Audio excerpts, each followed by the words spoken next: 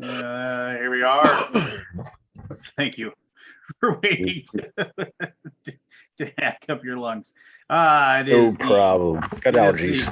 Yeah. It is the 5th of April, the year of our Lord, 2023. Here we go. It is the weekly Alaboom, the longest running weekly one of these things, I believe, on the YouTubes. Probably isn't, but who knows? That's my story, and I'm sticking to it. And if somebody else is, they can. My drink of choice tonight is a Holiday Station store fountain soda. Mm-hmm. Because I had to put gas in my pickup because kids are going back to school. We had a bona fide snow day today. Did you? Yep, we had. We had 70 degrees.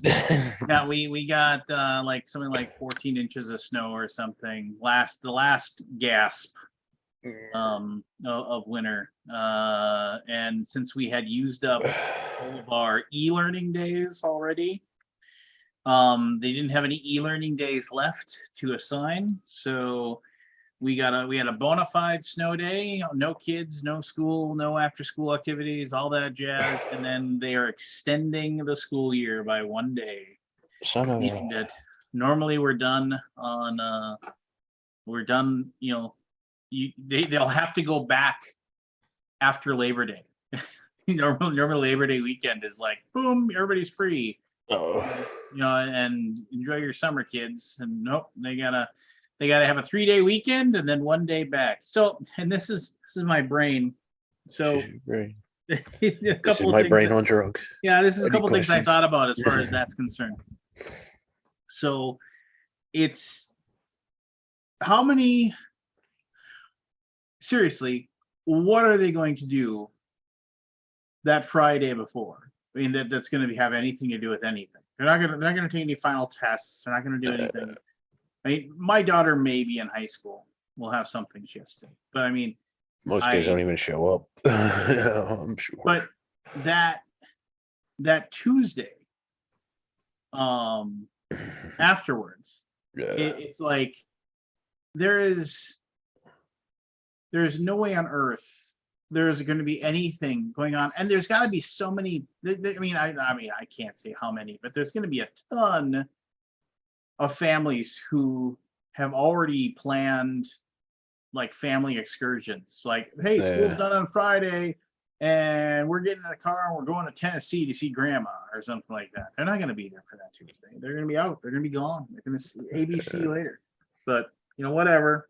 It's like it's the rules, so to speak. So see, I don't remember when I was in school. We came back after the holiday. We usually got out in the middle of June, I think, and then went back after Labor Day. Probably something to do with your weirdo. Yeah, it could be. I thought that was like that all the way, all in the Northeast where it's not. Like I know the South states go back earlier and get out earlier than we did. But I don't know.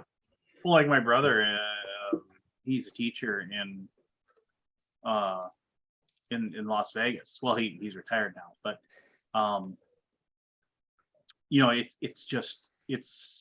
it's like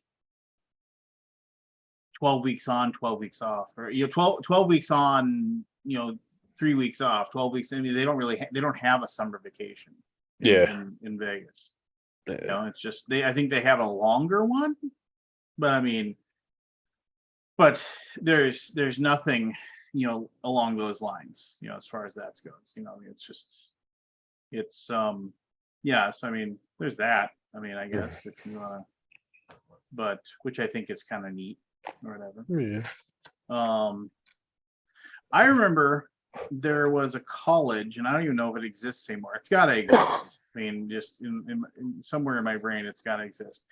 But I remember, I think it was like Cornell of Iowa.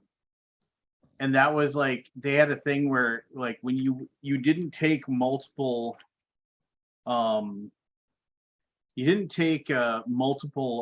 classes or whatever. Yeah, it's like, yeah, here, I just pulled it up. It was, you study one course at a time. So you go there and you like, oh, I'm taking English, and then you take English for whatever it 7 is. years. No. Like you take your whatever, and then it's like 6 to 8 weeks or whatever, and then you take your final, and then you move on to, the next one, and then it's just, yeah, it's just, it's like, one course at a time. I had a buddy who went there for college. One course at a time is a fully immersive academy. It's a block plan calendar, allows you to learn the same way you'll live and work after college. When you don't have 3 or 4 different subjects pulling your attention in different directions, you get an in-depth knowledge of the material and you become truly focused. One course at a time gives you time and space to completely dedicate yourself to one subject you're studying that block. You'll learn to manage tight deadlines and with high expectations. You'll gain experiences you can't get in blah, blah, blah, blah, blah, blah, blah, blah. Which, whatever. Yeah. It's let's be fair. That's one of those things too, where when you realize that, college is just a business. You think? Yeah. I figured that years ago. That's Hello, why I never went to Gamer. college. Hello, Robert. Hello, Stick H. Hello, Kip. Thank you for tuning in this evening. We will be doing the initials eventually once we get a couple more fellas in here. I got things to talk about though. Should we do? Well, no,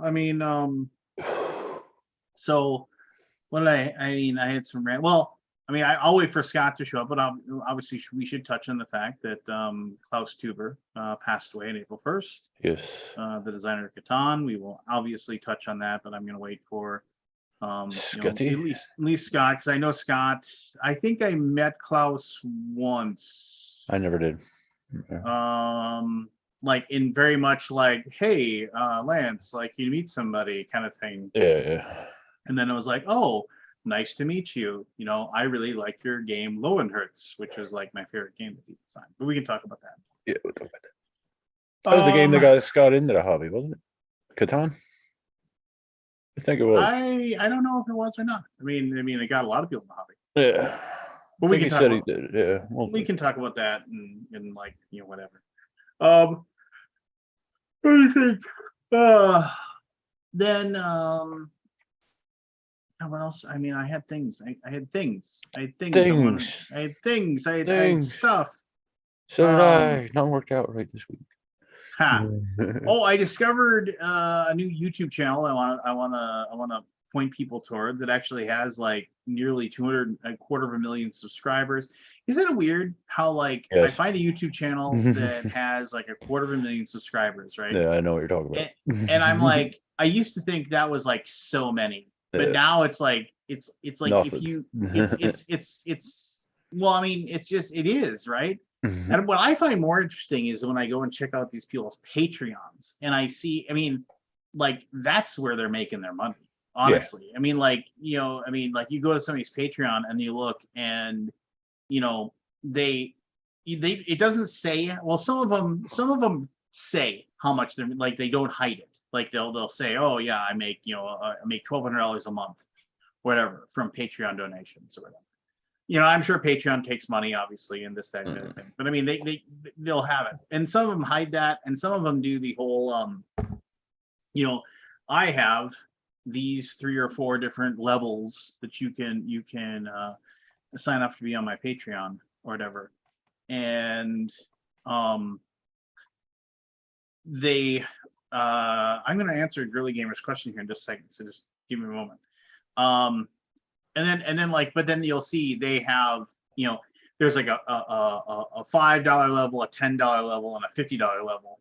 And then you see that they have like 600 Patreons. Well, my brain says at the bare minimum, they're getting $3,000, right? If all 600 are paying $5 a month. So you can kind of figure it out. You can reverse engineer it that way. Yeah. So, yeah, there you go. So did you see the new Secret Invasion trailer, Lance? No. I did not. I knew it was out. I just didn't see it yet. Well, what is that the, here, hold on. It's a TV show, I believe, from Disney Plus. Secret Invasion trailer. What is this? So Okay. Is it going to be about? I'm guessing it's going to be about. Here, I'm watching it right now. Here, I'll give you my live reaction. Okay, we have Nick Fury. Nick Fury walking in the woods. You want to watch at the same time as me, there, Barry? You know, we can turn it on at the same time. Which one you're looking at? I just went to Secret Invasion trailer, and it's under Marvel Entertainment. It lasts 2 minutes. And is that a red vine or a Twizzler? Twizzler. Red vine, baby. My wife thinks red vines taste horrible. I think they're great. Yeah, I prefer Twizzler. Yeah, I mean Twizzler. I think it's because the Twizzler just tastes like, it doesn't taste like it's food. It feels the texture or whatever. It just feels like I'm chewing on like a piece of plastic to me. Anyway, I'm gonna get 3, 2, 1, click. Okay. All right, we have Fury. He's got a gun. He's walking down a path. Still blind in one eye. Yeah, still blind in one eye.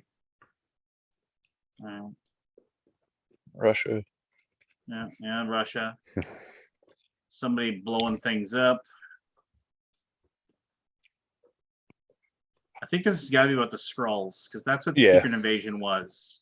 Well, that's where I left Nick Fury at, up in the ship. Remember? Oh yeah, there you go. A new baby, I guess. Yep. Oh, he was at the Bob Nation. Isn't that what he played? No, it was another guy.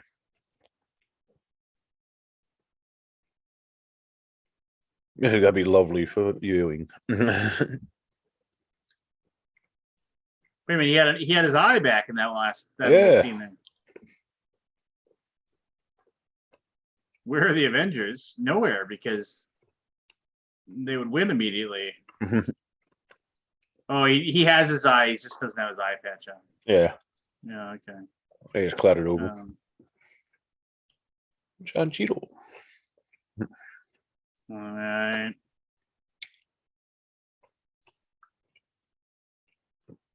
The great Nick Fury. Great Nick okay. Fury. There's the Skrulls. Yeah.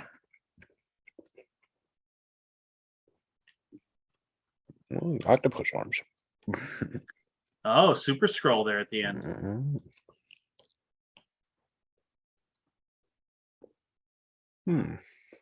Yeah. Well, if it's truly the Super Skrull, I'll be excited about that. I always thought the Super Skrull had some. I mean, it seemed a little bit. What's what we're looking for here? Limiting. Oh, he has all the Fantastic Four powers, but yeah. But there you go. When does it come out? I'm assuming that they're Mandalorian and all that, right? Yeah.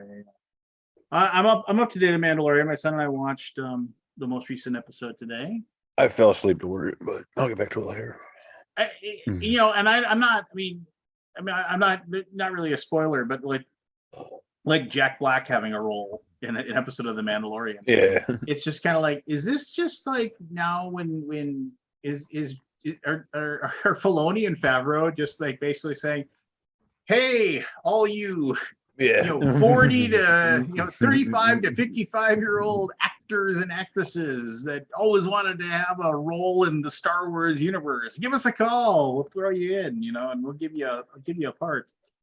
Well, Abrams started that with the movie, that first Jedi movie or Return. Mookie Kid has asked if I've seen the D&D movie. Not only have I seen the D&D movie, I have a massive. I actually wrote out for the idea that I would actually like record myself talking about it and giving a review of it. Oh, good. Doing a video blog thing. Pretty long though. No. Yeah, no. I mean, it's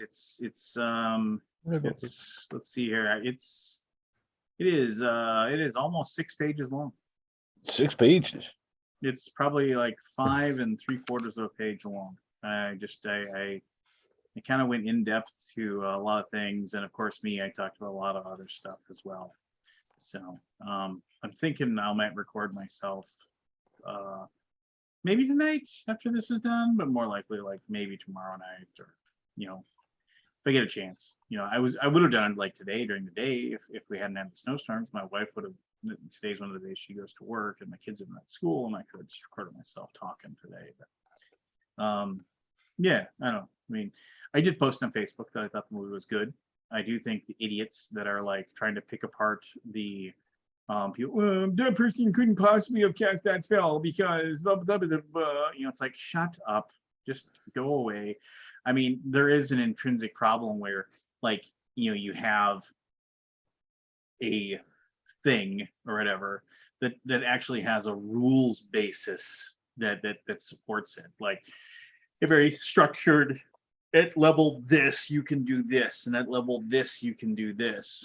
So if you want to attack it on that level, it is very easy to go after it. So I don't know. But one of the things I actually appreciated about it was that, like, I thought it was just gonna be full of like quip dialogue constantly, and they actually, they did have some of that stuff, but they didn't do it as much as I thought that they would steer into it. They actually, it was just like one of those things. I mean, I mean, I don't know. Like, I don't want to go too deep into what I was gonna say, but I mean, there's lots of stuff that they just don't hold true. Like one of the big plot points is their sorcerer being able to magically attune himself to this magical item so they can use it. But like, okay, and that's an actual thing. You attune yourself to a magical item. That's one of the things in 5e, right? Cool, whatever. Well, like earlier in the thing, he's like using a staff or a wand. He just picks it up. Oh, look, click, I can use this. So okay, so he doesn't need to attune to that now. I mean, like, just like they played fast and loose with the rules, which fine, whatever, because it's a freaking movie. But I mean, for the fact that people are like, nah, there's no way that she can turn into an owl bear. That's not. It's like, ugh, shut up. You suck. Get over it. And a lot of, and of course it's a lot of old grognards like myself who I just, I was going to say sound familiar lines. Like, I am not a fan of this. One of the things that they said was like, oh, it's like, it said Dungeons and Dragons by Hasbro or whatever, and people are like, it's by Gary Gygax and Dave Arneson. It's like, not in decades. Yeah, not anymore.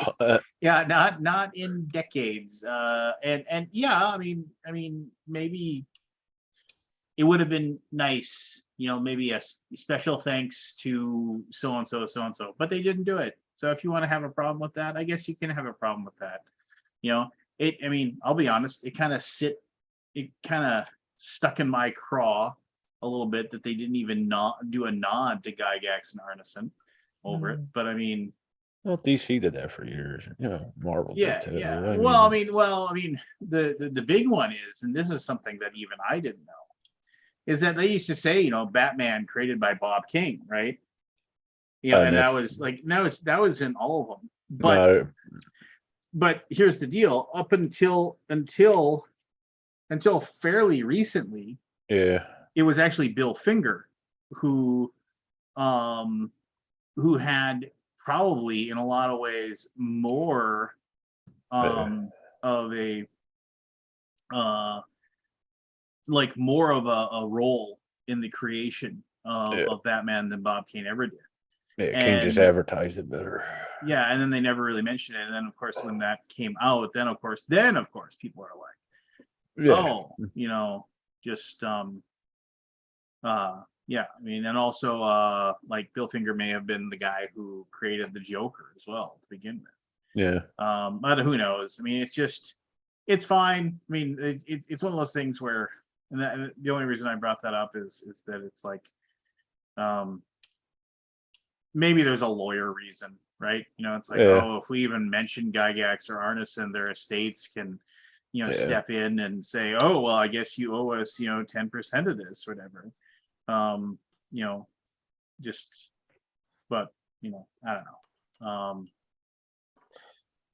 Whatever. Like I said, if I'm sure there's a ton of people that are in the chat that haven't seen it, and my review does go heavily into spoilers, so I'm not going to read that off. I don't. Yeah. What else is going on? You got a ton of snow. I already talked about that.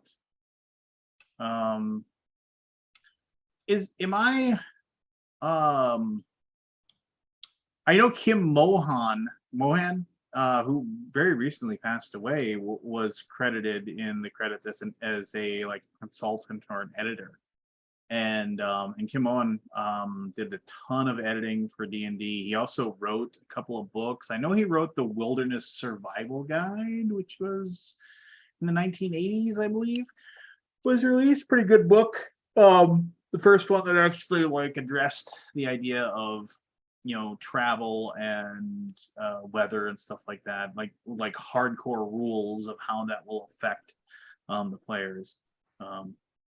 So maybe Luke Gygax. I don't think so. I mean, not that I'm like close friends with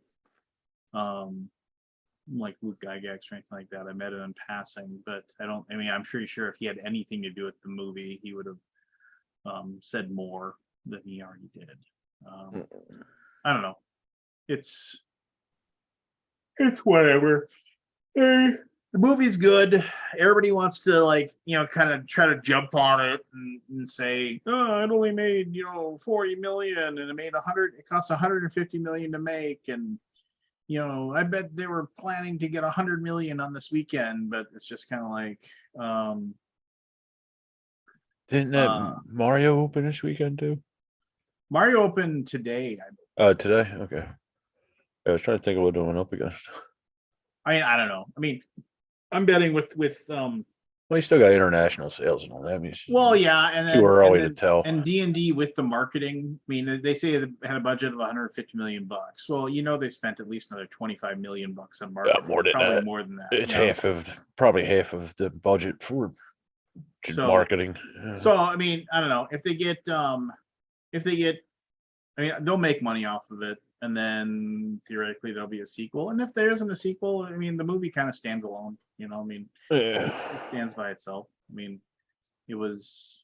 Well, is any D&D movie? Like I know, what's his name? The Fast and Furious guy did a D&D type movie, and then there was the actual D&D movie back in the day with the Wayne's brother guy.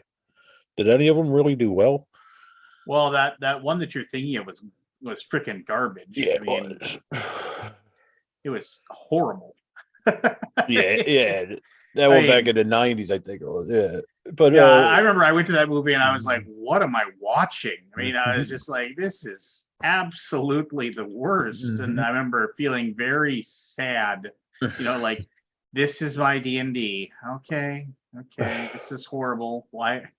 But I don't know. There was a couple of animated, obviously the cartoon, but there was a Dragonlance animated cartoon that actually had like Kiefer Sutherland did the voice of Raceland, if I remember correctly, which was kind of cool. And so those things existed, but they also weren't, that great either. If we're putting our cards on the table. Vin Diesel, that's who I was thinking of. He did that. Well, Vin Diesel, so it's just like, that's one of those things where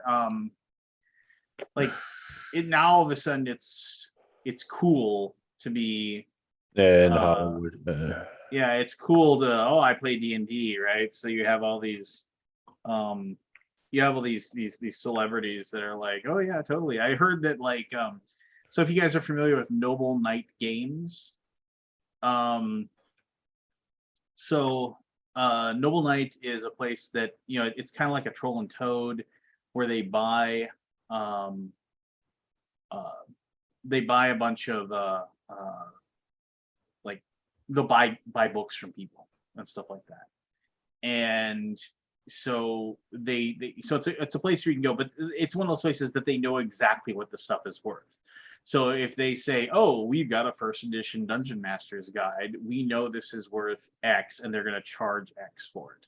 They'll get their money.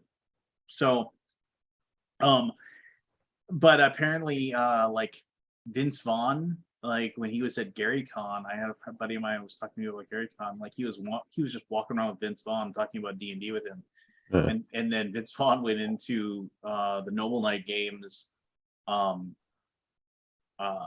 booth at GaryCon and spent like $3,000 on first edition D&D stuff. You know, just buying up whatever he could find that he didn't own already. You know, I mean, so it isn't. So, and one of these things is that it seems like the people's like, I don't know, for lack of a better term, their love for these things absolutely seems to be like genuine. You know, it isn't just like, you know, I mean, like, oh, right now it's cool, you know, to like D&D, so I'm gonna say pretend that I play it. I do find some of the things like, you know, some of the, like, obviously the pressers, you know, the press material to like get people excited about stuff. Like there's like I've seen this links to the same articles posted by multiple people. Chris Pine says kids should play D&D in schools and stuff like that. You know, it's just like, you know, they're just like, all right, so this is what you're gonna say. You're gonna say people should play D&D, and this is why it's good for them. And oh yeah, them press things are all scripted most likely anyway. They gotta do hundreds of them a day. Yeah. Oh yeah. Or not hundreds, but dozens. Yeah. Yeah. Again, fine. Whatever. You know, I mean, it's D&D's their game too, man. Oh yeah, absolutely. I mean, and I think that's one of the things that bugs me the most is that like a lot of these jackasses that are the ones that are like the loudest and that are like stomping their feet and getting annoyed or whatever, is because they have like some sort of weird like, I liked this game before it was super cool, so you know, I'm not liking the fact that it's mainstream now, you know, and it's just kind of like, so, why does it matter? You know, and just like kind of a 20 years ago, it was a devil worshipping game. 20 years ago, no, more 30, like 50, 40. You know, I mean, whatever. I mean, I remember it had to be at least the 80s, like mid 80s. Yeah. The Satanic Panic, which luckily either my parents just didn't care, or they either just didn't care or they didn't pay attention. And we belonged to a very progressive church as well. You know, there was no fire and brimstone guy standing up there, you know, as a call to action or what have you. So I may have told the story. I apologize if I've told this story before, but there was when I was growing up, there were 3 game stores in town. It was Hobby Hut, it was Paradox, and it was it was Lantern Comics, Hobby Hut, and Bader's Hobbies. And Bader's was this rundown building that it was in like this weird area of Moorhead where I lived. And I remember I used to go there, and I remember the upstairs was their shop, and then the downstairs was where people there were tables set up and things like that. And I can remember walking in there and seeing that people were playing miniatures games down like there. This weird area of Moorhead. And so it was your thing. He's got it. He's a smart guy. But I remember so then eventually Bader's went out of business, and it became now it's like a costume shop. And it's weird. It's costumes and like dancewear, you know, like for you know, people that are on dance lines and things like that. I mean, it's a very weird, very specialty shop, but it's really like the only place in town that does it. So when my daughter had a role in a play at school, she like they said, you've got to go get stage makeup. or whatever. And so like literally like they were like, well, where do you get this stuff? And they're like, you just go to this place. It isn't Bader's anymore. And you walk in and like they'll have it. You can just say, I'm here for like high school play stage makeup, and they'll hand you the kit. It's just like, I was like, all right, cool. So my wife and I drove over there one day, and I kind of walked in, and so think of me like as my grandfather would say, I was a pair of brown shoes in a tuck store, just like completely out of place. And the lady behind the counter kind of looked up and she said, "Did you high school play makeup?" I was like, "How did you know?" And she's like, "Because you're not here to rent a costume and you're not here to buy anything for dancing." I was like, "Oh, okay." And then I started talking to her a little bit. And I mentioned to her that it used to be this hobby store way back in the day. And she was like, "Oh yeah, yeah, I remember, it was like, and she kind of went into the background of it a little bit and told me about a little bit of it. And I was like, cool. And she's like, yeah, it's just like when when I was cleaning out the store after we had taken it over, in one of the back rooms, I found this couple of big giant boxes that were just full of all this old game stuff. And I had this look at her like, and she's like, and I didn't know what to do with them, so I just threw them away. And I was like, ah! And she's like, I'm just kidding, I didn't do that. I just say that to everybody who manages video games. It's like, oh, my heart.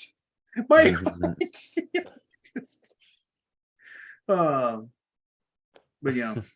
anyway. Hey, Scott. Hey, how's it going? Happy second birthday, Scott. Happy what? Second birthday. Mine's coming up in a couple of weeks. Second birthday? Yeah, it's been a year, right? Oh yeah. I'm coming up on my 4th year. Year to yesterday. From what? When you were in the hospital? Oh, going to the hospital. It popped up on my stupid Facebook memories. Oh, yeah, hey, here you are from a year ago in a hospital gown in the bed. So I made a post the other day. You know what stinks is that I have 1,000 things I'd like to talk about as far as WrestleMania goes, but none of you like wrestling, so I can't talk to you because you'll be like, you'll be like, neat, What's this? Puzzle? Stop moving this, Scott. I can't basketball, something court. Referee? Oh, basketball court. Got close. Ball court? Kinda. Ball court? What's the phrase? What phrase has the word ball and court in it? I'm having a ball at court today. Ball is in your court. Oh. So I said we. I mean, Twin dog. Nope. H-Win dog. H-Win puppy. H-Win dog face. H-Win dog face. Hi.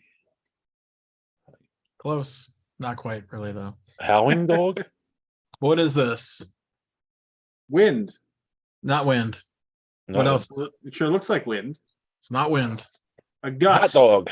There's another word for it, though. A breeze. Right, but what's it made of? Air. Air. Oh, yeah. Hair dog? Hair of the dog? Hair of the dog. So hair of the dog. Yeah. So I said we wait. I mean, I can't see that first. What is it? Minus what, Scott? oh, geez. This is a dirty one. Minus an A? Is that what it is? So fork, knife, steak. Minus at. Oh, at. Okay. No, what is this? It looks like a steak. Yeah, but what it's also called something else. Bone? Meat. What?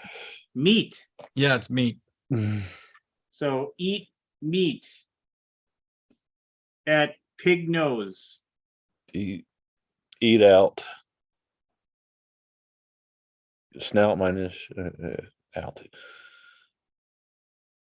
Eat out?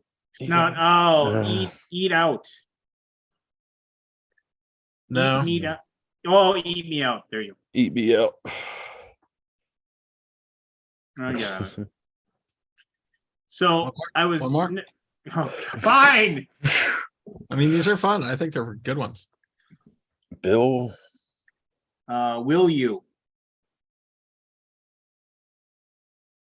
Last will stone magnet.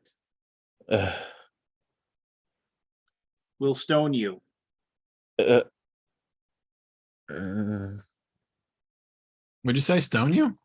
Well, it looks like it's made out of stone, and it's you. Or what else could it be made out of? Rock you. We will rock you. Yeah, there you go. Oh, okay. All right.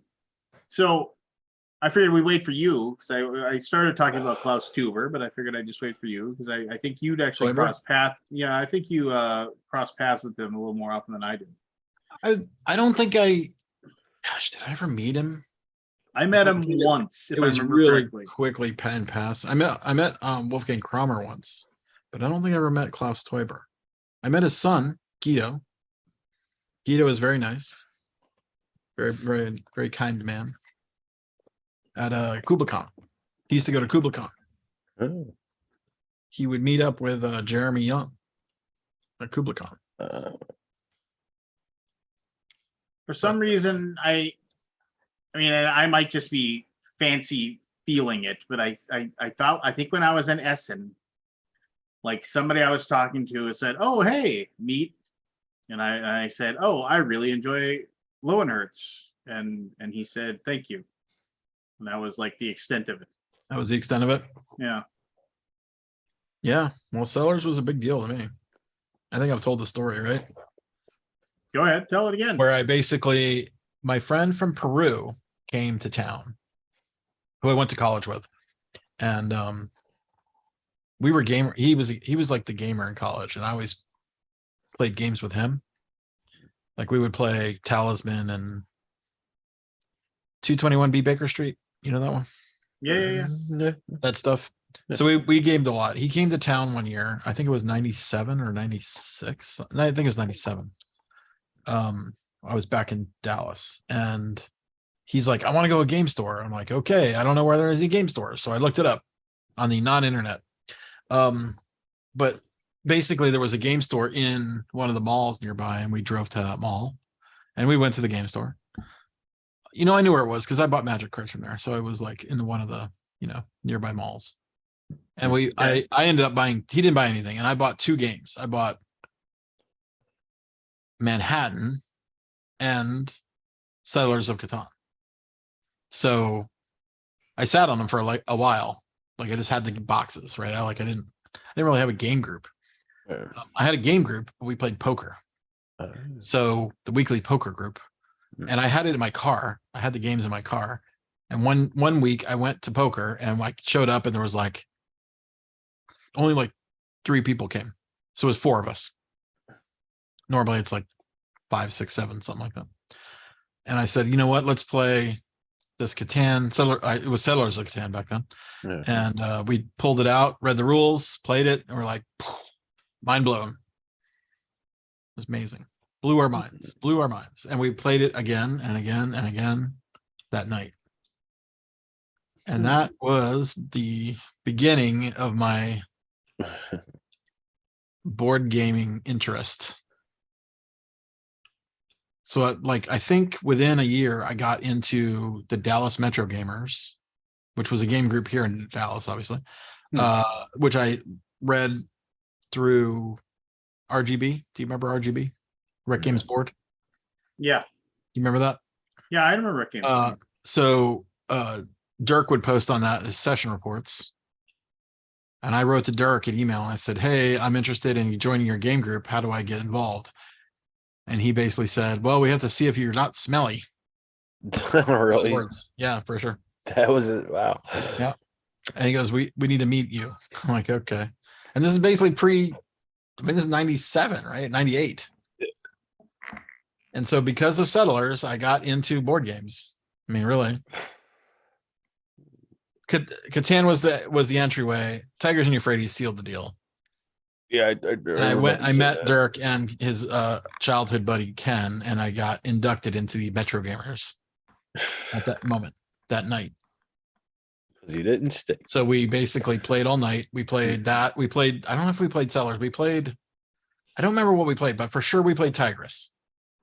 And I friggin' loved it. It was like amazing. But Yeah. if it wasn't for Settlers, man. And I feel like I could have easily not ever played it.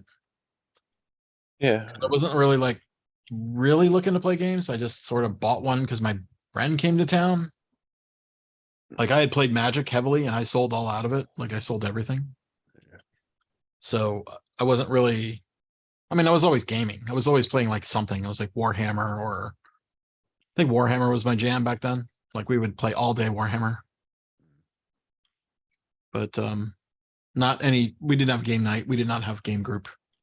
It was poker group. Oh, but poker's still a game, man. Right, but it's different, right? Because no one, it was like money. We're gambling. Well, yeah, and because poker without gambling is pointless. I'm Yeah, all in. I'm all in. I'm all in. Sure. Yeah. No, it always had something on it. Oh yeah, you gotta go for something. So my big thing with Catan was always the fact that so when I played I mostly played RPG stuff, but and then we had like the 2 or 3 board games we played when we didn't have enough people to play D&D. And so, mostly it was Talisman, and there was a couple other ones, that just were, just fringe games. I mean, obviously, since I can't remember them, they aren't all that impressive. But I remember I'd always go in. I love Talisman. But it was not. It was not. It was. Well, no. Besides Talisman, I'm talking the other ones were really fringe. Just like somebody would pick it up on a LARF. Do you remember Lunch Money? I do. But like Kings and Things was something. Oh yeah, Kings and Things, Lunch Money. What else was back then? Not a lot. There wasn't a lot. So ultimately, it was one of those things where I remember I was I'd always go in to there was this one game store. It's called Paradox, and I was going in, and I'd always think, man, there's got to be another board game I could get. And I'd always see Catan sitting on the shelf, and I'd always pick it up. Was it the red box or was it the red box? It was the red box, and I'd always pick it up. Settlers of Catan. I'd always pick it up, and I'd look at the back of the box, and it would just be like, you are the explorers or the settlers, discover the country of Catan, the island of Catan. Yeah, and I was just kind of like, but it was like the description of it. I was like, well, I mean, is it? I remember sitting there thinking, well, is this like a war game? I was trying desperately to figure out what the game was about, just reading the back of the box. Right. And I just, for the life of me, I couldn't discern what the game was in any way, shape, or form. And it was like I pick it up and I look at it and I would think about it, and then I just put it back on the shelf. And I pick it up and I look at it and I think about it and I put it back on the shelf. And it was like, and I just never got it. And I remember, and then I was like, and then it really made me feel weird because it was like, well, there's this Catan thing, and then there's this like Cities and Nights thing, and over here there's a space one. Oh, so you got into it, yeah, in the later years. Yeah. So I was just kind of like, yeah, I mean, oh yeah, yeah, and I was like, I don't know which one. And then every once in a while I'd hear from like one of my buddies. Before I was even on Board Game Geek, one of my game group buddies, this guy named Jason, he was like, "Oh yeah, like Catan's like one of the top rated games of all time." And I was like, "What do you mean? Where?" And he's like, "That's what he told me about Board Game Geek." That was like the year I spent on Board Game Geek that I didn't actually make an account or anything like that, which still sticks in my craw that I don't have like the 2007 or the 2006, whichever year I was on there a lot. Right. Yeah. So but I remember I was sitting there and then I went there and I looked it up, and it was just kind of like, what do you mean? This game isn't ranked number 1.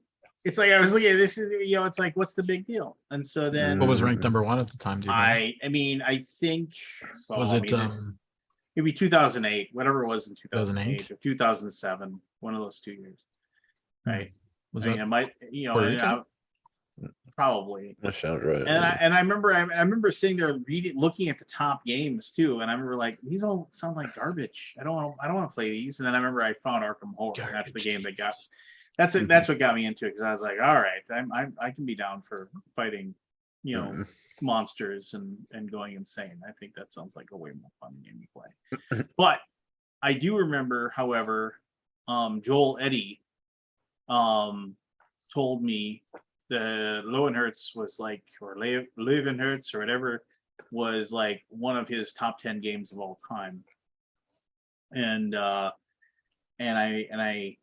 I remember, and then it was out of print, and then like somebody was auctioning one off on Board Game Geek, and I bought it, and I played that, and I liked that one. I mean, it didn't like make it so I had to play it every single time, but it's in storage, you know, along with all the rest of my board games, and it might make the call when the board games come back to the house.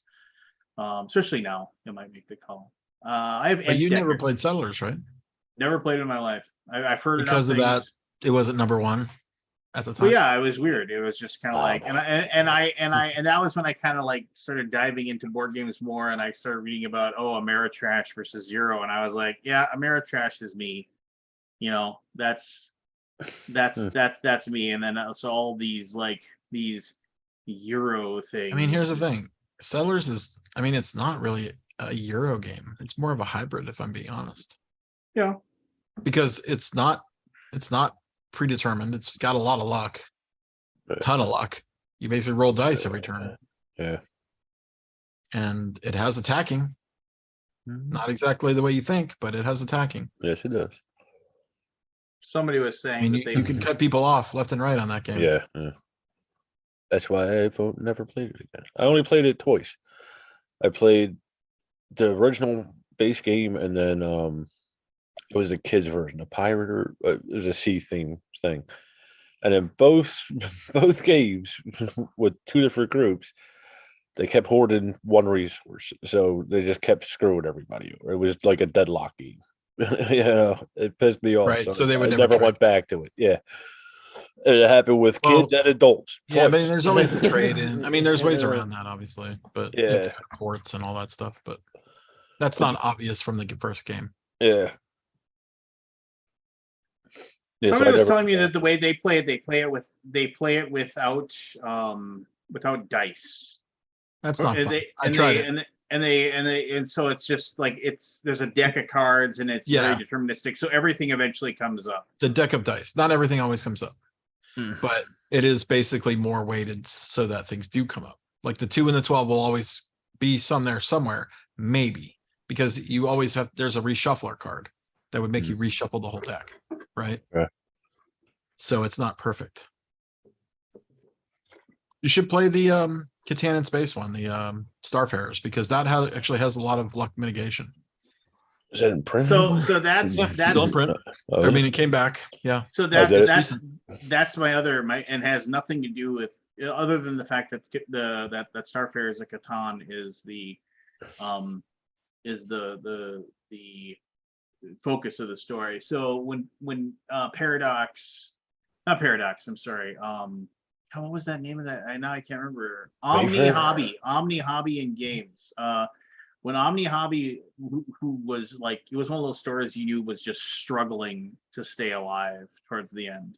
And like quite literally, it was one of those things where like there was 2 guys who ran it, and there was the one guy that just looked like he was scared to talk to you, and just sat at the center of the building was where they sat with the cash register and like that, and he just sat there playing solitaire on his computer, like constantly, like, and then occasionally he'd have one of his dogs with him, and so he'd block off the cash register area with like a table or something. So he was just sitting in there playing, and he wouldn't say a word to you when you walked in. You'd wander around the store, and then if you didn't buy anything and left, like he didn't even say goodbye or anything like that. He was like weird. And the other guy was like the complete opposite. He would like, hey, how you doing? How's it going? And like he'd come out and like not like being pushy. He would just talk, and he was just a person that just loved to talk to people. And if I walked in there and I saw that guy there, I knew I was going to spend money just because I felt bad about leaving without giving him something. If like the other guy was there, you'd make your circuit, look to see if they had anything new. Didn't. But I still remember when they were finally closing, and they were like, oh, like Omni Games and Hobby, going out of business sale or whatever. But you'd go in and anything that was worth anything that like was actually like, oh, it's a D&D book, it's like it wasn't on sale. Like they were, if it was something that was actually like they think they could sell, it wasn't on sale. But all the garbage that had been sitting on their shelves for years that nobody bought, they were like clearancing out. Which, to their credit, they did probably get rid of some of the stuff. I mean, if you're like, fine, I'll give you $5 for this book, they can't sell. So, but I remember I looked over and they had the Starfarers of Catan, this box, and it had a dent on the back, like a really bad like when the corner, like a corner of another box gets underneath it and weight gets pushed, so like that one side just kind of like gets pushed in. And I remember I looked at it and it was like in shrink, and I kind of was looking at it and I was like, maybe now I'll finally buy a Catan game or whatever, because like it was, and this is the old school one, right? Not the reprinted one. And it still said they wanted $60 for it or something like that. And I remember I walked up to, and I walked up to it and I said, hey, it's like, it was the last day that store was open. And I said, would you be willing to like, take $10 off? Just time. And well, yeah, I mean, I was like, and the guy, like, he was like, I'll do my impression of him. Like, I'm over here and he's talking to me, and it's like, would you be willing to take $10 off? Prices is marked. Never looked up from playing never looked up from playing solitaire. Prices is marked. I was like, all right. Okay. Put it back on the shelf. Yeah. that's it. And I own a copy of Ed. Was he the owner? He and the other guy, they were their owners, but yeah. I wonder. I wonder if they just had to deal with that shit all day, and they just basically, it was just a defense mechanism. Yeah. So, and Entecker, I own that. So, you played Entecker? I played it once. I liked it. It's fine. It's good. I didn't Catan is really the genius game, though. I mean, it really is. Yeah. So Tony said game. something. I'm pretty sure Lumenhertz was part of the original Catan design. That is absolutely sure. I mean, unless Joel Eddy lied to me, because he was talking about it. He said that he's a liar. I wouldn't believe him. When Toyber made it, they had that goddamn Joel Eddy. Goddamn Joel Eddy. If you say it 3 times, does he show up? Like, you don't no, maybe. No. So they were damn Joel. But yeah, those were those the design originally had like elements of both games, and then he removed the elements that were Leeuwenhoek's and I don't know how you would do that. I mean, it seems I don't know either. I don't know. I feel like maybe it's in his book. I bought his book. I need to buy it, actually. It wasn't on Amazon. It's on Game Nerds, which is local. Oh, God forbid you support the local people. I tried to support them. Scott, I don't know. I don't like supporting bottom of the barrel. Yeah, I get you. Whatever. I support them. I'm not going to go there. Okay. It's fine. They're great. Scott, with this keyboard stuff with yours, Scott, have you gone into a musical store with the keyboards? No. It's all online? Yeah, it's all online. Because there's no musical stores with keyboards, or at least around here. Maybe there's a Guitar Center somewhere, but I don't know. I'm not really sure if I've been there. Okay. Because I watched this. It's called Casino Guitars. They own a guitar store down there, and I think it's Kentucky or Tennessee, one of them. And they talk about the behind the scenes business type deal, like with the board games, and I see a lot of similarities between them. Like they're talking about how when you go into a brick and mortar store with the guitars, that the guys are always looking down and not paying attention to you. They barely say hi to you, stuff like that. You know, like how some board game stores are, and they're saying Guitar Center is basically done. They're going out of business. Wonder And why. and the distributor issues with Gibson and you know all the guitar companies and stuff like that. I was wondering if like the keyboard side of it was the same, but you weren't in a store, so I guess you wouldn't. No, I've bought these keyboard. One I bought off Reverb, which is basically a used Yeah, market, except I got that one new. The one on the bottom here, right. that one. Okay. Got that. I just basically made an offer to the guy and he took it. It was it was brand new in box, came in brand new. I just said, take some couple $100 off the price and send him, you can send an offer. Took it. This one I bought on at Perfect. So do you feel like you could have gotten it for less if you maybe? Yeah, I mean, if I forget, I think I got like 400 off it, which is quite a lot of a retail thing. So I mean, not to piggyback on your story, but when my stepfather is still alive, when he bought the lot for the lake cabin my family owns, and I remember we drove there and it was just, I mean, it's a fairly big lot, but it was just a complete mess. I mean, like it was, it needed a ton of work to like basically clear the land, dead trees, giant wild bushes and all this crazy stuff or whatever. And I remember, and then the guy owned, and then they went to go eat at some like diner or something like that. And my stepfather like was hemming and hawing what to offer him for because the guy said, I want this for it. And he was like,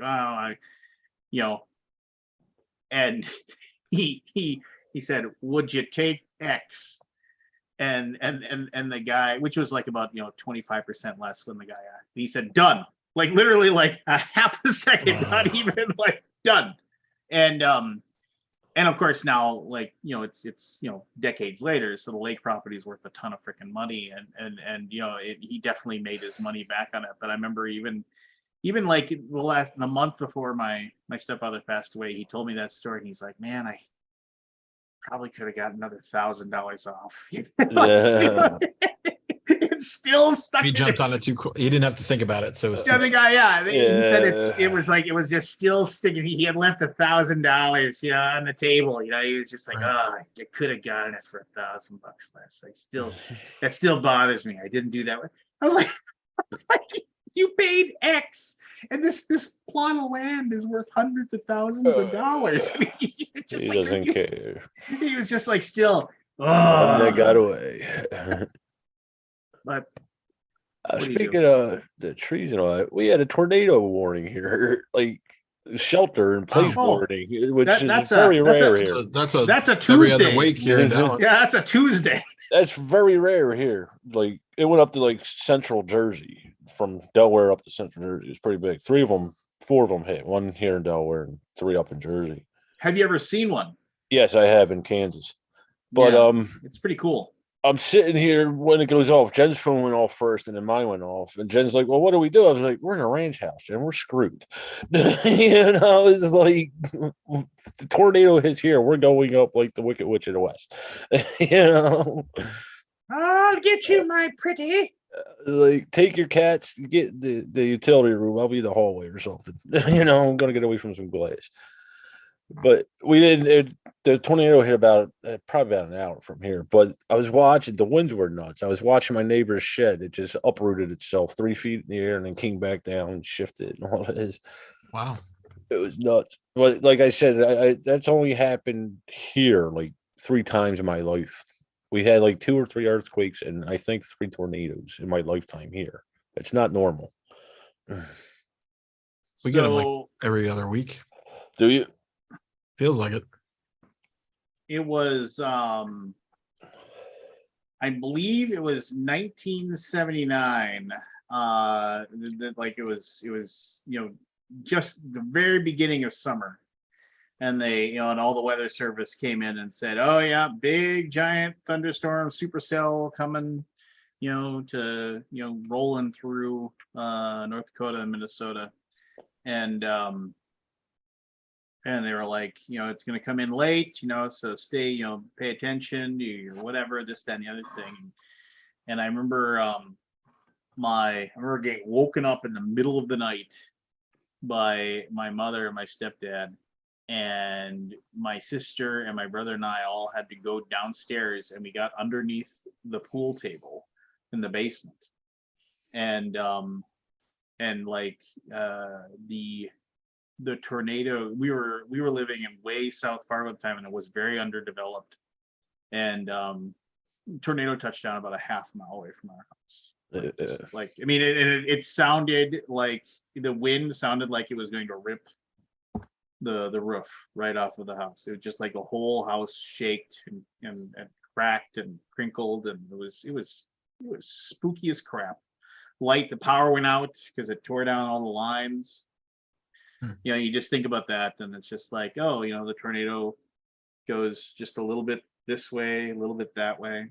Luckily, it just landed in some farmer fields. No, I mean, now there's houses and apartment buildings where it touched down, but it, just tore up some farmers, stayed on the ground for like 2 minutes. I remember I looked it up. It was an F3. Just like, it's crazy. Finger of God.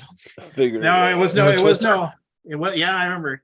So that guy, that Fujikama or whatever his name was, the guy that did the that came up with that, he actually he based most of his knowledge, his first knowledge on tornadoes, of the Big Fargo tornado. You can look up the Big Fargo tornado that it was in the 1950s, and it was an F5, killed a bunch of people.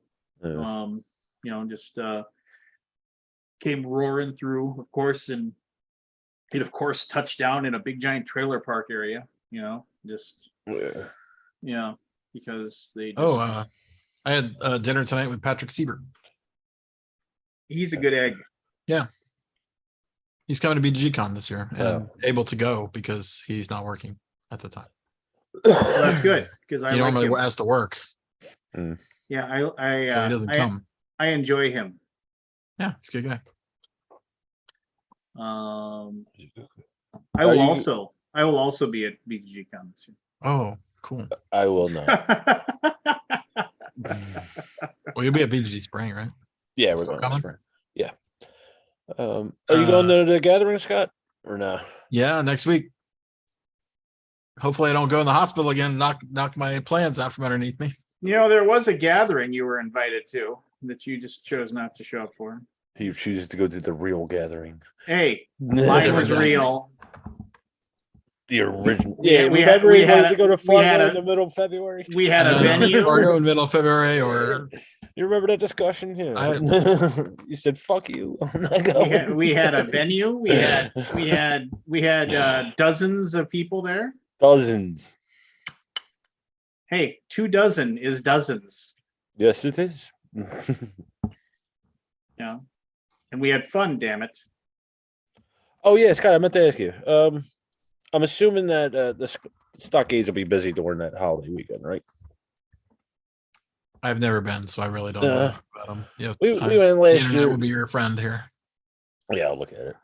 We went the last time we were there, the Fort Worth, and Jenna said she wanted to go back, which surprised me. It's like, okay. Yeah. People like seeing those cows. We've been to rodeos, we went to. There's a rodeo over in Jersey. Yeah, I need to go to the rodeo sometime. I've never been. Yeah, there's Cowtown over in Jersey, which is part of the main circuit. Yeah, we've been to that. They didn't seem to be into that. Her and my sister, whatever. But, Scott, have you seen the D&D movie? No, I don't like going to the theater. No, I went to Moulin Rouge last weekend, which is a musical.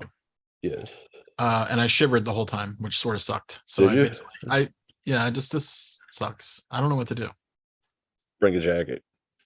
I was wearing a jacket. Bring a heavier jacket. Bring 2 jackets. My sister used to feel like an idiot. pack sweaters in her purse, like 2 or 3 of them, because she's anemic. She'd always get cold, like down in It Florida. doesn't matter to me for some reason. Yeah, I'm anemic as well, so that's another joyful aspect of my. I mean, honestly, man, I problems. feel that sucks because I mean, feeling cold is like one of the worst feelings. Yeah, you in the can't break world. it. You can't. I can't get warm. Like I can get warm if I get my electric blanket on me. But how do you bring an electric blanket out to a movie? I see people do it. Sure, there's a people way, do Scott. People do it in our area all the time. Electric blanket? Yeah. Where do they plug in? Well, I mean, you haven't seen the ones that just have battery packs? Gotta look on later. I mean, honestly, I see people with them all the time because like I look over and there's in our movie theaters because you can never really, if it's the middle of winter, it's tough to get that giant area. It's tough to get it warm. Yeah. Warm, right? Yeah. And so, but yeah, no, I'll see people in there that are like I'll see a light and I'm like looking over and I'm like, what the hell? Because in the corner of my eye and it's kind of distracting. Are they lighting up? Yeah. Yeah, because they have the little like control bar or whatever on it. Yeah, unfortunately the hand warmer won't work. It's a full body cold. It's not gonna be solved by getting my hands warm. Yeah, it's a sucky thing. I'll talk to the doctor again. I mean, the blood pressure thing is a process. Big part of it, yeah. What was I gonna say? There's something I was gonna say. Oh, so I wanted one of those D&D dice popcorn things. Oh yeah, so did I. I looked at the AMC that. store. What's that? No go. They're 2 sold of them out in the region. By the way, they're $25 if you buy them on the AMC store or something like that. And then I looked on eBay, $100. Really? Like, no, thank you. I don't want it that badly.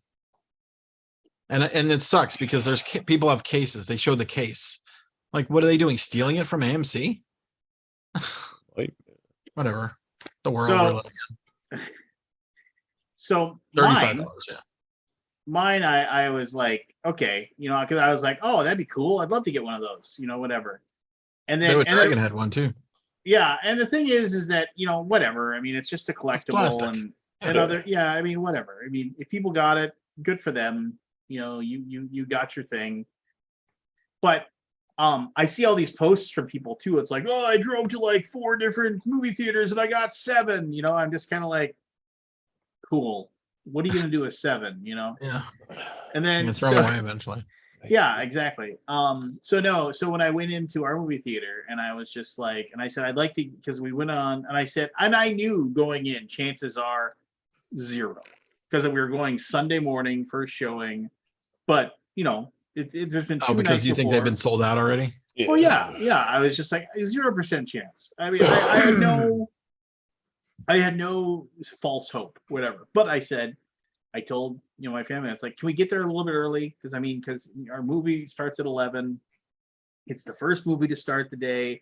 We can get there at like 10:30. Maybe they have one left, chance or whatever. And so then we bought the tickets online. I couldn't see anything way to buy them, so I was like, we'll just go there. And I walk in and I said, go get the tickets. I'm gonna go to the concessions.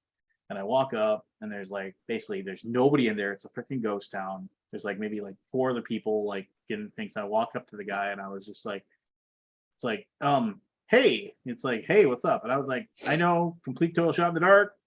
And he's like, no, we don't have any of the D&D buckets left. And I was like, all right, that's cool. And I was like, I knew it was a shot in the dark. He's like, yeah, I mean, we only had, I forget what we didn't have a lot of them. And like the first 4 people bought them all. And I was like, they were selling them? And I was just like, oh, so they basically sold them to scalpers. And I was like, what do you mean? They bought them? And I was like, what do you mean? What do you mean they bought them all? And I was just like, oh, well, I mean, we had I don't know. And they're like, I don't know. We had boxes and boxes of them, but like the first 4 people, the first, he was like, yeah, like a guy asked if he could buy all of them. And then the manager said he could buy 20.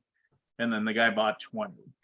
And we were happy to, and I was just like, and then after like the next person wanted to buy 20 and we sold it, then my boss was like, oh, wait a minute, we should probably not be like selling them like this. You think?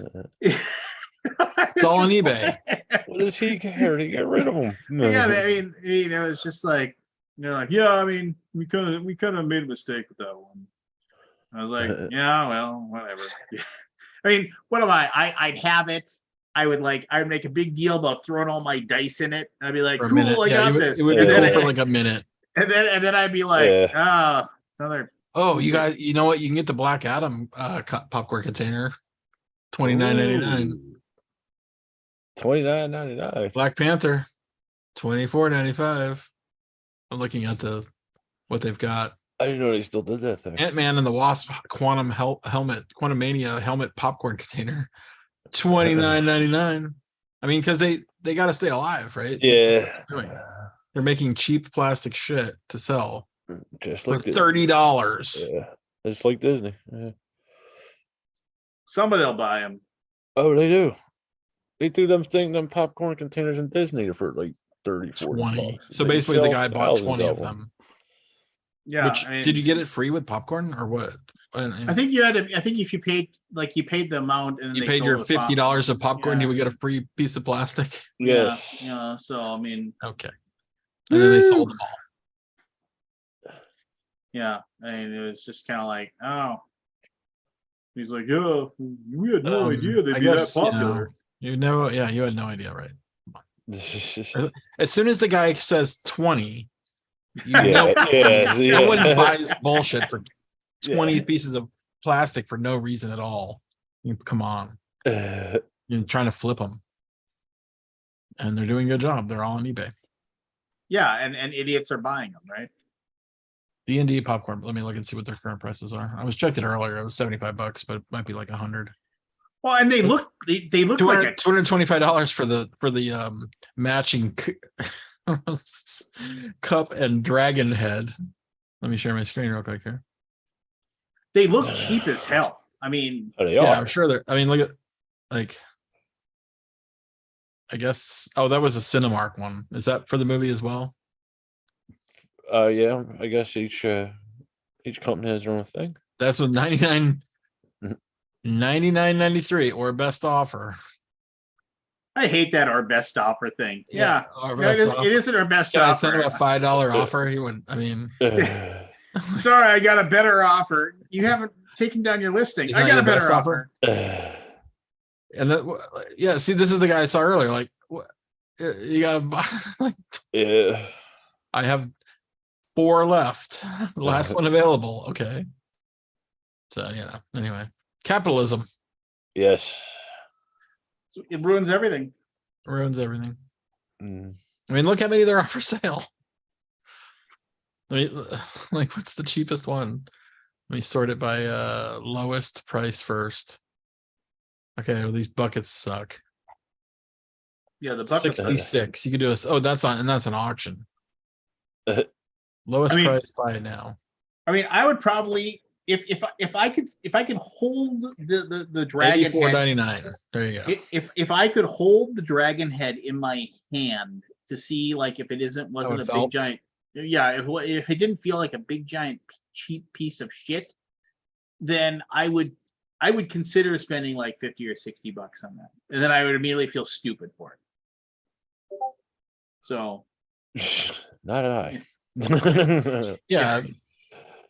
I mean, I bought like some of those exclusive D&D minis. Like I got the I don't know why. The gelatinous cube was very cool to me. Okay. Have you seen it? No. Well, let me go grab it. Okay. He's gonna go grab it. It's amazing that much for a popcorn bucket. You're not buying a popcorn bucket. You're buying a way of life. You're buying a popcorn bucket. A change holder. I have a couple here for Chad Potter along the way for different things. I understand, but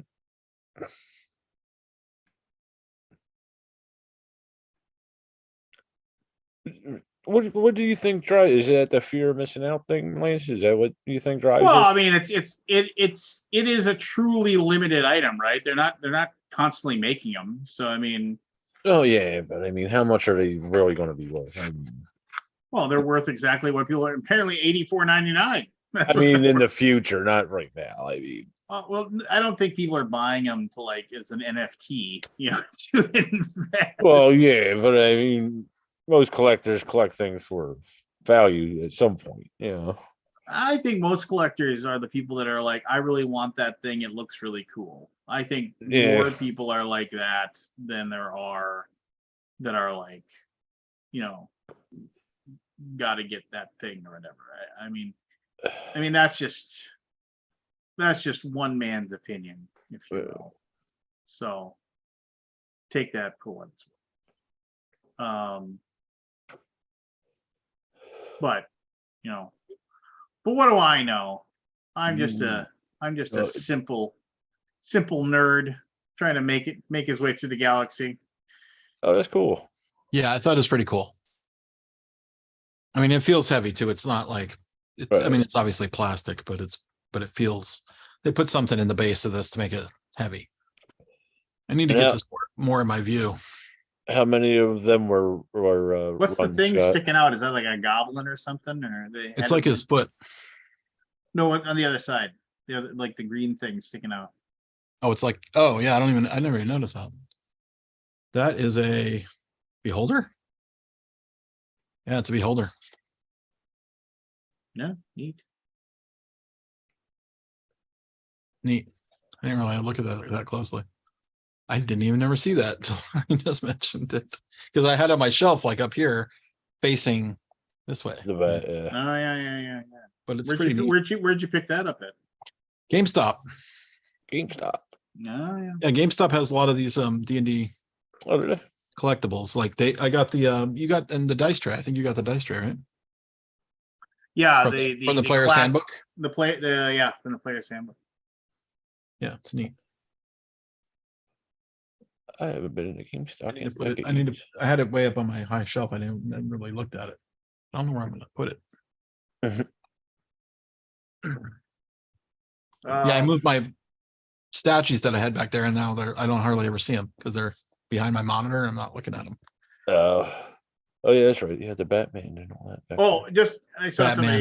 I saw somebody asked or whatever. We are currently not sponsored by NordVPN. Go to NordVPN for all your VPN needs. Have you heard that there are people that are basically scamming with that? They're basically saying you add them as a creator, like a creator to your YouTube channel, and then they take over because they need access to see your stats. Oh. But then if you add them, they take over and hijack the channel. You get crypto bullshit on your channel. Yeah, so it's a scam. See that. So, are you glad we're not a proud sponsor of NordVPN? There's so many of them, though. There's so. You see NordVPN. What was the terms they were using? Like welcome, comrade, or something. Like esteemed affiliate, esteemed partner. Esteemed partner. Well, fair enough.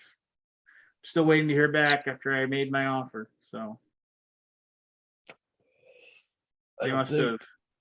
I'm not worthy of a scam, apparently. Apparently not. This is honey butter.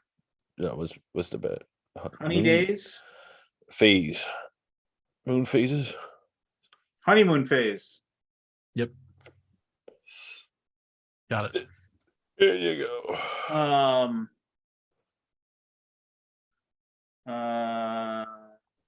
Black trophy. Whole trophy hole. Trophy. Glory hole.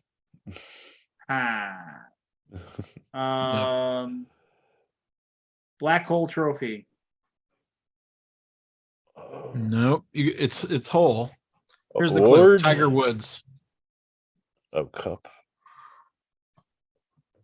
Tiger hole. Hole in one. Hole in one. Where's the one? It's a trophy. There's one hole. But that doesn't. That hole in one. Hole in one. What? That doesn't make any sense at all. That's a horrible one. Heartsick. Cold-hearted. Cold-hearted. New Ted Lasso season. I think we did. Did we do this one? We might have done this one. Polaroid. I think we did this one. Photoshop. Photoshop, man. New Ted Lasso. We're still doing this. Did we do this one? I don't know. Ring Stone. Ring.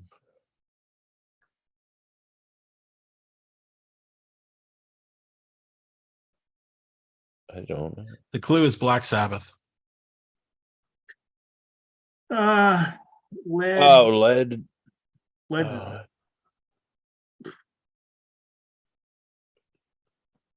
Lead stone ring. Rock.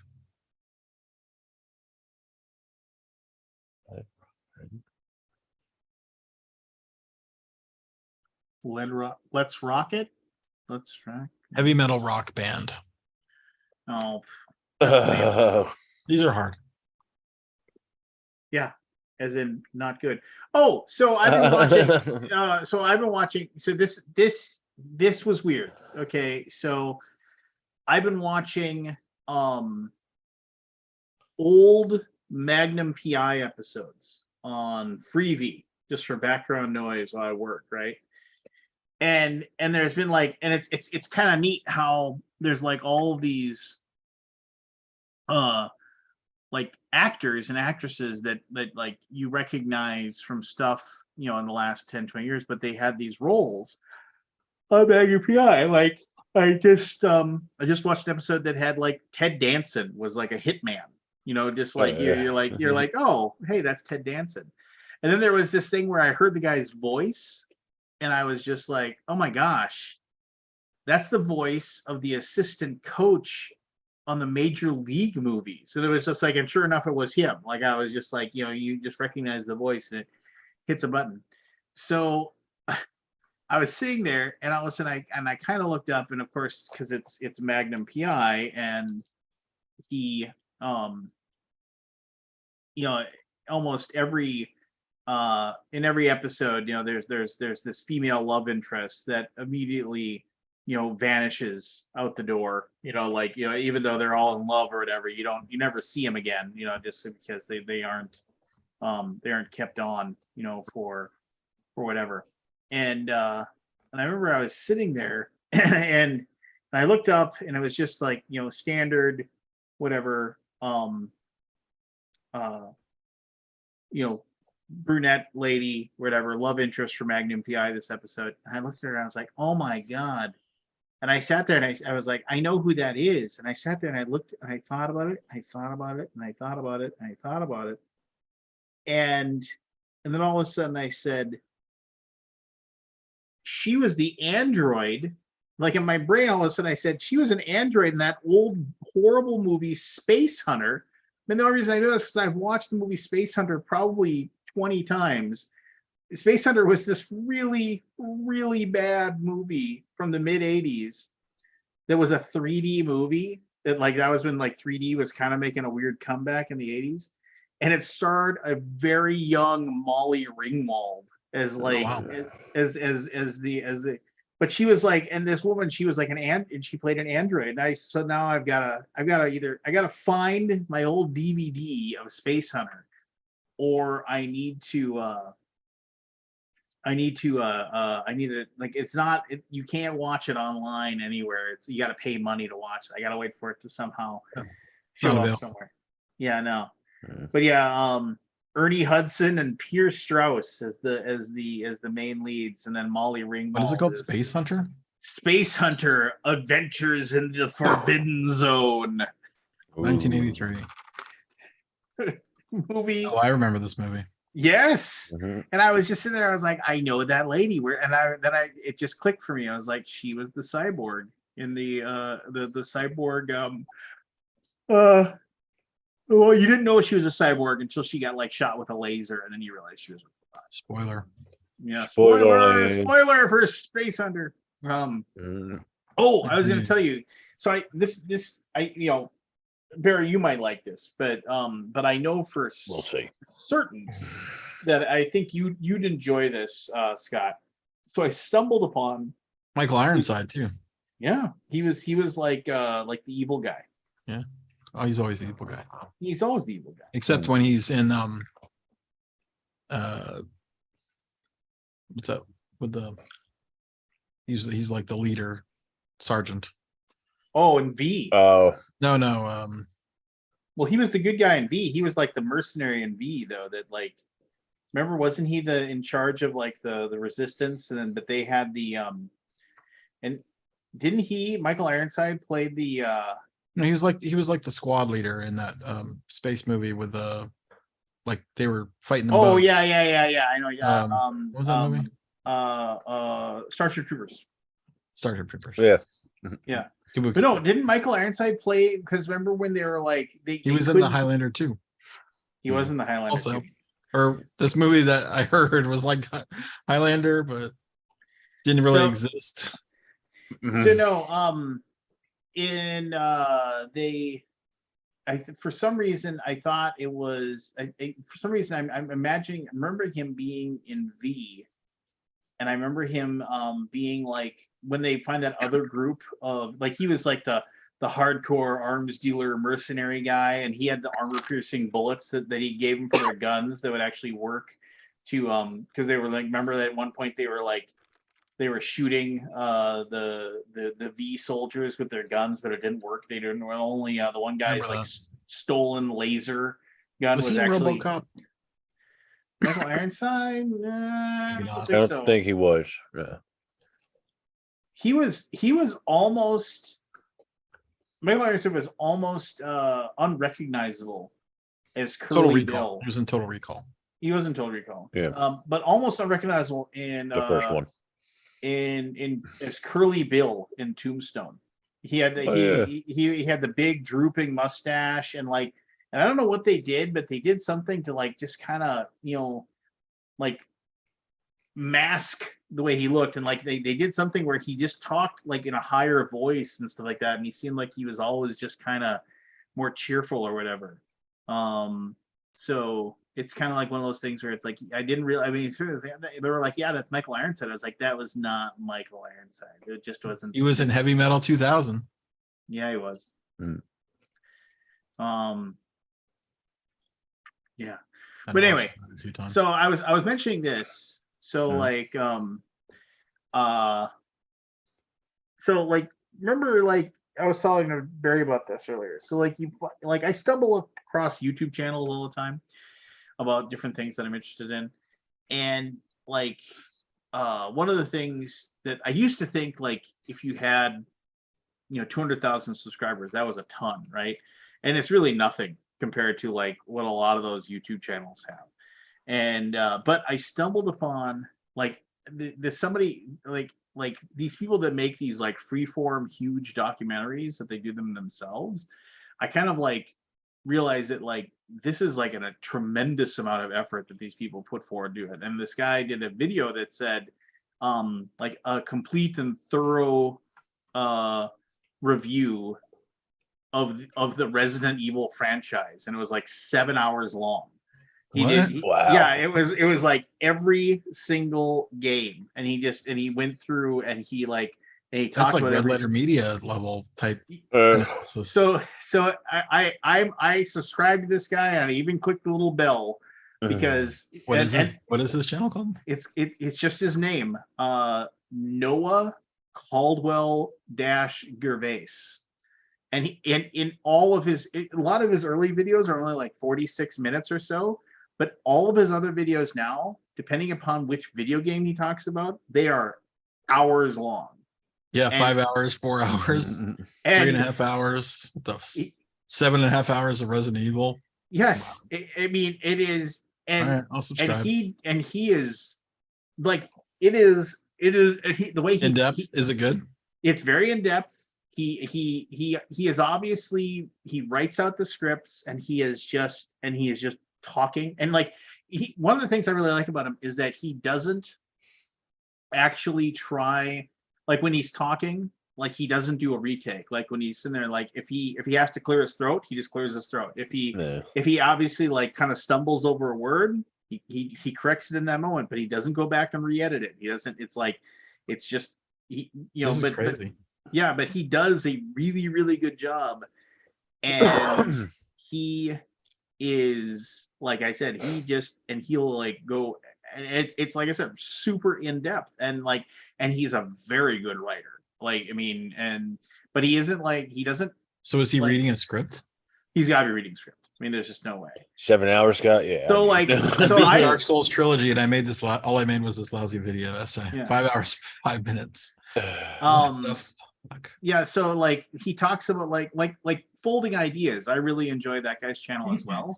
But you can tell with folding ideas, like he tries to talk very, I don't know, like he tries to use $10 words a lot.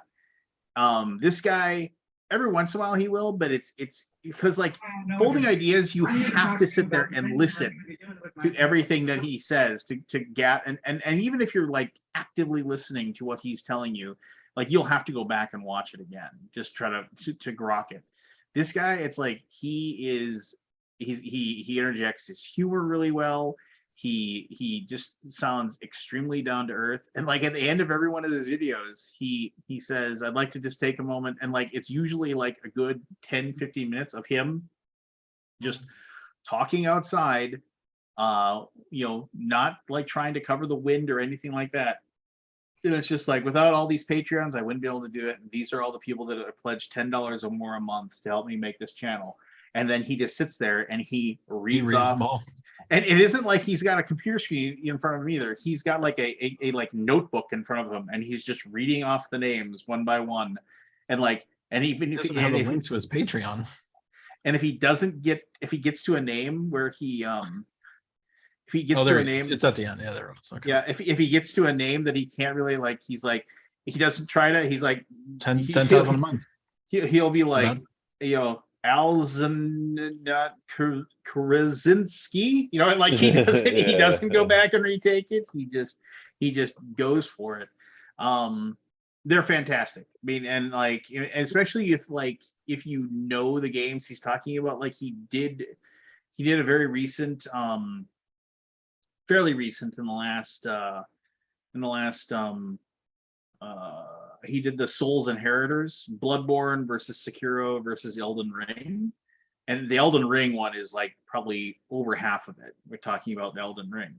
But he goes, and it's all from games from all walks of life. Like it isn't all just Resident Evil or Dark Souls games. It's like, oh, here's racing games. Let's talk about Forza, the racing game. Let's take a long time and talk about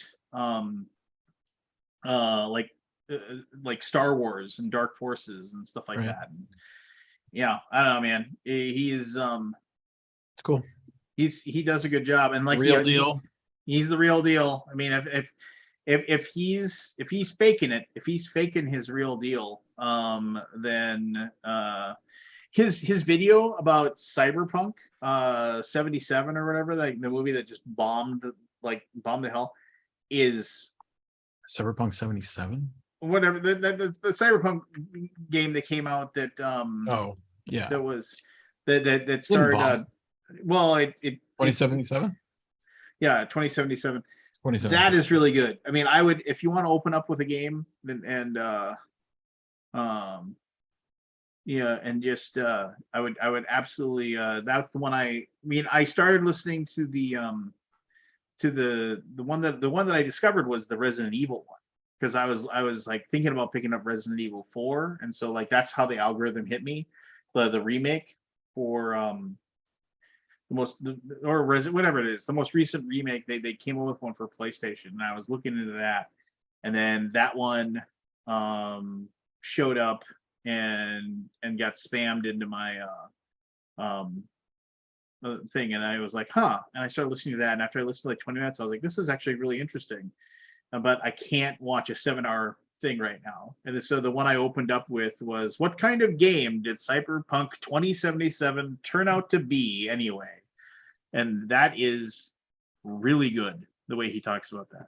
I enjoyed it a great deal. He even talks about some Cyberpunk Like he talks about novels like Snow Crash and Neuromancer in there. And the guy knows his shit. He's smart. Or somebody he knows writes for him who's smart. That's cool. Yeah. So check that stuff out, man. Oh, and his he has a video that's why Arthur Morgan is like, he talks about Red Dead Redemption, and he goes in depth into like Arthur Morgan and why Red Dead Redemption, or why like it's why Arthur Morgan is the greatest video game character ever, or something like that. Who's Arthur Morgan? Arthur Morgan was the main protagonist in Red Dead Redemption 2. Oh, right. But that's my and then the other thing is that I will I did pick up Dredge or whatever for the PlayStation, and that has been very fun. Has it? And Dredge. so Dredge, it is a fisherman sim Cthulhu mystery. Oh, cool. Is it on PC? It is on PC, it is on PlayStation, it is on Xbox, it's all over the place. Cool. It just got released in the end of March.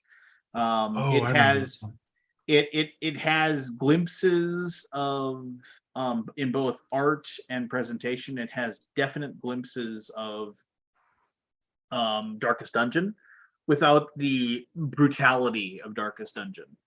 It is absolutely, and they slowly give out the mystery. I've only played it probably a total of 3 or 4 hours at this point, but it is kind of cool. And the whole thing is that you're just, I can see the way the game is going to run its course as far as, go out. Twists. Oh, maybe. But it's like, go out, because you're kind of anonymous. You don't really know. It doesn't really tell you anybody who you are, but you go out, you have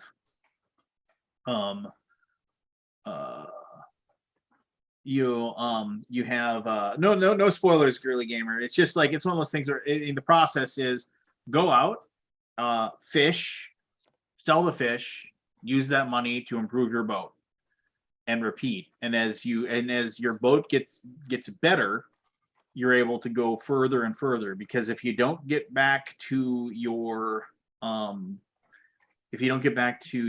port, or you go back to any dock for that matter, before night falls and the fog rolls in, weird things start happening. And they do that really well, as far as like seeing spooky things in the mists, and it's like, oh god, I don't want to go that way. Oh geez, and weird giant things swimming underneath your boat because you didn't get back in time. And so I've had fun with that one. So I would say, I think I bought the online digital version or whatever was $26 and included the DLC, and I definitely feel like I've gotten that much enjoyment out of the game.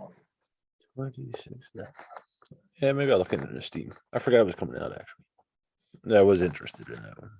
And it's not there is a setting that because a lot of the fishing is just mini games, where because time's your biggest enemy, because you basically, if you go too far out and you're trying to get back with your fish, if your fish don't stay fresh, you get less money. If you stay out too late, if your fish start to get not fresh, they start to smell, and then birds come, these evil looking red-eyed birds come and start eating your fish, and so then you lose them. So seagulls. So you have to kind of time how long it takes you to get out to where you want to go fish, and how long it takes you to get back. And the big thing is that with the time, pretty much everything you do uses that up. And also and you can go a long time if you can go out and have enough light and stuff to keep the monsters at bay, you can fish. But then your fisherman starts going slowly and slowly more insane because he's not sleeping, and so you have to actually then rest and try to recuperate. And, anyway, just I will I would suggest I would heartily recommend, if you like the Cthulhu and mystery stuff. That's what's fun. That's what's good. Hey, Fit is our Canadian here buddy. comes the Canadians. Howdy. Oh, How you doing, Matthew? I'm tired. How are you doing? Oh, Physically I'm tired or mentally tired? Can't it be both? Both. See, all of the above. No, there's a difference. Yeah, no, I'm both. I've been taxing myself kind of a lot of different ways lately, and Need a spa day, Matt. I was up till 3 last night working. It was just too late. On what? Just design stuff. Little games. How he's going to take over the world, Brady. Something for Joe, something for Brent at Elf Creek. There you go. I saw that Raw started shipping. Yeah, it's gorgeous, eh? Rotted. Did you work on that? No, just did the Not at all? Kickstarter. Or just Ian Kickstarter? did the whole thing. Oh, he I did. was having an argument with nobody I work with, but I was having an argument with somebody about our industry as a whole, and I actually brought Board up game Elf. art? Yeah, no. But you mentioned Elf Creek, and I brought up Elf Creek in the conversation, because this idea is that they're saying, oh, there's too many games being published, blah blah blah blah blah. But and I said, well, I mean, you can point to now we see these big board game studios, they're shutting down or whatever. But they're like, well, not enough of them are shutting down. I was like, there's plenty that are shutting down. You just don't know about them. And they're like, well, what do you mean? I was like, it just, how many people, it's two guys in a basement that come up with a game, they go to Kickstarter, they publish that one game, and they think they're going to publish more, but they never do, because they don't have another game they've been working on for the last 10, 12 years. And so that's the one game they made.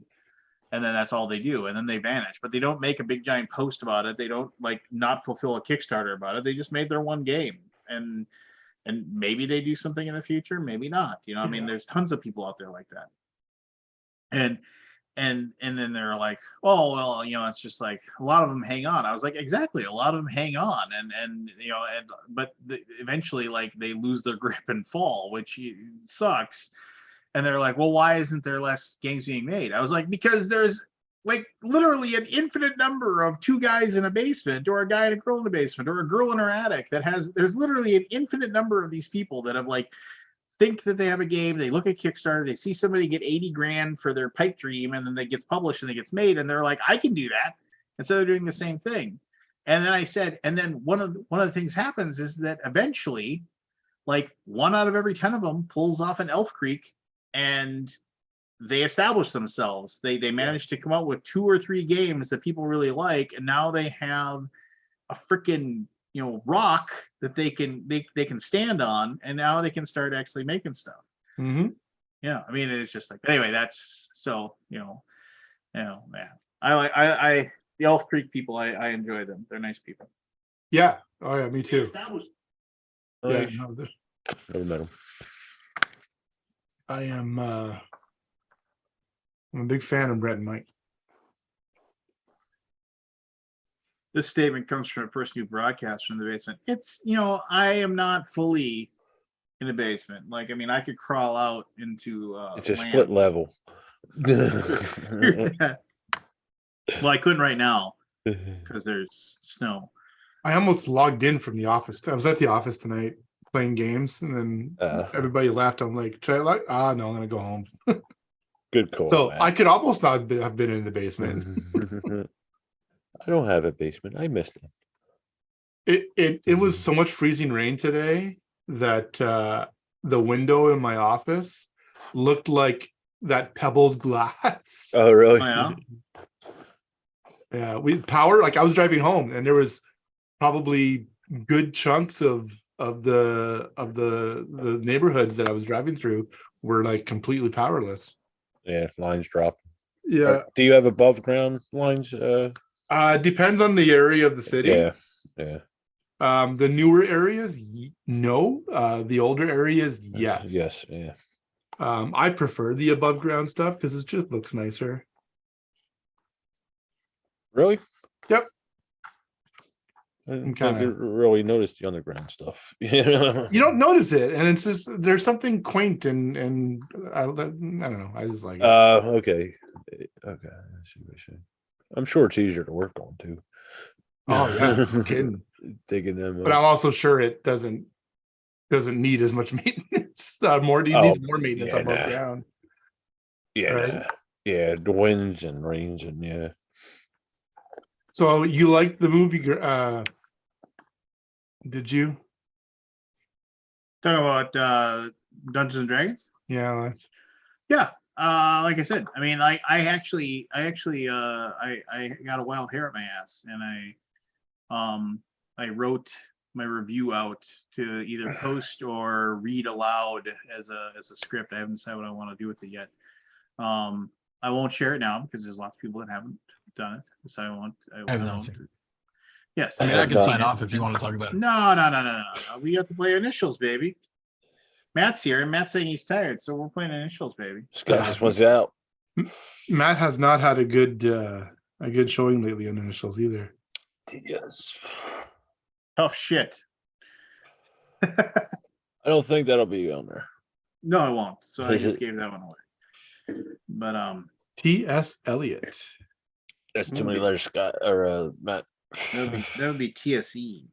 No, I know. I'm saying T.S. is in T.S. Eliot. All right, here we go. Here we go. Clue number 1. There have been over 12,000 of these. Debuted in 1954. Has included numerous bands. Connected to Los Angeles and New York.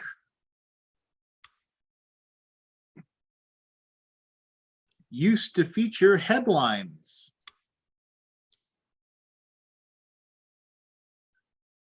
Final clue. Steve, Jack, Johnny, Jay, Conan, and Jimmy have all. Barry, go ahead, Matt. Talk shows? Oh, I said the same time. And Barry. Scott. Scott, go ahead. Tonight Show. Tonight Show. There you go. It's the Tonight Show starring. You pretty much had it, but yeah. Talk shows. Oh, Steve Allen. Steve Allen, Jack Parr. Johnny Carson. Johnny Carson. It says Jay Leno, Conan O'Brien, and Jimmy, what's his face now? Hey, Johnny. I watched a really good documentary about the whole Jay Leno. No, not the Jay Leno David Letterman one. Jay Leno. I'm Jay Leno. I'm leaving. I'm leaving, and then that was really, really good as far as just how it was I thought it was very even-handed. It was one of those things where it's like they basically, if Jay, I guess my opinion, the way I read it is, if Jay had some sort of the right thing to do in this situation would be to not try to come back for the job. He could have declined, but it's also one of those things where it's it wasn't him. It wasn't him saying trying to crawl back in. They were basically coming up to him and saying, we desperately want, we made a mistake. We want to switch back, kind of thing. And it was interesting. What was that? Where did you see this? I forgot. Another YouTube channel. It might have been a YouTube channel, or it might have been I don't know. It might have been on one of my streaming services. I don't know. It was very interesting though, and it wasn't like they had any direct. They basically they talked to people that were behind the scenes, for him, and they used a lot of clips from the shows and stuff like that, so yeah, but whatever. Here we go. Whatever. Released February 28th, 1981. Is about 12 years old. Debuted in the 1800s. Connected to Missouri.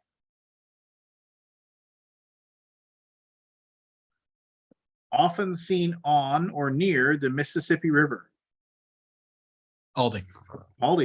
Tom Sawyer. There you go, Tom Sawyer. Rush. Jesus Rush. Christ. There you go. Yeah. I was What was the Rush clue? The first one debuted in first 1981. Debuted Tom in Sawyer. Oh yeah. You know what? I almost thought it was Twisted Sister. No, you gave one away, Don't say probably. that. okay. Don't say that. Aloud. When I was buying some beer tonight, Rush has a lager that they have, and it's the album where the guy's like this and the big star. Has a connection to 1989.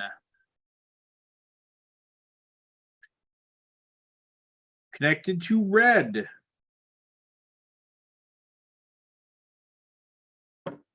Known for a reputation.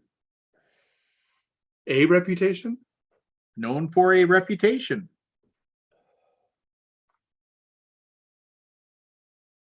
Is connected to Bad Blood. Aldi. Taylor Swift. Taylor Swift is She correct. played 3 concerts in Dallas this week. Did she? Sold out to all 3 of them. Not amazing at the Texas Stadium. Every now and once a Ridiculous. generation, you get these phenoms that are not only talented but really manage their business well. And she's. I should have went. She's amazing. You didn't go, Scott? It would probably cost you a I didn't even pinball know she was machine to coming. And then I see all my friends, everybody on Facebook's posting like Taylor Swift concert ticket pictures and videos, and she played for 4 hours. Yeah, She did 50 songs, something crazy like. Didn't you get like Guns N' Roses or Axl Rose plays for like what, half an hour? Yeah. I don't think he does that anymore. Well, I need to. Yeah, that's true.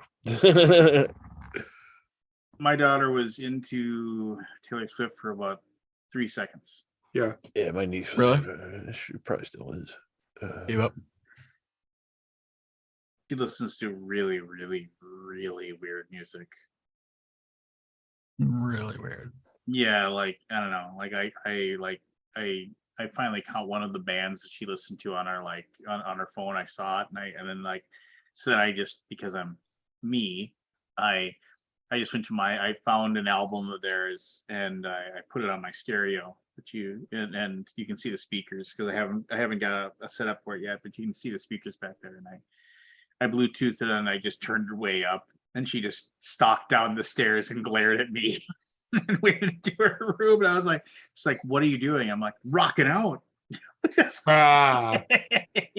it heavy? No, it's just. Is it pop? I don't know what it is. Okay. It's its own thing. This is why I don't tell you anything. Make fun of me. Like, I'm not making fun of you. I'm rocking out. What are you talking about? I've often thought it's like from all of the Viking death metal that I listen to, it's got to be really, really tough for my kids to find something that I'm not going to be like, whatever. I'm just like, here we go. Previously featured appearances by chimpanzee J. Fred Muggs. That's a name you never hear. In 1989, a memo caused a controversy.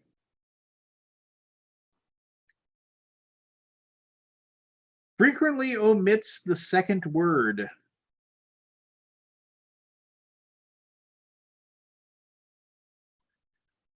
in 2012 was criticized for skipping a moment of silence to continue an interview with Kris Jenner?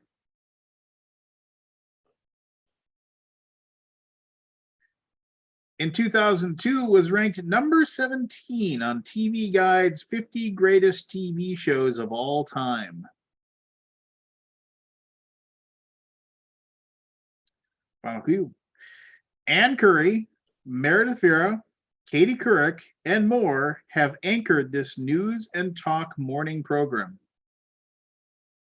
5, I know this one. 4, Aldi. 3. Aldi. 5, 4, 3. Barry. It's like it's the Barry. Today Show. Today Show. Today Show. Oh, I was thinking it was something the else. Today Show. Yeah. It's Yeah. I didn't get TTS. my full 5 seconds there, by the way.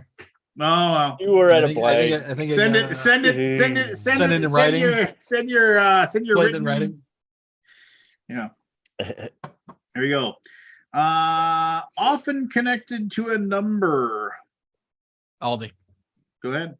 Toy Story. Eh. To a number? A swing and a miss. Swing and a miss. Was born Lassane Parish Crooks. Was part of a famous rivalry. Is in the Rock and Roll Hall of Fame.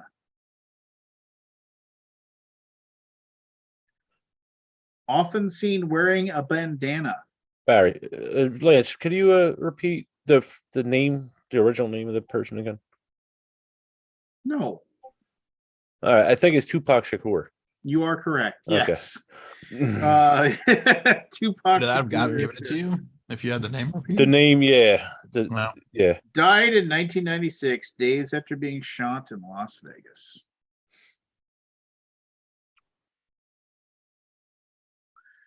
Was in a 1987 comedy connected to an urban legend.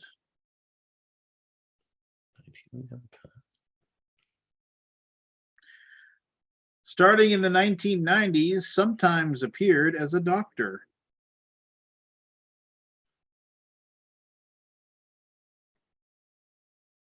Was almost Indiana Jones. Aldi. Aldi. Tom Selleck. Tom Selleck. The Stash. I had another Tom in my head for some reason, and So did I. Yeah. I'm like, that. I don't think he would have been named Indiana Jones. Was once a private investigator. The new one's not bad, actually. I haven't watched a single minute of it. Supposedly they're gonna have they're gonna get Tom Selleck back in for a show or something like that. They're gonna have him guest that'd be star, good. like in some role. That was like when I was like my son's age, that was absolutely like one of my I love that show like so much. Just he had the cool friend with the cool helicopter. He drove the nice car. He had the cool gun, and always fighting with Higgins, but yeah, just. Don't you mean Robin Masters? Well, no, see, I remember like the last season, like the penultimate episode, it was a 2-parter. In the penultimate episode, he asks Higgins, because they didn't know if they're gonna have one more season or not. And so he point blank asks Higgins, he's like, "You're Robin Masters, aren't you?" And Higgins admits to being Robin Masters. And then in the last episode, he says, "I have to tell you, I'm not actually Robin Masters. But there's more to the story, and I'll explain it to you soon." There is no Robin Masters. and then they just left it, sitting up in the middle of nowhere, and because they thought, well, if we get one more season, we'll have that be a part of the whole thing. And The one episode I remember was really trippy. It was where that crazy guy was after him. I mean, I've Don't watched remember. all of them at some point or another, but Yeah, I'll see if I can find the. I know Yeah, I know I've who seen the a actor single is. episode. what? Never seen a single episode. Really? No, it's great. No. No, I mean, when you watch it now, it's like they steered so heavily. I mean, it's so 80s. Like at one point, like so what's really weird is that they have that theme music, that like I love that theme music. But like I remember I was watching the first season, and like for the first like 11 episodes of the first season, the opening credits music is this weird like jazz number. It's like da, da, da, like what is this? This is garbage. But I mean, there are so many moments that like I remember there's like a shootout in front of Rick's club, and so TC and Rick go running out to see what's going on, and like TC has like his handgun or whatever, but here comes Rick running out. He's got an Uzi. He's like shooting an Uzi in the middle of the street in Hawaii. It's like, yeah, that's something. I have no idea what you're talking about. Yeah. Yeah. Just well, no, like Rick and TC are Magnum's like best friends. Like they're his nom buddies that live in Hawaii. Gotcha. And they steer really heavy into nom flashback territory and like it's right. Because that was like the thing in the 80s was to like, because you were only about a decade removed from the Vietnam conflict, so they had a lot of, and just anyway, moving on. Appeared in 1976's Taxi Driver. Appeared in 2001's Vanilla Sky. Aldi. Go ahead. Times Square. Times Square is correct. Look at you. That cost them I was holding that one there. Money for that Vanilla Sky. Oh, that was an awesome opening. That movie, I love that movie. I feel like it didn't get enough recognition. So the episode was called Death and Taxes, season 7. I'll have to go back and look. Yeah. It was a good show. Yep. It's a very good show. And then I remember it was like Thursday nights on CBS at 7:00. 8:00 Eastern, 7:00 Central. And following CTV. And following it was, and then it was like the best 2 hours of TV. I'd watch that, and then Simon and Simon was on. Oh, that was one of my favorite shows. Yeah. They were both. I mean, I've heard of it. They were both formula, like Top private shows. eye shows. Jameson Parker and Gerald McCraney. Gerald McCraney, who like he pops up in all kinds of stuff now as like the old politician, or he's on NCIS Los Angeles right now. Yeah. He's just like, he's an old politician or an old judge, or he's a corrupt official, or he's a old general, retired general. He like, yeah. It's like Gerald McCraney. Yeah. He was Major what was Dad? that sitcom that he was on? Major Dad. Major Dad. That's right. Major Dad. God, Never seen that either. I don't really remember much about it. It was just kind of like he's a hard-nosed Marine major by day, but at night his biggest trouble taking care of all these kids.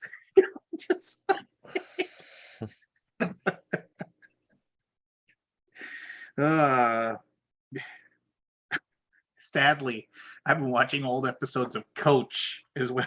The Minnesota. I've seen a few episodes of that. It's bad. The Minnesota Screaming Eagles, which is a completely made up, like Minnesota University Screaming Eagles. I like the big dumb guy. He was fun. Oh, Dauber. Dauber and Luther made that show. He had the best lines. Dauber's the voice of Patrick. Yeah, he is.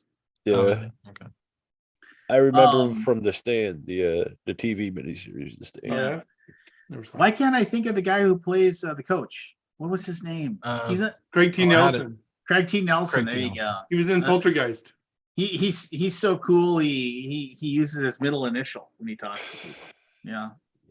I just Do you guys know how to get rid of this stupid heart in the corner of the YouTube app? Because I'm reading chat on the YouTube app. You see that heart? I've never seen that. Yeah, I see. I can't fucking get rid of it. It's blocking half the comments. I don't know. Like I mean, maybe if I click it. Oh, I just basically gave your stream a heart. Oh, thanks, buddy. But it like Um, I don't want it here. Oh, I saw the want to heart give your pop up. stream That was a nice. heart. The heart, Did you see it pop took- up? Yeah, it took a second, but then Oh, the so heart they popped up. basically have added now, like I can hit it a bunch of times. Okay. Well, Oh, thanks, buddy. No, I mean, Coach was always just nope. People are hitting it. yeah. Can I do the No, angry one? Where's the angry face? There's no angry face. Damn. I just remember I remember seeing people wearing like hoodies and sweatshirts and t-shirts for the Minnesota Screaming Eagles, and I'd be like, that's not a real college. Okay, well, never mind then. Here we go. Debuted in 1995. Aldi. Toy Story. There it is. Ah. Yeah.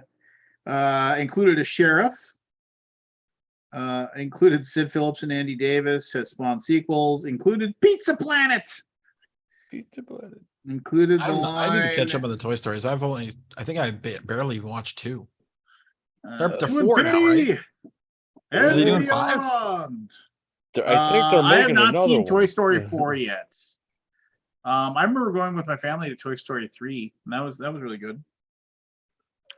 I'm with you, Scott. I think I've seen the first 2. Here we go. Has connections to both DC Comics and Marvel Comics. Richard Dreyfuss once said this in a movie. Aldi. Go ahead. Tiger Shark.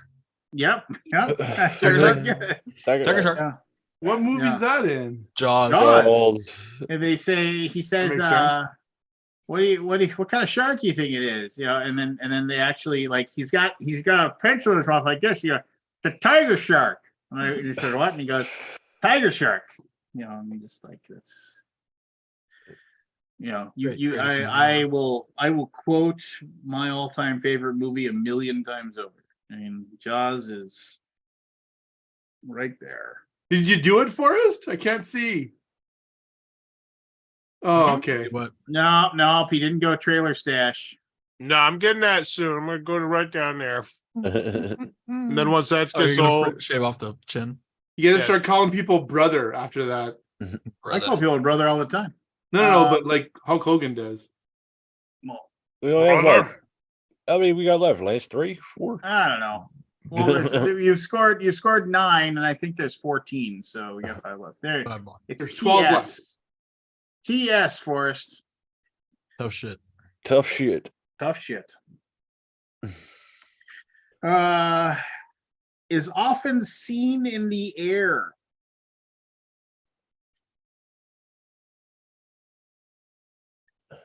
Debuted in 1963. Because this offer won't last. Ah. Attended MIT.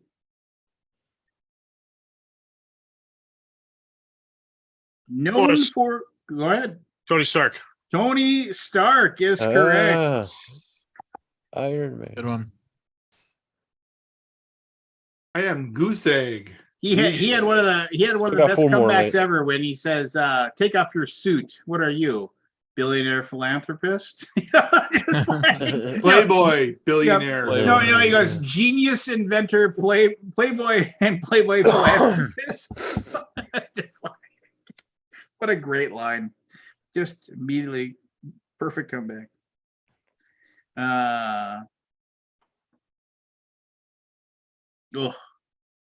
Love.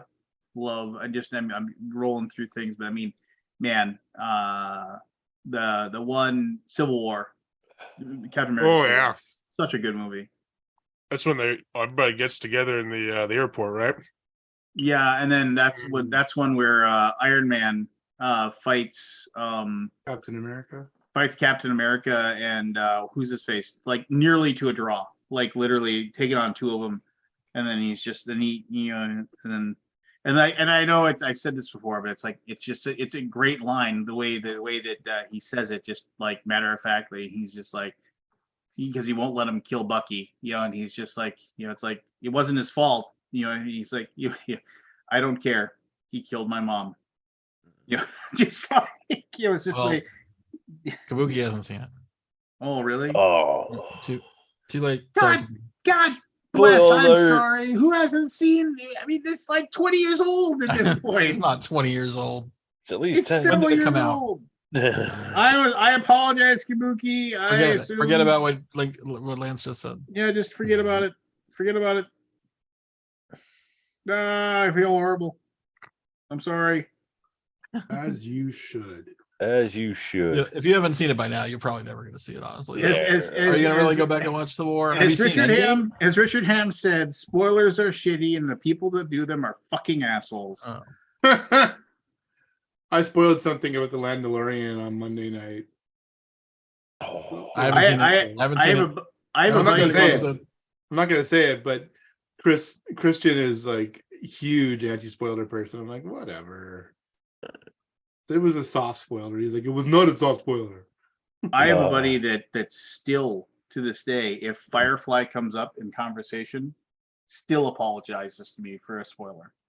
yeah, And if you haven't seen, Wait, don't stop. no, I'm just saying, like, I haven't seen either one of if you're those. listening to what I'm saying, and you know the Firefly series, and you know the Firefly movie that came out afterwards, I don't know any of it.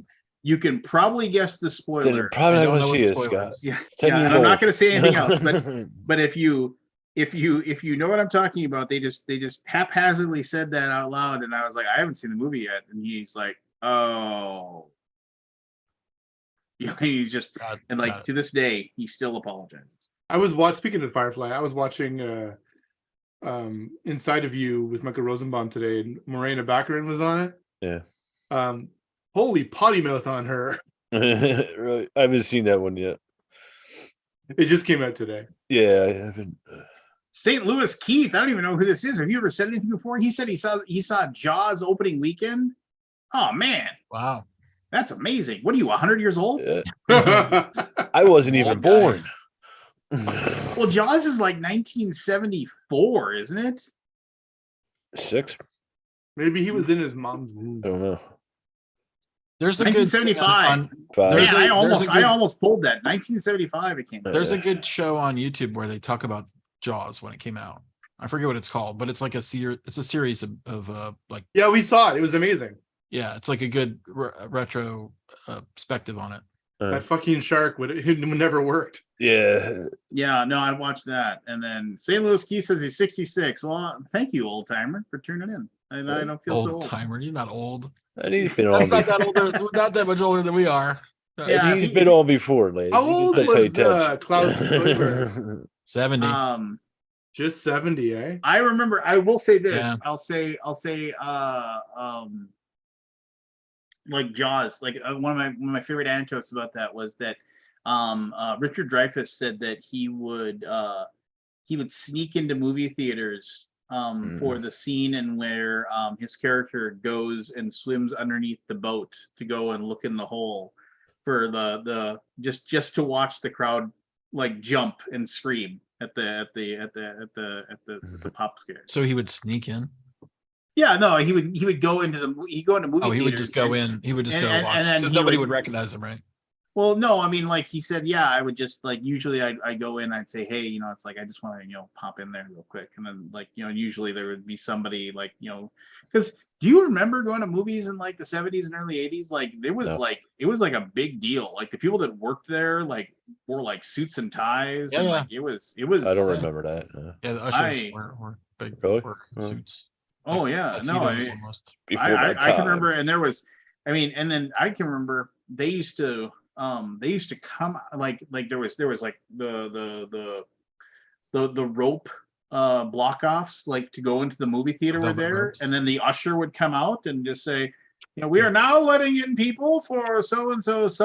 Did you have a theater that where the curtain closed and then opened back up again and then closed? Oh you know, yeah, like a couple times. Like we still have one in it's like if you ever come here, I'll take you to go see a movie at the Fargo Theater. It's like it's been there In for over February, 100 Scott. years. And I have to get a new body for that Yeah, really. because I will freeze. I will turn into an ice cube. yeah. Scott, And, man. my one of my I'm related to the guy who runs it, and so I can even get you. I mean, been up and down and throughout that entire place, and it's super cool to like see the inner workings, because it like the theater is like it's they put everything on there, you know, comedians, plays, musicals, you know, movies, obviously, you know, and like I've been underneath the stage, underneath where the people stand. I've been up in the rafters. Super cool. It's like, anyway. Anyway, Here we go. moving on. Oh yeah, and we get Not actually moving on. supposed to police the crowd. Yeah, I remember that. They'd walk up and down the aisles with like a little pen light, and they like a little tiny light, and they look for people that had brought in their own food. I saw people get thrown all the time. You'd have to keep. Now they don't even care. Like you Yeah, just, what you just- cares now? yeah, nobody cares. I mean, Yeah, it's you would like, keep it in your jacket pocket you or keep it something. in your like- jacket pocket, and they don't. They I mean, if you can't walk in if you're stupid and you just have your like your good and plenties in your hand and just shaking them, they'll like, no thanks. Could you at least pretend? But yeah, no, you just tuck it in your. What if like, you look for popcorn buckets in the trash? that's an A+ move there. Who would police Who that? would do that? You're You're muted, muted, Forrest. You're muted. I didn't mute you. You must have muted yourself, son. you- Don't forget the drinks too. You Oh, gotta the get drinks. it. You get the Oh. thing. You pop off the top. A little soap and water in the bathroom. Get yourself Ooh. a new straw, new lid. Soap, bada oh, boom. you soap them up too? Yeah, you soap them up. Delicious. Come on, I want to get Corona. Oh, yeah, There's you might hygiene. catch something. My movie theaters now do not give refills. You got to pay like $3 or something like that. Like Probably for- because people like me. You're welcome. Wait, they don't have soda machines in the lobby? Oh no, the soda you can go out and just fill it, Oh, but if you but want not more the popcorn. popcorn, you gotta Oh, the pay. popcorn. Yeah, I mean, you pay Now, like now $10 if for you popcorn, want popcorn refills, you got to pay them. I think it's like you pay them $30 and you get a bucket that's good for the rest of the year. yeah, that's what we got. My family's got that. It's nice. Yeah, I didn't Is know it they shaped did like a yearly thing. 20 with but I mean, I go to Edges. maybe 3-4 movies a year, maybe. You know, so I mean, it's like it's not worth me to. We're going to Mario 30 bucks tomorrow. are I'm worth it. excited. It's me. It's a Mario. kids I heard that Right. movie is a kiddie movie. Yeah, Well, I got two I kids. was. That works. I Not for was like, adults. I was totally interested in going to see it, thinking it would be like that tweener, like here's some Yeah. adult humor. Yeah, it But does have everything I've adult heard humor, is but it apparently it's is not got any. it is completely and totally for kids. Adults, you are. It is. Put the seat Nappy time. Nap time. Which I will admit, when my son was younger and I got roped into going to those movies, it was totally. Oh yeah, I do it all the time when we go. Oh, isn't it nice? It's You just pay $20 to go to a movie to sleep it? That would piss me If off. it's Should I the do it? kids' movies, like whatever. Okay. Yeah. I pay $20 for a 2-hour nap some For a days. nap time. All right. Here we go. Involved actors and commercials.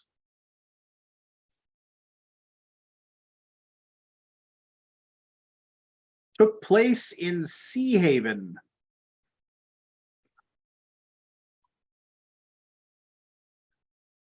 The star nearly drowns.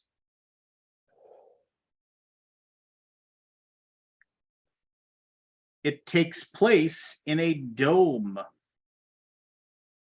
Matt, Of course, damn it. Matt, Truman Show. Truman Show. Did he almost drown? Yeah, that's like Yeah. at the very end. Basically, Ed Harris Oh, has 'cause to the- decide: is he going to kill him in the storm? You know, just to like that would be the end of the episode or the end of Right. the show, or does he let him go? Okay, I forgot. All right, here we go. Ooh. And that was because it wasn't. If I remember correctly, what didn't they say? His dad died in the storm. That was the big Oh yeah, thing. yeah. Yeah. Yeah. To add a phobia to him for life. Yeah, Yeah. but yeah, They that need to was make that a was. sequel to that. Kind of. Like I how- feel like a sequel could work. The Might as well poster everybody was the else. best fucking poster in the world. There was a good poster with all the little pictures, Yeah. like a photo mosaic. I remember that. It was apologize. because it was like nobody else was doing that at that point. Have Yeah, it you was like one of the have you first one I ever seen the seen. poster for Cocaine Bear? Please, there's a new champion. New champion. Is it a photo mosaic? No, I'm joking. I'm Okay. I'm Sorry. taking a piss. I As they wasn't sure. say. You got a jug down there? For her. Just make sure you use apple cider because it naturally looks more natural. There you go. Has connections to Kate Upton, Sofia Vergara, and Jennifer Hudson. Appeared with Scooby-Doo. Is a 2012 Farrelly Brothers film.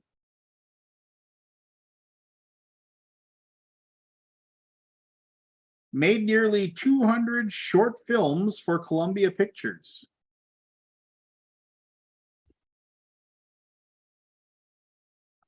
Was active from 1922 through 1970.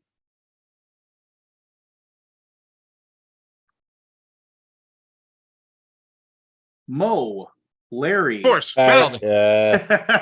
Forrest. 5, 4, 3, Three Stooges. 2. There you go. He dug it out. Dug it out. Did you say Two Stooges? Were you joking? You knew it. No, I forgot the name of it. But I knew wasn't there Mo. like 5, really? Yeah. All right, 2 left. Shemp Curry. Oh, we'll wait for Evan till you finish logging in. Basically, through the Yeah, we might as well So- start the game. We got 6 again. yeah, Evan. What up? It's TS. Tough shit. Tough shit. I'm stealing that. All right, here we go. There's only 2 left. You're coming in towards the end. So. Oh, I got this. I'm gonna win. You got All this. right. Nice. Went to Seton Hall.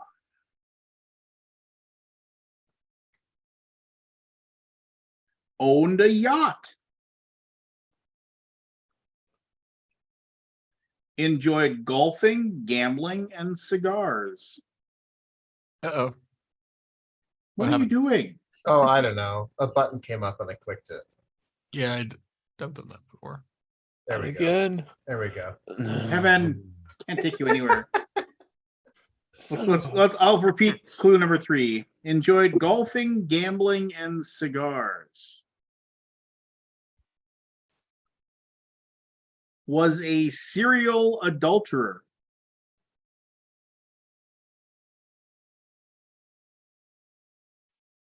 Owned a strip club called the Bada Bing. Matt. Of course. Ah. Matt. Tony Soprano. Does Matt win all the Tony. time on these? Yes. What? Oh, I don't, it's the timing, whatever. It doesn't matter. Yeah. Fine. He was first. But Anyway. it doesn't. You're gonna win. No, it's Settle fine. down. Yeah, it's fine. I'm not. All right, here we go. Really, settle down. The Last internet one. is the internet is faster in Canada. That Last is one. true. Got a good connection. Because Got fiber. the lack of heat condenses the wiring. So Thanks, Yeah. Trudeau. I have Yeah. fiber at Keeps it home, but cool. at my office I have a fucking mouse on a wheel. That's what I've got. all right, clue number 1. Gained popularity in the 1990s. Can be hidden or exposed.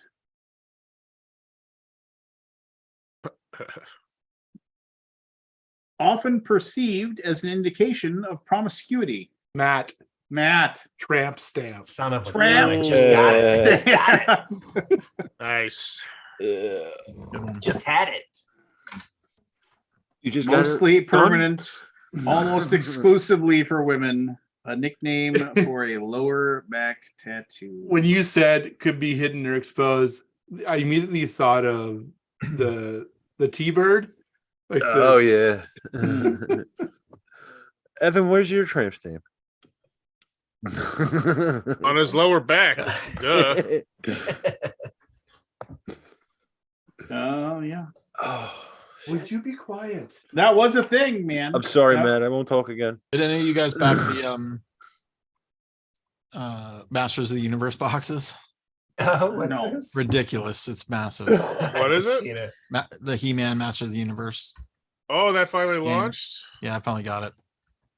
For a Delivered. game, and how many times are you gonna play that? Zero. I mean, it's for BGG. Oh, okay. I haven't even seen this. What? Came out like it was like a year ago or 2 years ago. Oh, yeah. I guess I'm Excuse know. me. That guy's got a lot of muscles.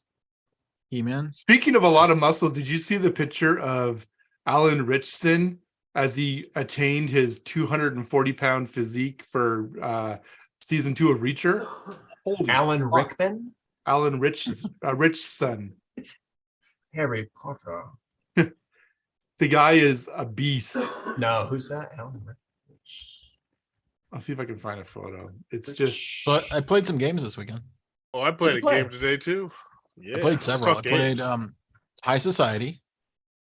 Ooh, is that classic. Still a great game. Is that Great the numbers game. and letters one? It's the Nitzy, No. right? Okay. It's Kinesia. It's a bidding game. You bid what you basically you bid.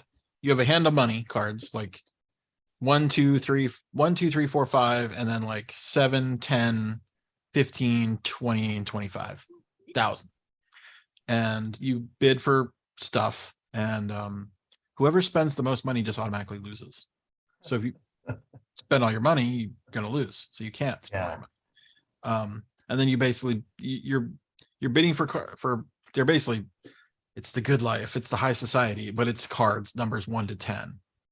And then there's a -5, a doubler, and a half.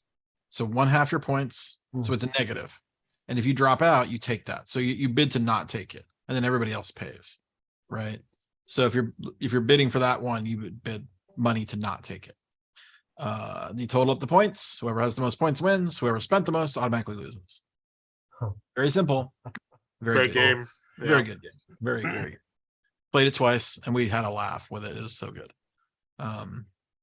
Played Earth, Oh, yeah. Ooh, that's which all is the like, rage. it's like the new Wingspan, but I Did don't. you play that in person or Yeah, this is all in Does, person. does it have eggs?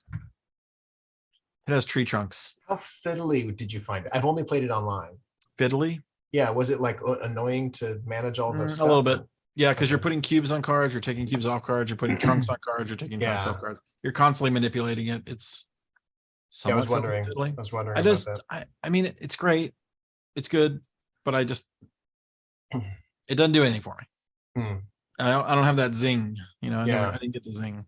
Mhm. But it's a good game. I think it'll have its fans for sure. Oh yeah. It'll- Oh, yeah. A it'll- lot of it'll- people, it'll are rank. loving it. It'll rank. Yeah. Well. And then we played another Arkham or Bureau of Investigation, which is that Arkham horror type Sherlock Holmes game. Oh. Which I love it. It's so good. Like we got into it, and it's a good story, and it was interesting and fun. Yeah, you might be convincing me to want to get that. Maybe I'm pulling back on it because I don't think it really is for everybody, because if you play it by the rules directly, you kind of could have a bad game. Right. Yeah. So the Oh, it's bad. well, the mission we played you get 10 minutes to do stuff, right? So you do your things in 10 minutes, and then if the game doesn't say like you get an extra 5 minutes, or you just end. And so if you play it strictly by the rules, if we had played it strictly by the rules, we would have done 10 turns and been clueless, and we probably would have just quit it and moved on. So I said, you know what, let's take 2 more turns. Take 2 more turns, and then it blew the walls off of it. Like it was wide open. So I feel like it could be a bad game for some people if you're not willing to break the rules a little bit. Right. And every game I've played now, I've broken the rules like a little bit by like you have 10 turns or 15 turns, whatever it tells you. I always give myself like a couple extra turns, just because like I don't want to just end, Yeah. and go to the end. So Yeah. but it's been pretty good. The stories are fun. They're really clever. What else? I played something else. Oh, I played Good night, all. Llama So, Dice. Matt, Come on, Yeah. Chief. Llama Dice. Don't Llama Dice, it's called. Oh yeah, I didn't like that one that It's much. fun. You didn't like it? It's not as good as the Llama card game. No, that's not the one I'm thinking of. Never mind. I played a different llama dice game. Llama, mad at mama. There's more than one Llama Dice game. I think it was a llama. Which one I did you don't remember. play? I don't remember. It was about Is a it the one month where you ago. roll? So you roll the dice and you have cards in front of you, and if you roll the dice, you match the cards. You get rid of the cards. You're like trying to get rid of all your cards. This is not the one I played. This one looks fun. And you have Llama Drama. If you don't have any matches, you get Llama Drama, and you take a bunch of negative points. It's fun. And then we played the game Quick and Easy. which I feel is fun, but I think the group did not have any fun. So we just quit playing it. Simple as that. That's that game where you're going from 0 to 10 or 1 to 10, and then you're trying to reset it so you can keep putting cards out. Or the original game is 1 in 99. If you guys remember that. No. Yeah. Wait, the game? The game.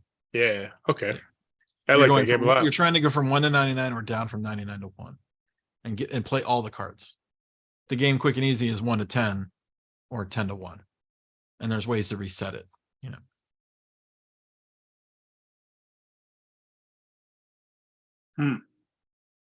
Anyway, a bunch of games. They were all Yeah, good. that's a lot, man. That's a lot of games. That's nice. fun. It's way better than my game night tonight. And that was only half a day. We played pinball for the first half of the day.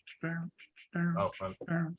I have a public service announcement that I played a game tonight and it was really, really bad, and you probably should avoid it. And that is Super Scrabble. Super Scrabble. What What is Super Scrabble? Super Scrabble Scrabble? sucks so hard. It is Scrabble, but now with 3 extra blocks in every direction. So it's just a much larger Scrabble. And Scrabble, I don't think inherently is a great game unless you're all at an even playing field. But this just magnifies all the problems. Like all the extra space means that you're thinking even more. You have even more letters that you can potentially work on, and you just stare at the board for even longer. And if you're not on an even playing field, there's more room for other people just to have. Like my buddy Adam's really good at Scrabble. I think he had 3 bingos where he got all 7 of them on the board. He just wiped the floor with us. Yeah. And it was a 2-hour game. It was a 2-hour game of Scrabble for 3 players. And we weren't taking particularly long turns. Like there was probably a legit hour and 20 minutes of downtime for me. It was, oh my God, Super Scrabble. There's a reason that it's been discontinued. So there's a PSA. Fair. What does it do differently? Nothing at all. Well, It's just a a larger board with more or tiles. just larger board, more tiles. Yeah, It's just a much longer game with way more stuff to think about.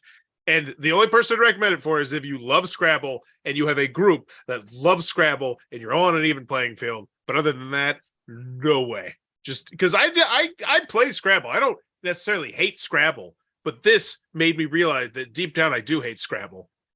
I'm this close to hating Scrabble. And this told me that. Next week we're trying out Super Boggle. Or no, Boggle Master. Oh, watch out. I'm trying to clear all this Like I've got so much of this old crap. There's an easy way to do it. Just give it all away. No, here's the thing. What I'm starting to do is I'm starting to do YouTube shorts now on these spin-off games. Like yesterday I did one on Jenga Max. Are you getting any money on the shorts? Because I had talked to a friend and they got like they did like what they felt was a lot of views and they got like $1. Yeah, it's not much. I think you gotta get like 40,000 views or something to get $1. Oh Jesus. Dude, I'm in it for the 40,000? subscribers, man. That's it. Like I'm here for the subscribers. The money's icing on the cake. The fact that I can sit there and just talk about Jenga Max for 1 minute, like takes me like 3 minutes to shoot the video, pop it up. That's 6 subscribers and potentially an evergreen video because it's a Jenga spin-off game. Like I'm going through my entire day forever. Yeah, but it's the subscribers. It's the subscribers, Scott, because then I get access to more stuff. I got a planter today in the mail. I got a vertical planter.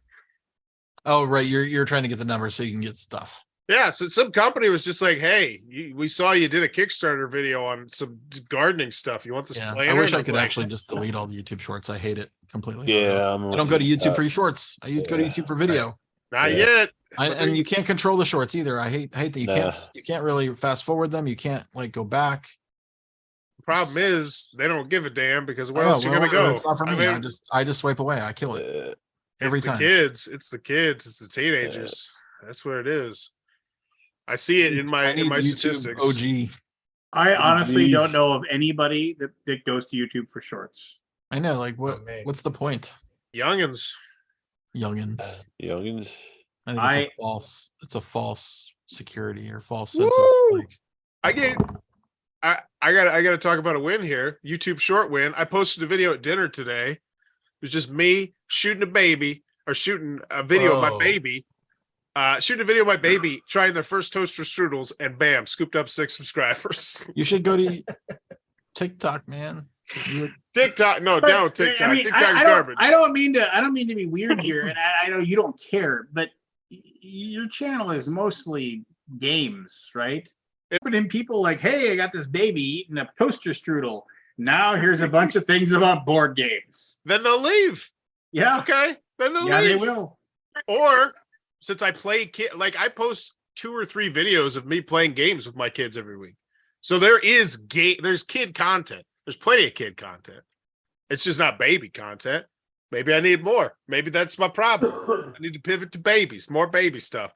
Because I've done a couple of videos just like when I think it's interesting, like, oh, this is gonna be the first time we'll give her something, and just because when I was in early childhood education, like I remember having to watch a lot of videos on YouTube of just babies doing stuff.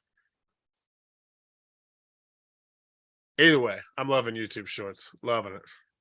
So, what was your exposure to Settlers? Did you know Klaus Teuber died, by the way? Yeah, I saw that. Yeah, I saw that. I was in a room once with him, and I didn't care at all because I was so new to the hobby. I was just like, whatever. Oh, you were in a room with him? Yeah, Where? Essen. Oh. And I was like, oh, people are like, it's a big deal, and I was like, I don't like, okay, whatever. But yeah, Did that's you play, the closest. Have you played Settlers of Catan? Yes, it was probably in my first. I don't know. I played Settlers Catan like after I probably played about 25, 30 other games, and I was like, this is good. But then I also played it the second time 6 players, which soured me a lot on it for a while. I enjoy it. I think it's good. I could see comparing it to other games that came out before it, though. I get it. Like, I get it. And I still think it's a very good game. And when you have the expansions, I think it goes up to great. Like, my goal is to own all of it eventually, because I have, I think, 3 expansions. But yeah, I mean, it sucks. Cities and Knights is a solid game. Like if you want more, more stuff to do in Settlers, then Cities and Knights is great. Smugglers is a fun game of his. That one, I used to play that in class all the time. Smugglers is so out there. So it came with clay. Oh, that's the one where you try to pretend you've got clay in your hand or something, or not? No, you're trying to roll through this little hole in a piece of cardboard. So you have to like roll the ball through the hole. It's a really interesting game. I'm doing a terrible job describing it, but essentially there's gems you also put into your little ball. Oh, right. You have to put it in the clay. Yes. Players form the sacks used for smuggling out of modeling clay and hide their contraband within. The sacks are then rolled down a 3D path with die roll determining which hole in the fence the players need to try to squeeze through. So you're trying to squeeze as much stuff you can into the ball of the clay to get it through the hole. And my kids used to love this one in class. I still have it. I'm going to play with my kid. Maybe I'll play that tomorrow. But it's a really rock solid game. I think. From what I remember. I should Could be wrong. I got a review on it. Yeah. Well, man, I know if it weren't for Klaus Teuber, I don't think any of us would be sitting here right now. That's for sure. Yep. We might be sitting somewhere else. We know Board Game Geek. I don't know. That's well, that true. makes you. Oh, that's a good question. What? Let's go back and say, if it wasn't Catan, what game would it have been that would have kicked it off? So, like, what's in that next year or two? What game could have potentially been the one that just lit the spark? Well, it was Tigris Euphrates. That was really, I mean, Catan was what got me into the gaming, like, again, because I was gaming, right? Yeah. But doing game groups, weekly game groups and stuff, that was Catan. But Tigris and Euphrates got me down that path of like, oh, Euro games, right? Like really get the games like that you weren't even in English, right? That was and then trying to find every little bit of information, every little tidbit of information on all the blogs that were out there, which was about 10, I would say, blogs back in the day. I don't think any of them still exist right now, but I think maybe Kulkman's Gamebox still exists. Kulkman. He's been doing it for like 20, 30 years, something like that. Did you guys read? When did you find BGG? What year? Do you remember? Me? Yeah. On my Did you profile, I'm read- on BGG right now. I could Well, check when I Were you want. into board games before BGG? Well, yeah, but not. I mean, but No. looking Yeah. for board games. I'm not saying we've already, BGG was like the we've were you scouring the internet for board game information before you found BGG? I opened my board game store and then just like looked at what the distributors sent mostly. I went through YouTube. So they didn't order that. They sent you what to sell. Well, no, I mean, but they like you'd look on there either depending on what year. Sometimes they had an ordering website, or sometimes they sent you a catalog. And you just look through, and then you're like, oh, I wonder what that's like. And like you don't have time to research each game before you decide to buy it. Really, You just look at it, picture, and you just go, oh, that description. sounds really cool. And then 16 of these patron badges. we got smarter. Still And then cranky actually, about like 2007. people started going to conventions and looking at what games might actually be popular or not. right. And then BGG became more important at that point. Well, I'm just wondering if anybody knew the blogs at the blog scene at all. No, I did not, but much later.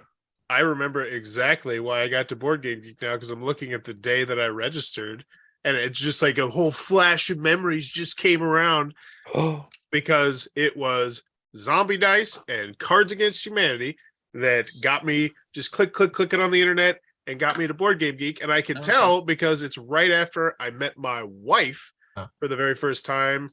I'm pretty sure. So I registered in 2012. Yeah, this is because Pretty sure it was my wife. I went to a party and he had those out and I was just blown away. And I was like, oh my gosh, I got to get these. And yeah, so signed up and yeah, cool. There's a new Alien Frontiers Edition X. What? Yeah, I was watching something on that today. Is there? Yeah. Did we do a thing for it? Yeah, I think you did it. Yeah, we did. I think we did a video. In for it. Focus, is that what it's Yeah. called? Yeah. Yeah, I started to watch it and then I realized I never played the Alien original. Frontiers is a solid game. So, I don't think I ever played the original. Registration date 2016. Get out of here. That's when you registered. Yeah. I'm trying. When did Tabletop come out with Will Wheaton? I never really watched it. 2012. Sounds All right. right. Okay. I don't know, I mean, Sounds like right. 2017. 17? Really? No, 2012. Yeah, March 30th. Yeah, I was going, nah. Yeah, All right, 2012. 12. All right. So I was probably 11. I found BGG through YouTube inadvertently. Like I'm trying to remember when I actually got in the hobby. My mother died in 12, 11. So it was either 10 or 11 that I got in the hobby. But I found Vassal and Bearded Vassal, which is what Jen calls Lance. Bearded what? Bearded Vassal. Bearded asshole. You say bearded asshole? No, sometimes I call him. She calls him Bearded- bearded asshole, I'm but kidding. no, bearded asshole. Oh, okay. Bearded asshole. Oh, And I kept hearing BGG. So eventually I went on the internet and found it that way. I don't even remember why I went on YouTube for a board game. It had to be something to do with pandemic because that's what got me into the hobby. 2008. No, it was probably 10 or 11 that I got into the hobby. I'm trying to remember exactly when. But it was, because I remember Tabletop was pretty new when I started. Rodney was pretty new. I remember watching Rodney's first video. He was pretty new. It's a real shame that they shut that show down. I mean, if that show was still going, the hobby would be still so much more bigger. Yeah, Tabletop. Because the reach was incredible. We'll get there. We'll get there. It's YouTube Shorts gonna bring it. YouTube Shorts. YouTube Shorts will do it. Nah, it's my Shorts. Did you see the You think a Dogecoin tabletop went up to like show- 8 cents or something like that because they changed the Twitter thing to the Inu? What? Should I check my crypto? What? What went up to 8 cents? Where's Did it? this? Dogecoin. Oh, it went up. Yeah, because they. Oh, I got gotta check my holdings. Yeah, I got some Doge. Dogecoin. Oh Wonder man, what's do the I money still that have the was. app? I think I got rid of the app. They changed it to the Shibu Inu instead of the Nope, still losing money. Rebrand didn't work. I've lost 81% of my no. investment. Yeah. You haven't lost anything till you cash out. I mean, here's the thing. No, exactly. There's no point to cash out. Yeah, I've lost 40. And yet all I hear about is how I should get rid of my Pelicorn Bandits. Get rid of the Pelicorn Bandits. Get rid of them. They're worthless. There's no You difference. should have got rid of them if they were worth anything, but I got $67 in Shiba Inu. Ooh. Shiba Inu? Shiba Inu is that dog. Yeah. Doge is not gone up at all that I can Yeah. tell. Throw it in the attic. Hopefully one day it'll pay off. Oh no, it did go up a little, but not by much. April 2nd, it went up. Is that one? Yeah, is that the new logo for Twitter? Like, Yeah. I feel like this guy's just trolling, man. Like, Why what's the- not? like, I'd be trolling if I owned a company I like don't- that. he spent how much billions? He bought that's a lot of money. If break it, to be trolling. What he should have done is bought a sports team and trolled through his sports team. That'd be amazing. Oh my god. That'd have people so pissed off. 43 billion, by the way. 43. That's what he it? paid for it. That's what he paid for it. It's a tax write-off. To put a Doge. I mean, whatever. I really don't care if he fucks it up. I just have zero Twitter love. I hate Twitter. It's I not use it even- every day and I hate it. Yeah, I feel like it's just garbage site. I will go weeks without logging in just because I. Yeah, go I mean the on only reason we do it years. is because BGG, like BGG, Yep. and I don't even know if it's worth that because I mean I look at our reach on there and it's like we have 100 and let me see what it is. Hold on. Let's switch accounts.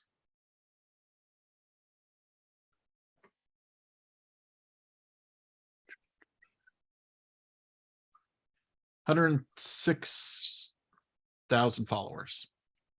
Okay. You make a post, you get like 2 likes. Really? I mean, I feel like even 100,000 people, you should probably get like more than 2, Yeah. right? yeah. I mean, maybe. You'd think. Unless, I don't get I don't know. get I it. just don't get it. Like I don't know. it- Yeah. I've tried so many different It doesn't things make on sense. Twitter and I don't get it. I've stopped giving a 100% fuck Twitter. and now I do like shirtless post. I'll just respond to a lot of stuff. Just kind of see where you can tell I'm shirtless, but that's not the point, But I just respond like instead of typing stuff, I'll just say it. And I had one get like 1,000 likes. And it's like there's no rhyme or reason. It's just such a weird place. It's a lot more fun though. I will when you not st- pay when for you that stop blue check caring. mark. We had to jump through a bunch of hoops to get that blue check mark. I'm not paying for it. I don't even think we get anything out of it. I If think we got he's gonna something make. out of it, maybe worth paying for. But like, what do you get out of it? Like, what's the I think they're changing. what's it the now, so you value will of get having stuff the out of blue it. check mark? I don't know. Well, I haven't seen anything. I'm not paying $5 a month. $5 a month. Actually, I think it's more than that. It's like 7. It's like a Little Caesar's $7 pizza. a month. Yeah, no way. A A little, little Caesar, pizza per pizza. month. Yeah, forget that. I'd rather have a Little Caesar's pizza. Even. That's an Terrible. easy dinner. A little. 3.5. Yeah, like obviously they're trying to make money, so I understand. But Yeah. we post things like all the time, which is content, right? And then we post one thing for BGG Con, and it gets like 1,000. They limit how many times that's viewed, right? Because Yeah, I mean, interesting. they're trying to get like, what am I getting it for? Like, I'm giving you content, and then I do one ad, and I got to pay $500 to reach my followers. Right. Like that's stupid. Yeah, that is stupid.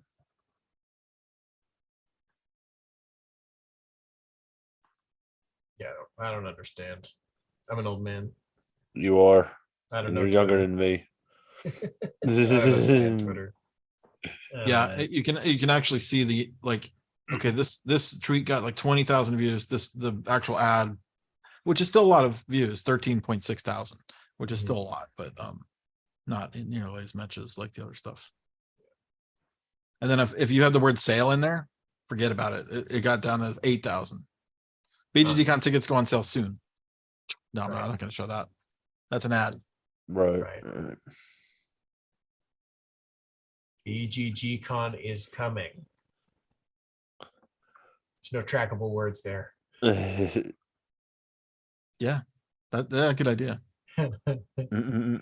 And then you can have a Well, the link. tickets are already pretty. I think we're almost half sold out. Are you? Oh shoot! Really? A little more than I that. need to buy mine. Yeah, if you want the ticket. I do. Not that I wanted you to turn that into an ad, but you know. No. I Sure, do. No, Scott. I do need to buy. We mine. know Hey, you're we're- all We're tears. doing an ad on Lance's show. Yeah. You know Surprise, I'm coming, man. surprise. You know I'm coming. Yeah, Alice it's a good time. shoe. I want to make sure I get them before they sell out. I don't think things will sell out anymore just because like Yeah, COVID. still, but still, He doesn't want to wait till the last. But you know, yeah. I just want to maybe. get it set so I don't have to stress about it. Yeah. Buy 'em early, folks. and see how many their badges have sold so far. 6. 1,500 of potentially. It could go up to 3,000, but I don't think it will. Probably be like 2,500. 25. So maybe 1,000 badges left. Well, there's That's going to a be a lot- that's a run lot of on the badges. badges now. Yeah. Well, they just went out what I have last to week. buy them right. It went up last week. Yeah. Yeah, you got. I mean, it's not like the old days where they were going in a half hour. Yeah. Exactly. You know, Because COVID basically killed it. yeah. A Well, lot no, of people, even a lot before of people, the- I think, will never come back to cons because it's just they, you know, Yeah. still a risk. love We're not cons, man. post-COVID. COVID still Yeah. exists. Oh well, the rest of our time, it's just like the flu. It's there. The thing I don't like about Twitter, Everything. it puts things in The- my feed that I'm of people I don't follow, and I don't want to like see them at ever. Like, do I have to go start? I mean, I don't even want to see it, honestly. I don't even know why I bother going to that website. I love the fact that it's not easy for me to get things in order of when they were tweeted. So I'm not looking at something from 3.5 days ago. It's like, it should be so easy. And I feel like there's some hoop I No, can they- jump to or some setting I can go to and figure it out. But it's like, No, why it is doesn't exist. I thought it used to. Maybe, but that's the algorithm, right? They want to put you. They want to tell you what to look at, and not put you put it in your control. I need Elon to make people look at my shirtlessness Come more. on, Elon. Damn you, So, Elon. can I not to break away, but I wanted to I would say no, you cannot break away. Let's get back to Twitter. no, I back did to Twitter. I went and I did something. Good for you. Yeah, this is of course the lead in to get the clicks. I did something with my wife that I've never done before, and it's we went to an estate sale. Oh, those are fun. And They're not not only did fun. I go to an estate sale, I went to an estate sale for a former North Dakota governor. Oh, really? That's Yeah, and it was, I mean, it was on one part, I mean, and like my wife and I went, and it was like one of those things where they, on Saturday, they opened the doors of the house, a big giant house. So you guys have no idea, but there's an area in Fargo, North Dakota, that's all the old houses, old house. and the old houses. Log that have been there cabins? for- Old house. No, they're giant. They're Stone? huge. They're huge houses, and they're old, and Okay. you rarely ever get to go inside of them. You can't see what's inside of them. So my wife wanted to go mostly just so she can see what the inside of one of these houses looks like, just because they're on these big giant lots and whatever. So anyway, so we went, and yeah, it was cool. I mean, we didn't really spend a lot of money. We just bought some cool random stuff that we thought was neat. And you had to get there, and you got a number to go through, and we were like the 75th and 76th people, Mm. and the people that do that shit for a living, to get in there and get the stuff that they can turn around and sell it for more later. I mean, those are probably in the first like 30 or 40. So all of like the older antique stuff, it was all just gone, right? But we went and it was a lot of fun, and we checked out, and then they were like, tomorrow everything will be 50% off, anything that wasn't sold will be half off. And so we went back the next day too. But I mean, it was on one side, it was super cool. We didn't know it was we heard about it and we just went, and we didn't know it was like some governor guy. But I remember like the guy had an actual, like, the person, I mean, he had passed away many years ago, but it was his daughter was like, who had lived in the house, was like moving, or I don't know if they're selling the house or they're staying in the house. But so he had an honest to God, like a library room, so it's like, you hear about those things that the entire room is just that, it's for books or anything like that. And the guy must have, on one side, it was like, oh my gosh, this guy must have had like 10,000 books, and then I'm like, oh my God, I have a ton of books. And like, is that what's going to happen? Like when I'm dead, people are going to be like, so, but I mean, I remember I had a lot of fun looking. I picked up a couple of books that I thought were cool, but it was amazing. Like I'd say 80 to 90% of the books were all extremely, very much like conservative, hard, like it's a red state. It was all very Truman era, like it was all like, just it was very weird, like the level books, and you could tell this is what the guy read. But there was also like a lot of geopolitics books, but for the era that he was obviously a governor, and so stuff for him to research, which was kind of, I don't know.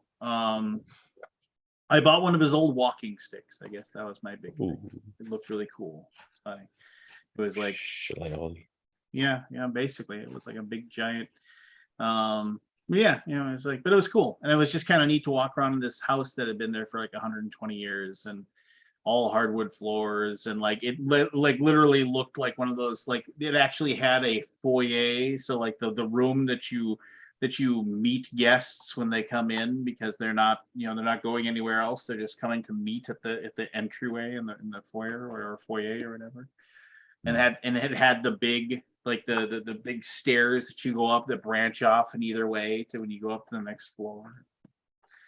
Now of course we'd never build anything like that. Everything is, the open concept and what have you. Each room was like its own little cell, like it had a doorway, and you went through, and it was like, and some of the doors didn't have doors, they just had curtains that were like strung back. But I mean, I guess you just like, untime to like, have the blocks there. But it was like, literally, it was just neat, right? And the kitchen was freaking tiny. That, instead of now we have these giant kitchens and what have you. And I got a pro tip for estate sales, by the way. This lady I used to date, her brother used to flip stuff from him all the time. He said one of the best things you could do with estate sales, go when it's really, really bad weather, because there's a lot less people to contend with, and you can just scoop stuff up like crazy. So only go when it's bad weather. Yes.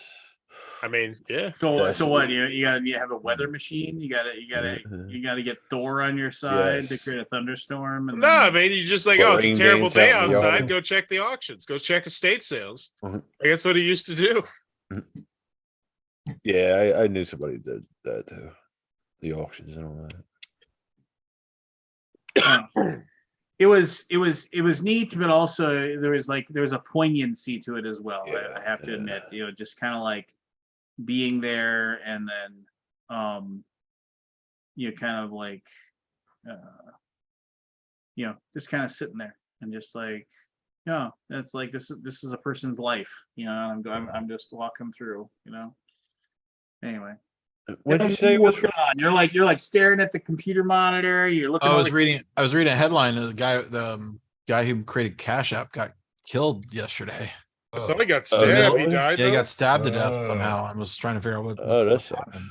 I actually said Evan, not Scott. But Evan, Oh, what do you? I look was at? buying my badge for BGG Con, He was buying his There you go. badge. and now I have it. And Well, but now, I'm getting you a booth badge. You know, You like were at the booth? you're gonna be at the booth.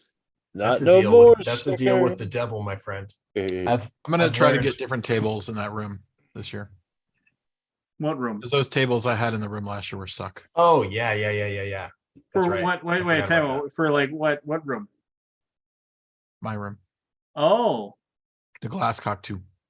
The Oh, glass yeah. cock- I don't yeah, know the name of called? it, honestly. I that. don't Those remember what it was tables called. last year were It was tough, garbage. tough to play on. It was Yeah. garbage. Yeah. The steel Yeah. balls room, Scott. How's that? Steel balls. you know, I mean, cool, good deal. Good Oh yeah. Did you buy the sled? Should have bought the sled. sled. You mean the room, Scott?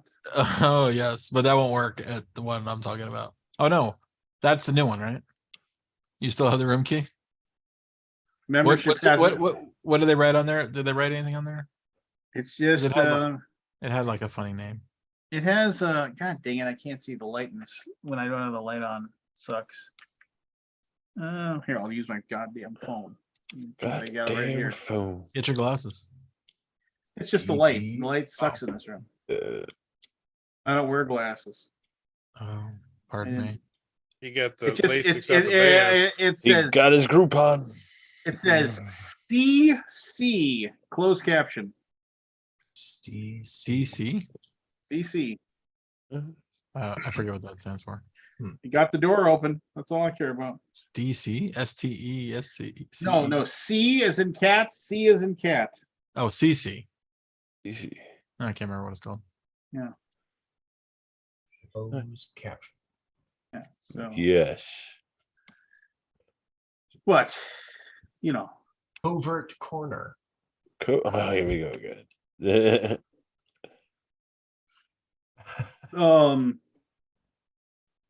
what was I gonna say? That- You distracted me. I had something I was gonna. The What clue is that? is situationship.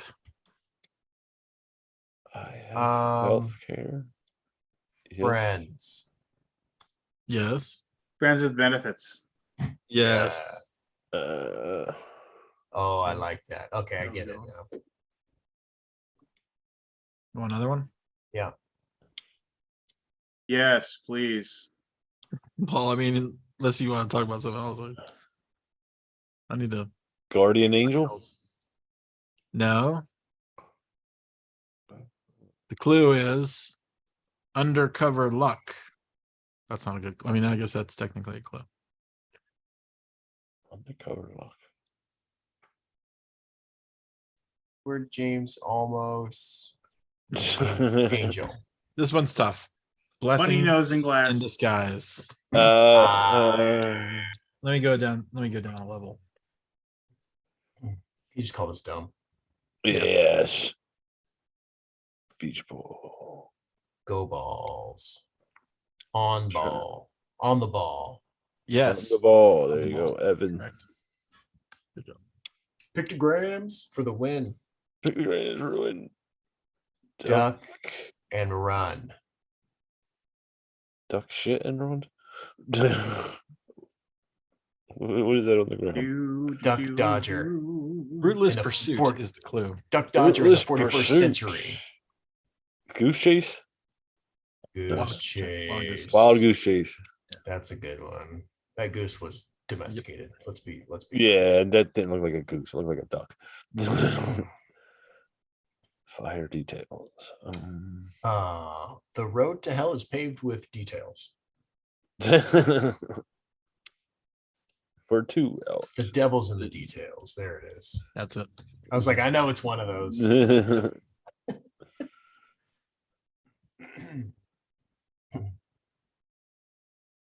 Sad back. Sad sack.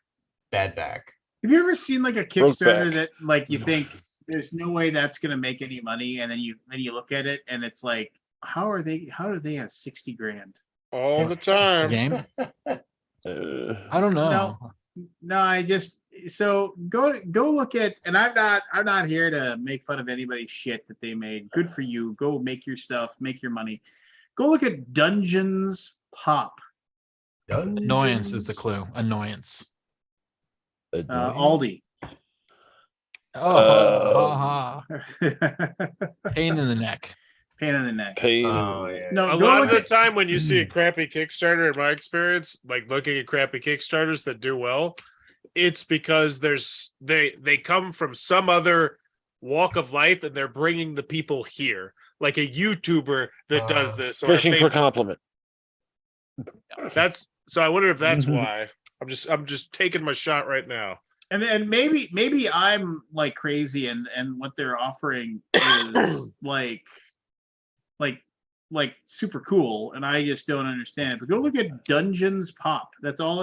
That's what it's called. Why don't you share your screen and show us? Oh, those look just go cool. look at- But no, but I mean, Crossover it death. looks Not while I'm so alive. cheap. No, I think it looks neat. But no, but I Okay. mean, how many? But the whole point Over of my like dead when body. you there have you go. when you have different terrain for playing D&D, it's like, oh, it's the exact same ruined tower again, or oh, it's the exact same tavern again, or it's like I don't want that's.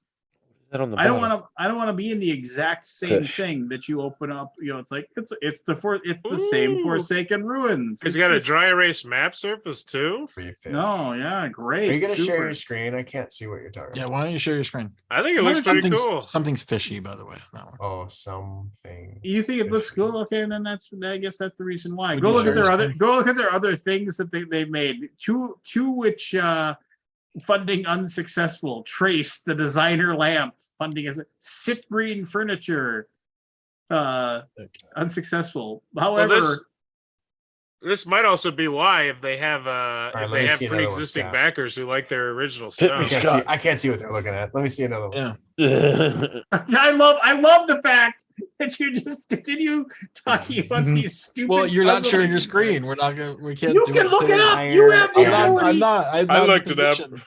Fire over water. Thank you, Forrest, for Over actually my being- dead water. Fire and flames. Fire and Fire- brimstone. No matter what is the clue. Heaven and earth. Hell So- or high. Hell or high Hell water. over high water. Dungeons Yeah. pop. That water. What's wrong with that? It looks fun. I just I feel like this is just so limited. Like Oh, it's but- like I mean, you have 6 things. Who made this? John Irons. All right, cool. Nice work, John. The Iron Man. Hey man, I'd be pretty stoked with 63 grand on my first project if I. It isn't his first project. No, he did Dungeon Box Pocket. Okay. That actually looks pretty sick too. no. The ultimate, yeah. This explains it. He's got other stuff. He's got a lane. Okay, that's why he made 60 grand. Yeah. He's got the ultimate RPG tabletop companion, the companion for the mobile adventurer, his lamp. And 100. cardboard What furniture. about his sit green cardboard furniture? Hey man, That actually Don't makes me judge. feel more comfortable. You know, the fact that he's doing other things in this lane. See, over Excellent. 8 years ago, I received my cube, and it's a 9 out of 10. it's pretty good. 9 out of 10. Good. Not bad. What did it take to buy a This is stool or weird. cube? $92 for a piece of cardboard furniture. This is odd that he pivoted from the furniture to the play the video. You think? like. It's when all I see cardboard.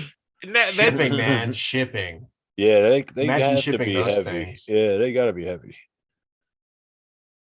More expensive than a board game, that's for sure. Yeah. Well, I mean, unless you're doing Frosthaven. Wow, Dungeon- 1,538 backers on that one. Dungeons Box Pocket. For Oh, but you start going through the comments of their last Kickstarter, and this is people complaining. Uh-oh. Juicy. It's not too bad though. No, it's a lot of people not reading. Oh, actually, no. Oh, not responding. to emails. Oh, I got at least 10 people not receiving their items and then not responding. Uh-oh. Their last response was 2 years ago. Ooh. Oh, that's interesting. Ooh. Yeah, now you gotta make me want to cover it. Now I gotta look for some other anomalies. I see so many people do shady stuff on Kickstarter. Now I'm always looking for it. Why is that shady? What? That's like Those are anomalies. that's not necessarily shady, Those but are it just anomalies. that's piss poor customer service though. Like that's like 10 to 20 people. how long- That's 10 to long 20 are you people. how long are you supposed to monitor the comments? See, he's responding to the current Forever? one. Is it when you do what project and someone writes later, years later, like are you Yeah. supposed to Yeah. like we actually had like one like 5 years later on Did you? I Hate Zombies. We just sent him like a gift card to some store. He's Like a looks $5 pretty gift active. card. He looks pretty darn active on this, man. Well, what about the last one? When did Dungeon Box Pocket come out? Dungeon Box Pocket, baby. It's fun to say. That's a good Saturday night right there. Yeah. The Dungeon Box Packet. And some tissues. What you gonna fix? Box Pocket. Box Pocket. I like it. Good stuff. Good. Man, this is really low in. Apple Man. No It's a head. peach. Peach body. Peach Head Man. Peach. Where's it at? Is that a peach? Where's that? Peach plus body. Oh, It's called minus Beavis and Butthead. is the clue. Peach Head. Butthead. Yeah, you said it. You said it. Barry, you said it. Peach. That's Butthead? Butthead. Well, the peach is like a butt. Okay. Because it looks like a butt. Okay. I mean, that's emoji talk, right? Yeah. Oh, is it? Okay. In that Yeah. same vein. It's a butt. Richard. Yeah, it was a dick move. That's why I'm buying you lunch. Big Tie. Dickhead. Dick Tie. Dickhead. Homer, let's get lunch. You like tie? Tie good. You like shirt? You're off. Piss off. Pissing target. Pissed off. Pissed off. off. Pissing Somebody's target. Like It I looked know, like the Target answer, I have no logo. idea what it means. That was the Target logo. No, that was off. You're right. Cup World. Sad. Didn't like who won the World Cup. Rich people issues. Rich people what? Issues. First world problems. Yes. First world Oh, that's a good one. It looks like Barry's actually really good at this. I'm stoned. That's perfect, man. You're in the perfect state. Oof. Boot dial. Close. Oh, yes, that Booty call. Booty call. that well-known phrase, boot dial. Yeah. Sorry, buddy. I yeah. boot dialed you. Hopefully, I didn't say anything embarrassing. Butt dial would have been. I'm sure butt dial's in here somewhere. Yeah, probably. All right. I'm gonna take off, guys. All right. Good night, sir. Good night. Good night, Scott. Bye. Bye. Dungeon Box Packet. What you gonna fix? Some box pockets. Oh, Jen and I, we were watching Buckets in the morning. Buckets in the morning time. Friend of a Family, which I'm is really based- annoyed I can't find the barbecue beef hot pockets anymore. Anyway, go ahead. We were Sorry. watching this show on Peacock called Friend of the Family, which was based on a true story about this guy who abducted this girl twice, kidnapped her twice, and tried to marry her and impregnate her, telling her that they were half alien and they had a mate to make sure As the you do, survival. Yeah. That's a line I use all the time. And Works every time. but this guy was a real manipulator, but it was before they knew what pedophiles and all this was. Like they had the FBI involved with it and all this. But it was just wild what this guy did. Like he had sexual relations with both the mother and the father to blackmail them. It was nuts. And then I was thinking, like, it was I think it was 8 or maybe 10 episode thing, and I was like, a lot of this guy, like the family, the mother and father thing, has got to be dramatized. But then I was watching like a documentary on it, and it's basically true, where the daughter that this happened to was telling, their story with the mother and the other sisters. It was nuts. Hmm. But they happened to be Mormon. I was like, why are these Mormons so gullible? This always happens to It happens to lots of people. Yeah, but it just seems like I hear the Mormons more. I don't know. I know you don't like Twitter, but I did have a tweet that I saw, and it was from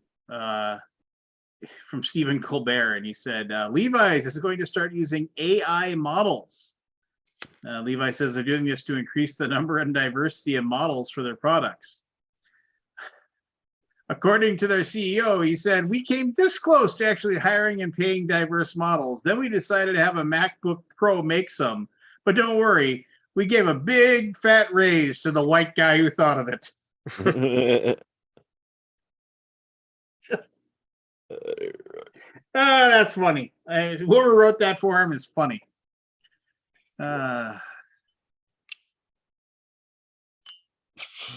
And we laugh because it's true. It's sad.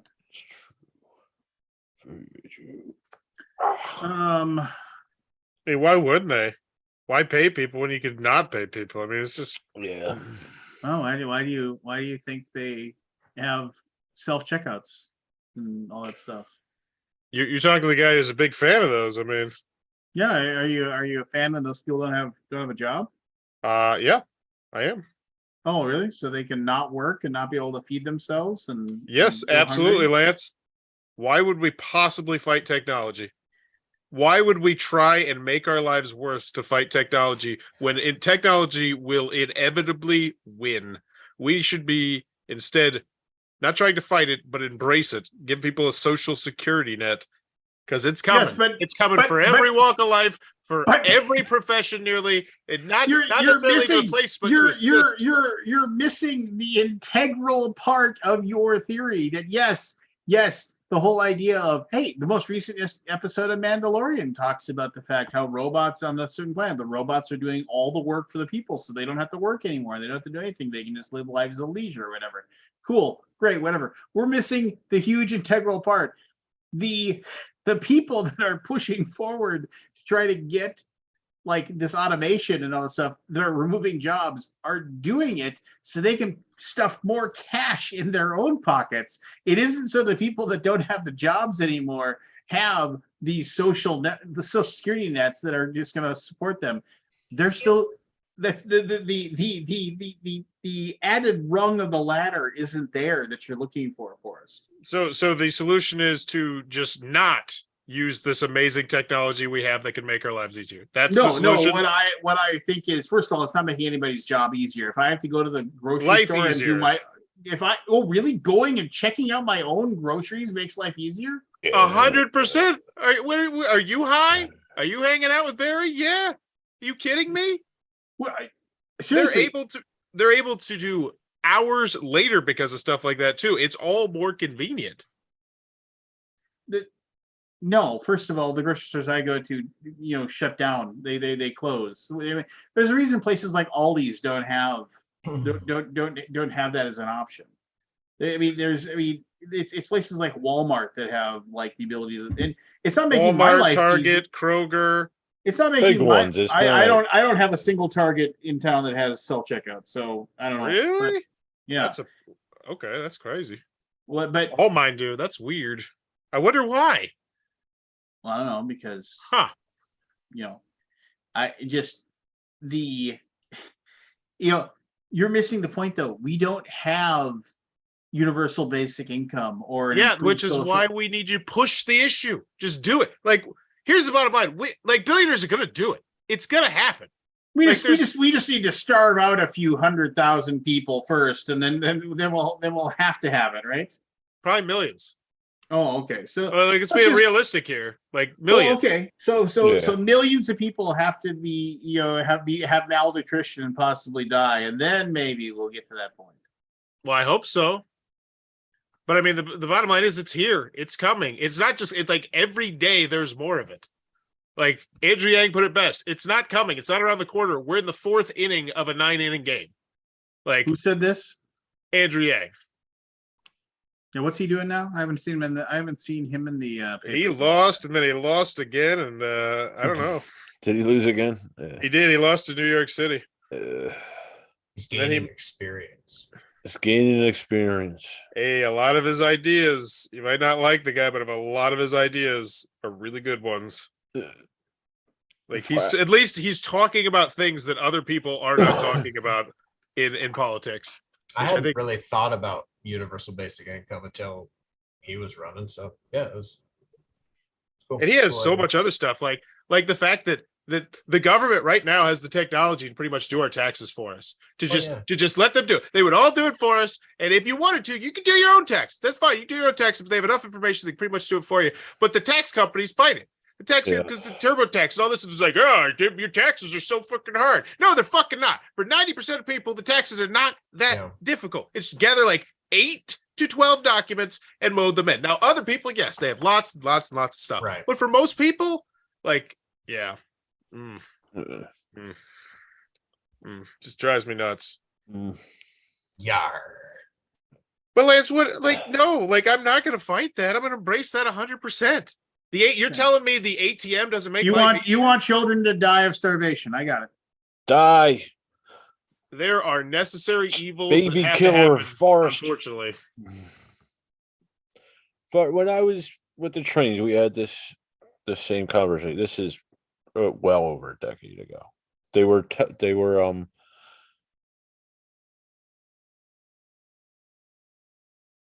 Oh, No. Harry got real still. Real quick. This is a serious moment. Pregnant pause and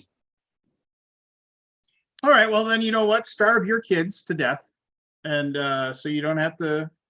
You don't have to. that's such a straw man argument, Lance. It isn't. No. What is the actual argument here? How are you? You're basically you are suggesting that it's okay if millions of people have like starved. Yes. So unfortunately, because I think that's the only way anything's going to get done. Okay, well Like, then we it's your, ran then the it- fucking okay. White House. We Okay. got control. We got majority, and we're still not getting shit done. But if a So million then- people so die, then- shit's so- going to get done. Why don't you go ahead and have your entire family quit their jobs and then you guys starve and be the first next on the block.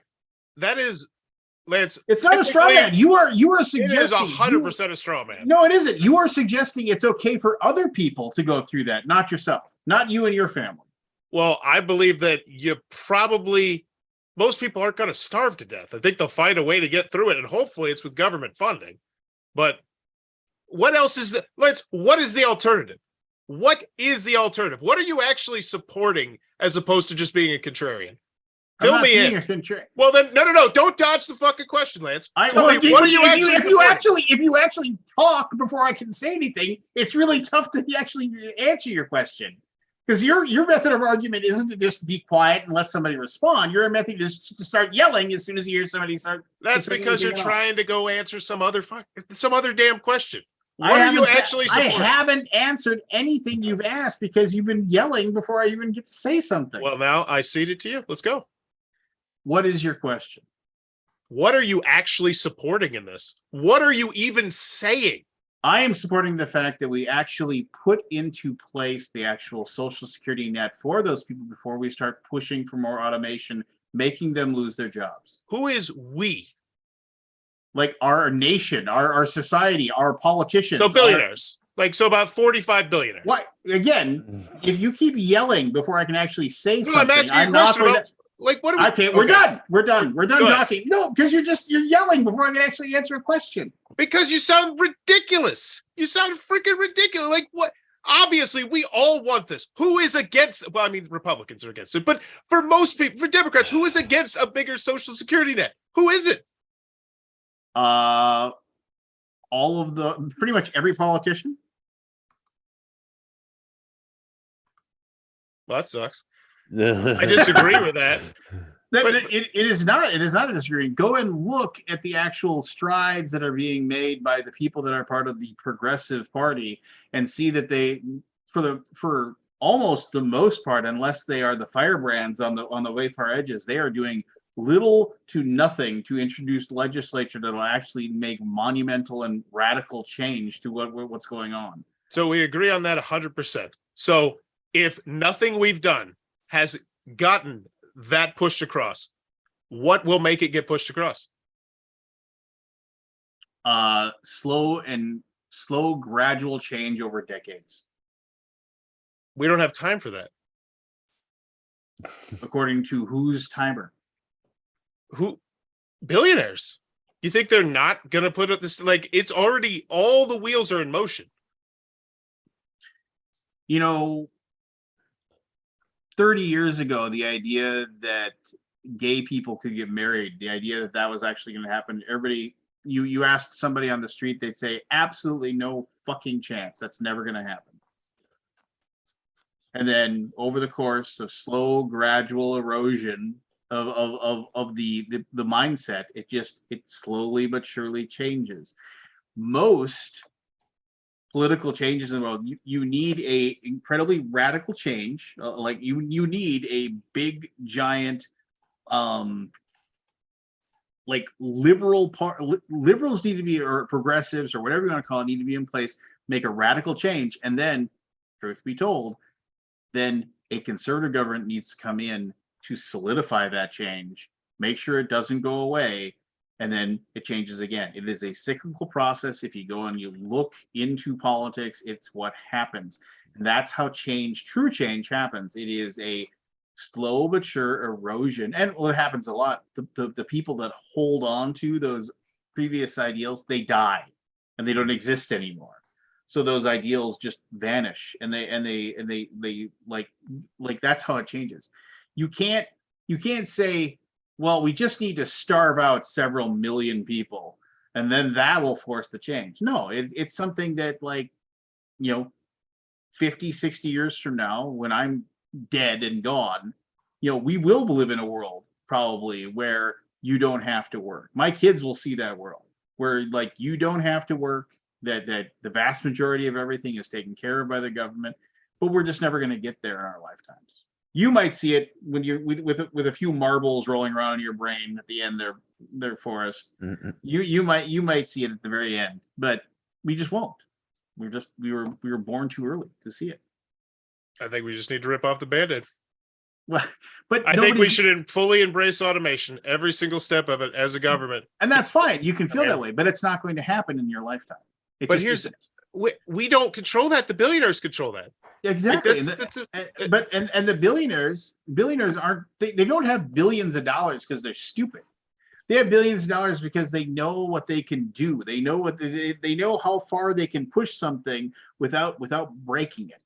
And they can say, okay, well, I want a little bit more money, and I want a little bit, but I can't, because that's when people start showing up at your front door with a guillotine and drag you out in the street and chop your head off. So they say, we push it as far as we can, make sure those giant TVs are just cheap enough that people will buy them, make sure we got enough cool, cheap streaming services out there so we can keep those people that are barely squeaking by with their, median income, household income of around 60 to 70 grand can live semi-comfortably. They have enough day in, day out entertainment. Make sure we start making weed more legal for everybody too, so we can just keep everybody complacent, keep give them the enjoyment they have, so they don't expect anymore. And make sure we flat out just shove down their throats the idea that they shouldn't expect more out of their lives, and what they have is really, really good. And also we got to make sure we keep a lot of freaking poor people around too, because the poor people, like the people that are right in the middle, they look at the poor people and they're like, ooh, I don't want to live like that. So they'll just stay in that nice median, like upper middle lifestyle where they have the nice TV, they have all the creature comforts they want. They don't have millions of dollars, but they have enough. They got a little nest egg set aside, maybe take a trip every year, and they think that's good enough. And and that's just the way the world works. It sucks. It's been broken. The world's been broken for years. We inherited a broken world. We will make our world slightly better, and we'll give our kids a slightly better one. And then their kids will have a slightly better. Just like the world that my great grandparents inherited was shittier than mine, but it got better.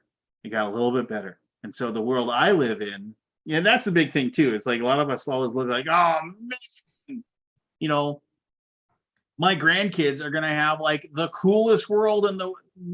They're gonna have their life is gonna be so amazing compared to mine. Well, we live like emperors compared to what our great grandparents lived in. It's like, what do you have ice in your drink whenever you want?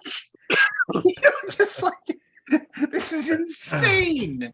You don't have to work a 14-hour work day and some like that chopped ice that killed lots of jobs. Yes, it did. It certainly did. And that's Walmart just yesterday. Walmart yesterday is hoping to get to 65% of its stores to be serviced by automation within 3 years, as they just announced they're laying off more people and hiring a lot less low worker incomes. And if you think Target's going to be different, it's not. If you think Meyer's going to be different, Kroger has invested tons of cash into automation. Amazon is continuing to invest tons of cash into automation. I would love to hear what your point is to this diatribe that you just Googled. Well, we don't have points. Remember, that's the whole thing, Lance. We're actually agreeing for the most part, but we don't actually have points. Like, there's no point. Like, automation is coming. Period. Like, it's coming, and it's coming fast. Yeah, it is. I don't think it's coming as fast as you think it is. But Forrest, this is a discussion. This is a discussion that's been happening since. You thought you were going to own a car that was going to earn you money 2 years ago. This is a discussion that's been happening since the Industrial Revolution, Forrest. I mean, every bit of a technology just comes along. Jobs will be lost, third shift. Artificial intelligence. ChatGPT is going to change it, though. Like, artificial intelligence working on artificial intelligence. It's changing the game. ChatGPT, like if you take like a couple hours just to mess with Bard and ChatGPT, there's millions of jobs going to be lost to that. In the near future, the very near future. Like it's amazing. Have you messed with ChatGPT yet, Lance? No, I've done enough to like no, I don't like it, but like it's coming for a lot of jobs.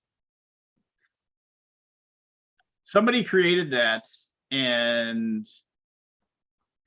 the thing is that like it's not there yet. I mean, when you read something, you can tell it's ChatGPT when you read it, as opposed to like other people writing stuff.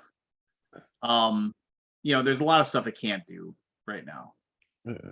I mean, it's one of those things where it's the I mean, I don't like it, but that doesn't mean anything. I mean, I don't like lots of things that exist. It doesn't make any difference whether I like it or not. I mean, it's who's his face? It's Jeff Goldblum. It's like you were in such a rush to make something, you didn't pause to stop to think of whether you should or not. Well, we never do. So somebody came up with this idea that they're going to make this. Oh wow, we can use ChatGPT. It'll create whatever we want. And it's just kind of like, yeah. I mean, it's like cool. For what purpose? Yeah, I was just thinking that. I mean, what? I mean, honestly, like, other than like, oh, okay, cool, we can tell it to make a nursery rhyme for us or something. Okay, that's neat enough, I suppose. But ultimately, though, what was the point? I mean, like, that's the biggest thing. Other than to like show that you could make it, I don't see what the point of it was. I mean, do we really want to just read novels created by a computer, or do we want to actually like read something that somebody creates? It's kind of like the whole AI art thing too. Do I really want to just watch like a computer just grab,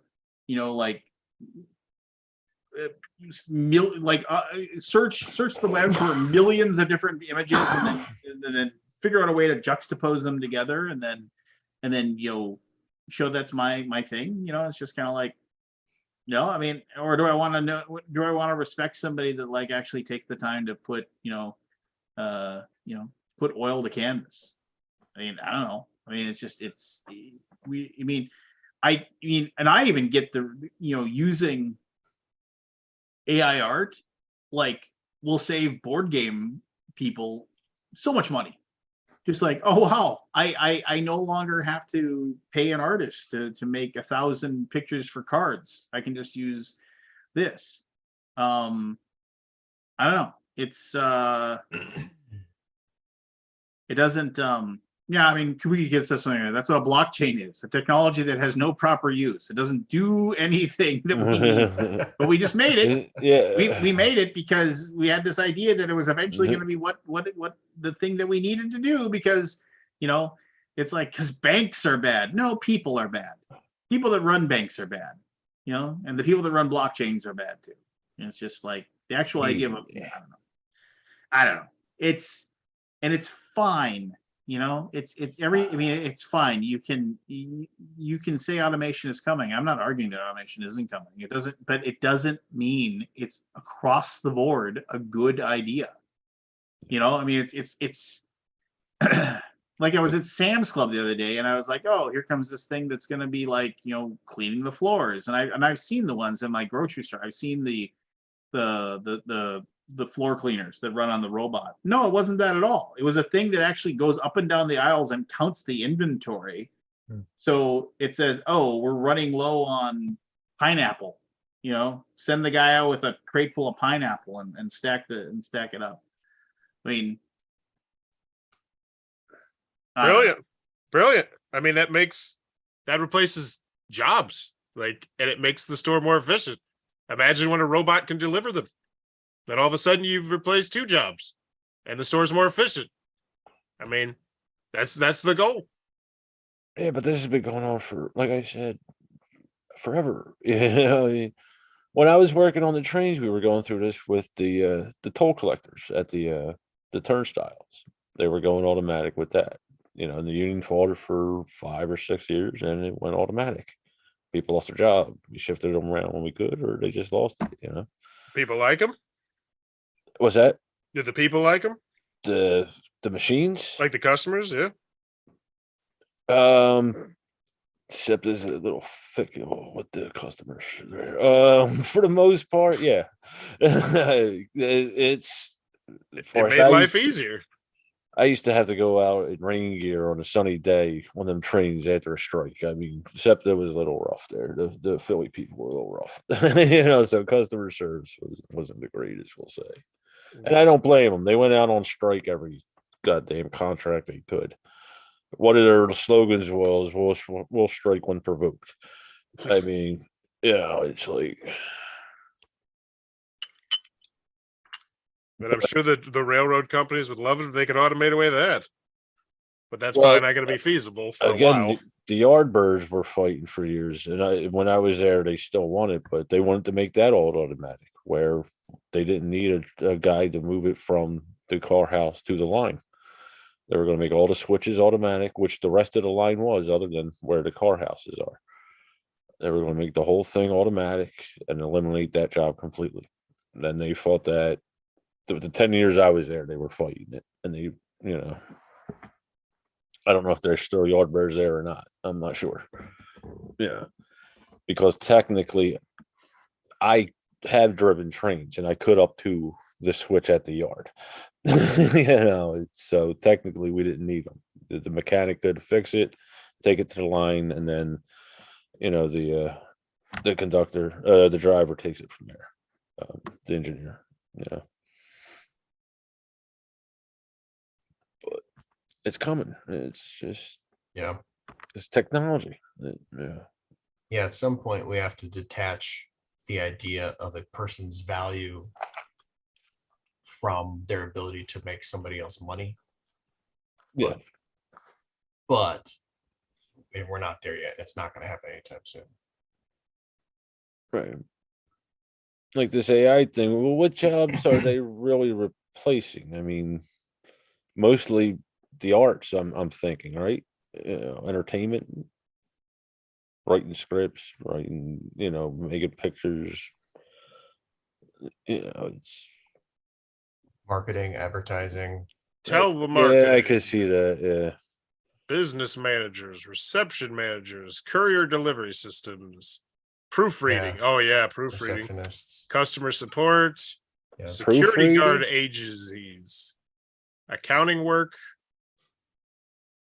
advertising, research analysis. There's a bunch. Yeah. Soldiers. Oh yeah, I mean shit, soldiers. That one. It's like That one seems like it could be pretty.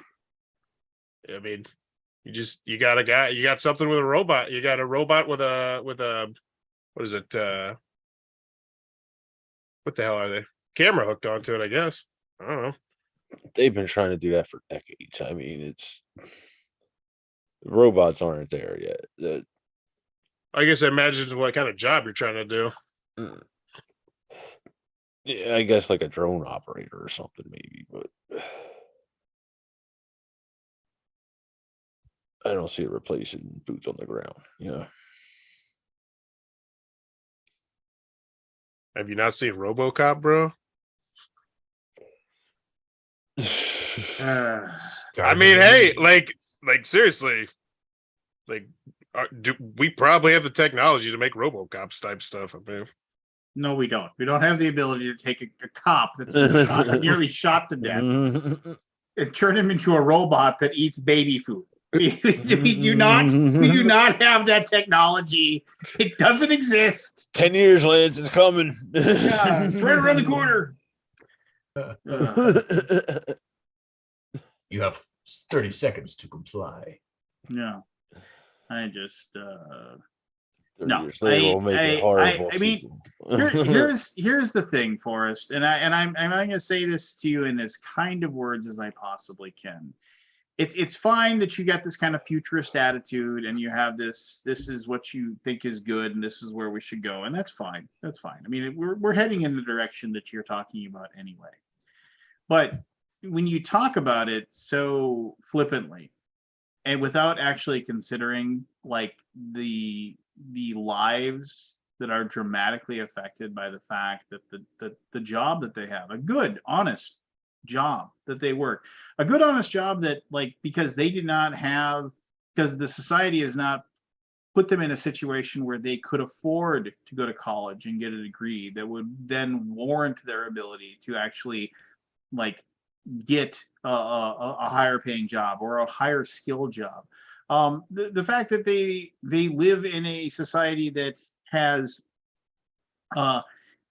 like where the poor people are just made to stay poor, where the ability to actually, the whole American dream, if you try hard and you work hard, you can be anything you want. No, our society is set up for poor people to remain poor and to stay poor and to work menial jobs and work shit jobs and not have anything. That they don't have that. They don't have the ability to just, get to where they are. I mean, you are in a situation, you are in an extremely unique situation where can be a stay-at-home dad. You don't have to work. You don't have to do anything. And your wife works. And it's enough money for you to support your, like, rather large family, larger than the average family in America. You are like exceedingly wealthy compared to a vast swath. I'm aware. And so you sitting on top of this hill and saying, oh, well, it's like they just need to lose their jobs. That's an incredibly uncaring, unfeeling mentality to have. It doesn't change my thought on it. Like, it's, well, I know, but in a lot of ways, for you to have that mentality when you are not a billionaire, because that's what the billionaires feel like. Who gives a shit? I want more money. You're saying, who gives a shit? I want to have my life be easier and things to be awesome, and I just don't give a shit.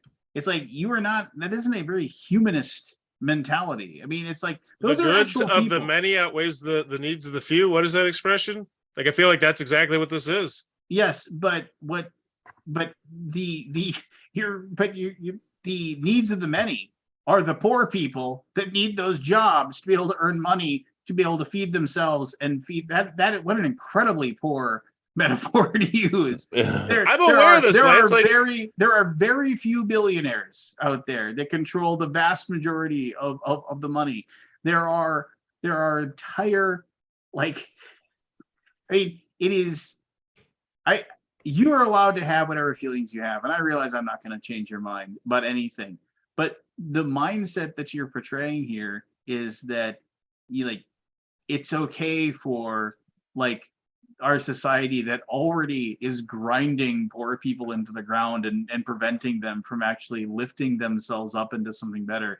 You're okay with yet another thing that is going to grind them into the ground even more. No, I think we need to rip off the Band-Aid, because right now we're slowly grinding. Okay, we're slowly grinding. And we're not doing anything big because it's happening so incredibly, progressively slow. It's just so slow. Whereas if it were just a Band-Aid that just got ripped off. And how is this magical Band-Aid going to be ripped off? If with some of these, what do you mean how? Like, the billionaires are going to do it. I would love it if we just pushed as a country for automation. Said, all right, we're going to get in front of this. I was the guy who was Andrew Yang, who actually had a plan for how we were going to have a social safety net specifically for people who were laid off about automation. Like, yes, I get it. Like, I get exactly what you're saying. There's going to be millions of people who are going to get pushed into poverty, and we're seeing it right now. And even if that man was elected to be the president of the United States, he wouldn't have been able to affect any change because of the ingrained and indentured process that are of our already set up like socioeconomic norms. I mean, I disagree. I think anyone who had some guts, anyone aside from Joe Biden and some of his cronies, would have got the filibuster out, because the filibuster being out would have allowed big sweeping brushes to happen. Yes, on the left and on the right. We had to get rid of the filibuster. We had the chance to get rid of the filibuster, and we didn't. You are gulping down the Kool-Aid. And just it is no. I mean, which is fine, whatever. It's like, if the filibuster was not there, it would be so much easier to get things done and get things done quickly. Do you understand that, like, I mean, the filibuster is hardly, if ever, used within Congress? Yes, because nobody tries to do anything because they know it's not going to work. Like, they already know before they get into it. Yeah, like, we don't have the votes. We just don't have the votes. It's not even worth the damn time. And so how is that going to change? You're going to somehow miraculously, like, have, like, in our two-party system, in which you have one party that is all for the rich people and the other party who has no balls to do anything or even attempt to do anything, because they're bought and sold just like everybody else. How are you all of a sudden, just because you get like some radical elected to be president, which we did, mind you, get a radical elected president fairly recently, like how, and which then did nothing. He did nothing. He did nothing that he said he was going to. And then it is a fool's errand to believe that if we could just get this one guy in there that has these ideas that I really love, then any of them. I was a Bernie Sanders guy too. Anybody who's more progressive than the shit we got now. Like, there's like Joe Biden, about 6 other people who are exactly like him. Any of those people, not those people. Those people aren't going to get a damn thing done. We can't even get our damn student loans. Like, what have we actually gotten from winning the presidents as Democrats since 2020? What have we got? Like, what's the big, like, Easter egg? Because it was supposed to be the student loans, and that shit didn't happen. So what is it? Because I definitely 100% believe that if Bernie Sanders, Tulsi Gabbard, or Andrew Yang had gotten in, at least something big would have happened. Something, some needle would have gotten moved. But right now, okay. When's the last time we had a president who was like, Trump got some stuff done? Trump was the last one who was super far one way, and he got shit done. Shit that a lot of people hated. Because he walked into a situation where he had like enough. He had backing within both the Senate and the House of Representatives, and enough people like saw the writing on the wall. You had Democratic tweeners that were like, oh well, there's enough people in my state that if I don't at least equivocate on some of these things, I'm not going to have a job when I get done. And then they can portray it like, well, I would still be able to do more for my state if I managed to keep my job than if I was voted out and was replaced with somebody that was more right-wing than I am. I mean, it is there's no Band-Aid to rip, because nobody is willing to pull it, and there's nobody that has the power to do it. I mean, you have a wonderful mentality of like, we just need to do this. Well, short of the freaking poor people in this country finally saying, I've fucking had enough, grabbing some of these billions of guns that we've sold and just literally like overthrowing the government we have, that's the Band-Aid. And that's just not going to happen. They tried. I mean, it was tempted. Yes, by weirdos. But once again, Lance, that's exactly my point. Someone on the far end of the political spectrum had people trying to do that. And so here's my question. Do you believe that if Bernie Sanders would have won from some crazy way, which I know you'd think that would never happen, that's fine. It won't, because I the get Democratic Party. it. That's not the argument. That's not the conversation.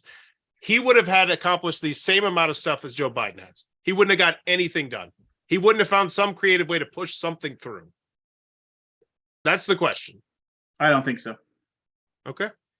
Because the Democratic Party is like a bunch of spineless, ineffectual cowards. God, it is. It so is. It's so hard too. So you can put whoever you want to on top of that mountain, and it's just they're never going to be able to do anything. It's just the way it is. So Just the way it is. some things will never change. Oh shit, I can't remember. all right. Things will never be the same.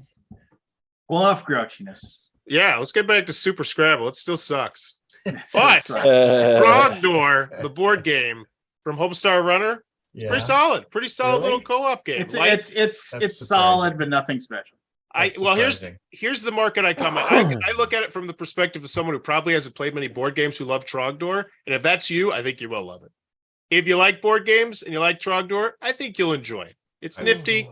It's got a cool end game. Like every end of the game, you're either going to win or it's going to be like a stand-up dice roll kind of thing every single time, which is cool. I thought it was pretty solid. The guys who came up with Homestar Runner, I mean, who knows what would have happened, but they were offered millions by Cartoon Network to turn their thing, and they turned them down. They were Wow. like, nope, we don't want our thing to become commercialized, that kind of thing. So I would have sold out. Mhm. Oh, we know you would I have. would've sold out. and they would have walked Where in do I there like, sign now? Where do I sign? we're willing to give you million done. It's just like, while my accountant / lawyer, shut up. Yeah, wait for the offer. Wait for the offer. But yeah. He probably made enough money with his own. No, because shortly after that, Flash or whatever that they used to make the things was discontinued. Oh, that's true. Yeah. Yeah, Oh my And so, gosh, like, Flash. it's only very recently that like he's moved the stuff over to a YouTube channel so you can watch it. You know, you can watch the stuff. Yeah, Why do I Oh, took you him so couldn't long? access the old website anymore. yeah, like homestarrunner.com takes Yeah. you to something. I don't know what it is. Oh, interesting. I used to check every freaking week, man, for the new Strong bad episode. emails, baby. Yeah. And then look for the little thing to click on. They gave you the little extra little game and stuff The like little that. game at the end. Oh my gosh. Yeah. He always had a little song he opened up with, something different. He goes, every day I look at my emails, and every day I hope it comes from a female. They're strong bad. They're strong bad. I like chicken. What do you think of it? Signed, David Rar. It's everything. Yeah. How do I learn the skills of an artist? Yep. And they had lightning in a bottle with Trogdor, and they could have done something huge with it. And then they made a pretty shitty board game, or pretty average board game. The pretty average board game. I was checking on Board Game Geek. It is very highly rated on Amazon and decent on Board Game Geek. That's because people love Trogdor. But I mean, come on. If it wasn't Trogdor, you would say, that gets the job fucking done. It gets the fucking job done. It gets the fucking job. Top Next game. 3,000 all time. That's pretty good. Next game. Yes, but you can't tell me that it isn't a lot of people like going back to a Trogdor. I have no attachment to Trogdor at all, and I enjoyed the game. Well, I mean, you're a hack, so Oh, that ain't right. anyway. I want to play. All the game right, now. it's 1 o'clock in the morning. I'm gonna call it. Yeah.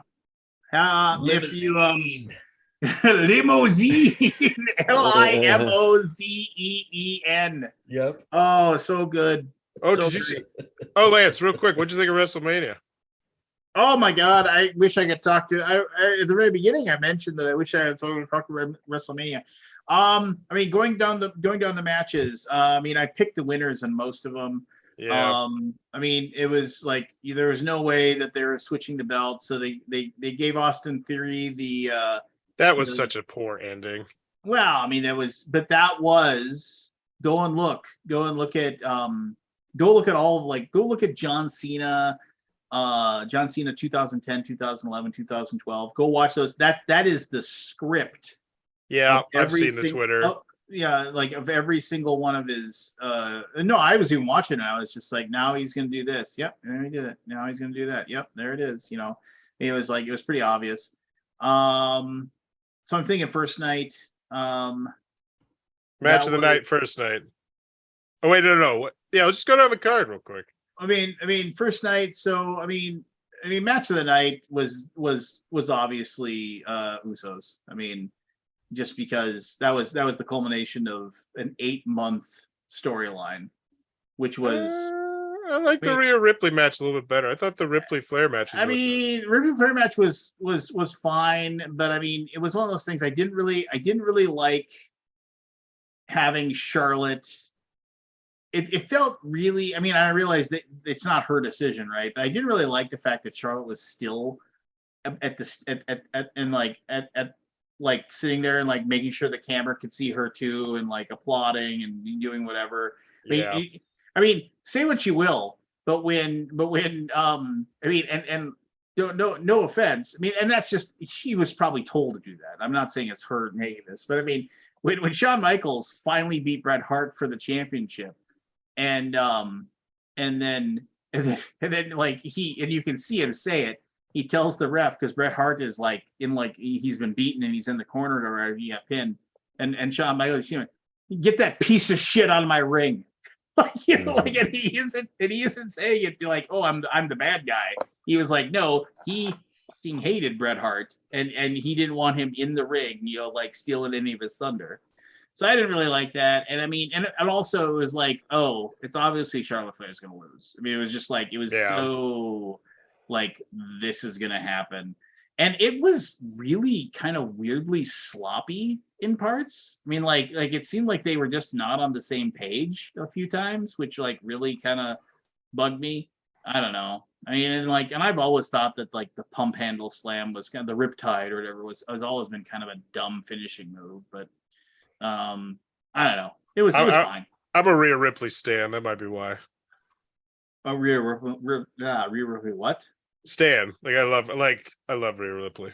Oh, I mean, she was fine. I mean, and it's just kind of like, Gotta be a stew, man. You gotta be a stew. Yeah, no. I mean, and then what were the other matches? I mean, the 3 Haluva kicks was super awesome. Just like the way they did that. Which one? What are you talking about? Well, Sami Zayn. I mean, Sami Zayn, pound for pound, might be the best worker in wrestling right now. Yeah, I expect that match to be very good though. So yeah, I mean, it would have been very disappointing if it would have sucked. Yeah, I thought it was really good. That's probably my second favorite of the night.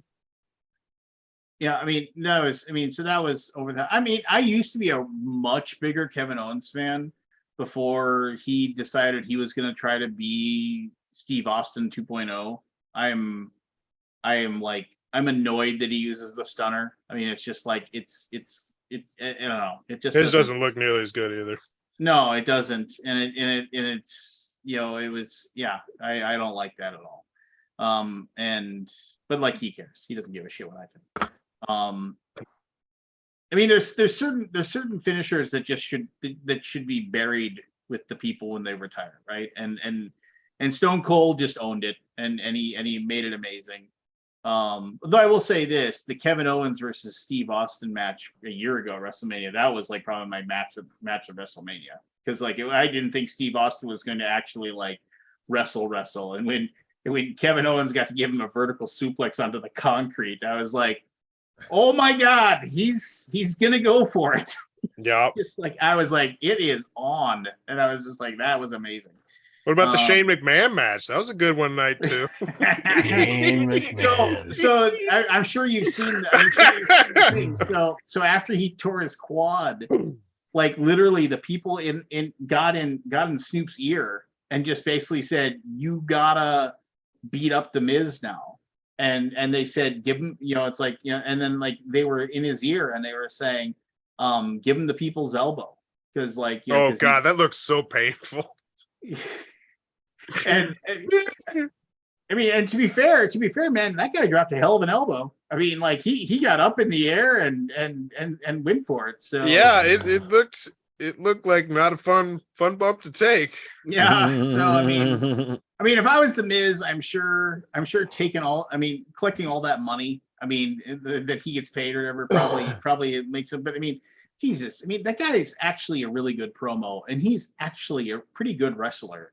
And the fact that he's just the guy that gets pissed on every fucking week, it's just kind of like, I don't know. It's kind of, I feel bad because I mean, he cut the promo of his life on Daniel Bryan 2 or 3 years ago, and they did nothing with it when he shamed Daniel Bryan. All right, I mean, so that was too bad Shane McMahon tore his quad, which is, but that's why 57-year-old men shouldn't be out there trying to leap off top ropes to do things. It's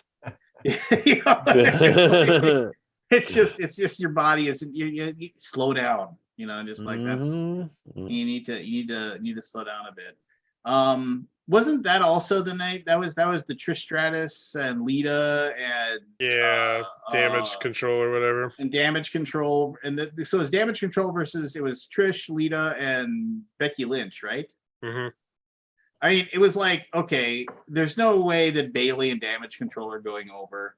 But I was like, oh my God, Lita just looks so slow, which is another thing. Like, admittedly, also a woman in her mid-40s wrestling.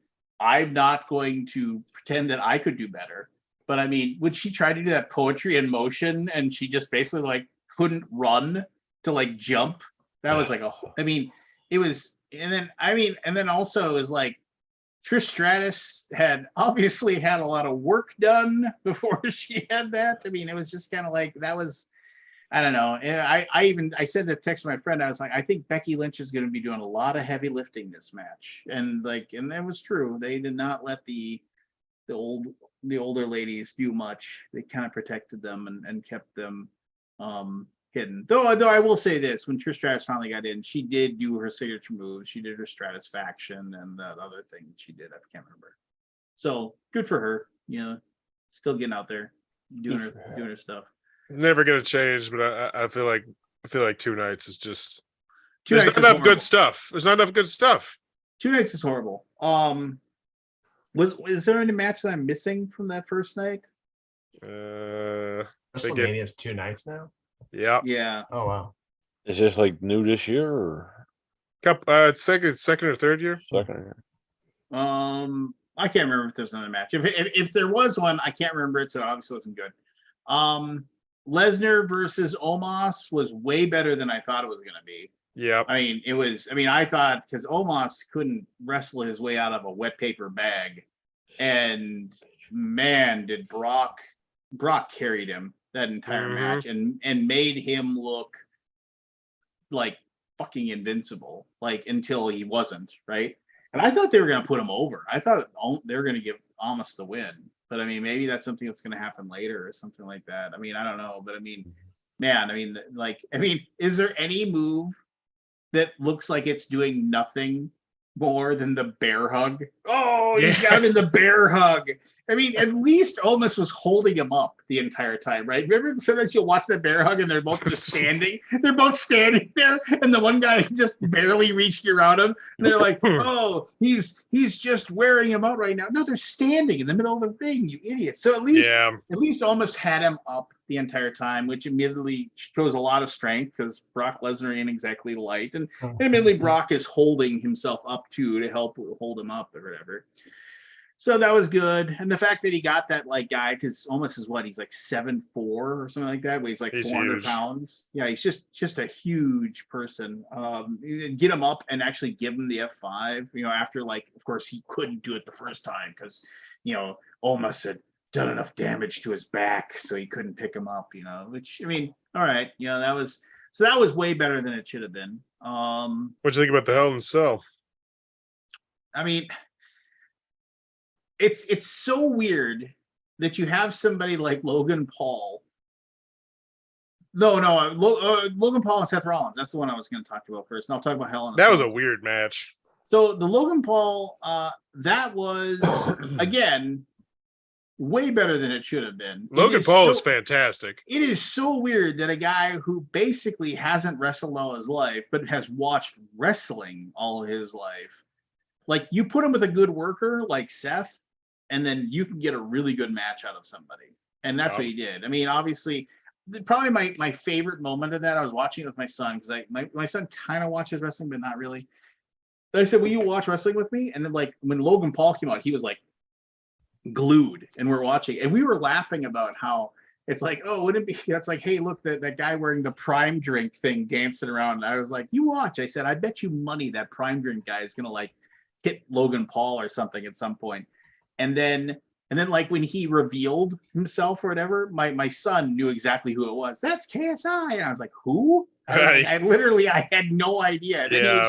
Then he was laughing and having a good time. And the spot where he was trying to do the selfie and then he got pulled on the table and got smashed by Logan. That was pretty well done. I mean, it was pretty cool. It was timed really well.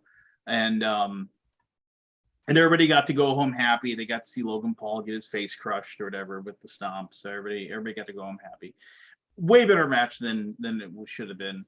The Hell in a Cell, I thought, when they said Brood Edge, I was like, that was weird. That was really weird that they didn't say anything. And I was like, well, if you got Brood Edge, then you need to bring out the Brood then, right? I mean, it was weird. And then I thought maybe he would like, have like, Gangrel's gonna come out. Gangrel, and then I mean, or I thought maybe he'd have the teeth or something like that. I actually called one of my old friends that I hadn't talked to forever, and I was just like, because we always used to laugh about it. It's like, Edge and Christian used to be vampires, but they got better. Just like they cured him. And I was laughing. I was like, Edge is coming out as Brood Edge again. We were laughing about it. He's like, maybe he's a vampire again. It finally caught up with him. But no, man, I mean, I was really, really annoyed. One, that it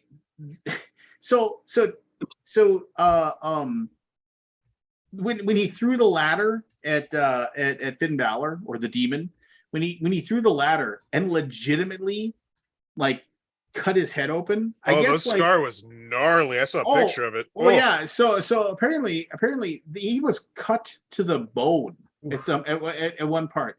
And when they rushed out there to see what they were gonna do, and like all the blood's like splattering on the mat or whatever like that. And then Edge had to like go and like do something. So I'm gonna go and collect weapons and pretend I'm multicolored weapons too. What the hell is that? Like, why is the table purple? Yeah, who knows? But I mean, so they went through this whole thing is like, so apparently when they came out there, they without like local anesthesia, they stapled his wound shut. Like he did not get Novocaine or anything. They were just basically like they used like a quick spray on. They cleaned it up. They did some like spray on thing that's supposed to like cut the pain down, but it doesn't do it does next to nothing. And then they stapled the wound shut on his skull, and then he went back in and finished the match. Dude, I love Finn Balor. He's so good. Oh, Prince Devitt, baby. You got to go back to old New Japan Pro Wrestling and watch him just be absolutely over the top evil. Watch his old matches. He's never been as good as he was in New Japan. But so I don't know. That was a really good match. I did not like the ending. I hate the fact that the Demon got beat. I don't like the fact that the Demon got beat the last time we saw him. I don't like the fact that the Dude, it was Brood Edge. Come on. I mean, I don't like the fact that they beat him twice. I mean, the Demon was undefeated. He was like 20-0, and then then he loses some shit fucking match to Bray Wyatt because Bray Wyatt can. Oh man, because the mat fell apart, and then now he just loses to Edge, who I've never liked. I have never liked Edge. I always thought his moveset was garbage. I always thought he's only got that one look where he's like, oh, I'm really mad, and my eyes are popping out. That's like his only reaction that he has. I never liked him I just detest him. And his spear is weirdly gotten better as he gotten older. But I remember when he was younger, and his spear was like, I'm just gonna kind of hug you and kind of like put you to the ground here. It didn't look like it would hurt anybody. But anyway, so I didn't like that. I like Christian better. I've always liked Christian better. Christian can act. Christian can he'll actually sell. Yeah, I mean, I don't know. Edge always just kind of bothered me. But anyway, plus he stole lead. and got Matt Hardy fired. And I think Matt Hardy's amazing. So he is very good. He is very, very good. So okay, and then we had Reigns, Cody. Well, no, before we talk about the main event, because I could talk for hours on the main event. But we had Bianca Belair and Asuka. And Bianca. I don't. Again,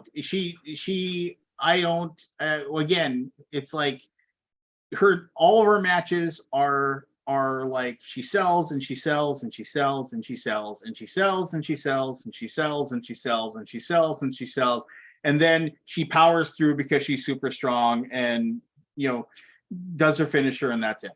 I mean that's her match, and it's the same match. I see it again and again and again and again. It is so boring. I don't. I don't. She does nothing for me on the mic in any promo. And Asuka is like, I thought finally maybe she's gonna get. And I've heard that she was supposed to win that night, but Vince McMahon, of course, took over the frickin' finishes, and he basically said nope, because we can't have a woman who doesn't speak English very well as our champion. So the Japanese wrestler doesn't get it. And Asuka is like, name me a wrestler that is a better wrestler than Asuka. I mean, like she is easily the best female wrestler in the world.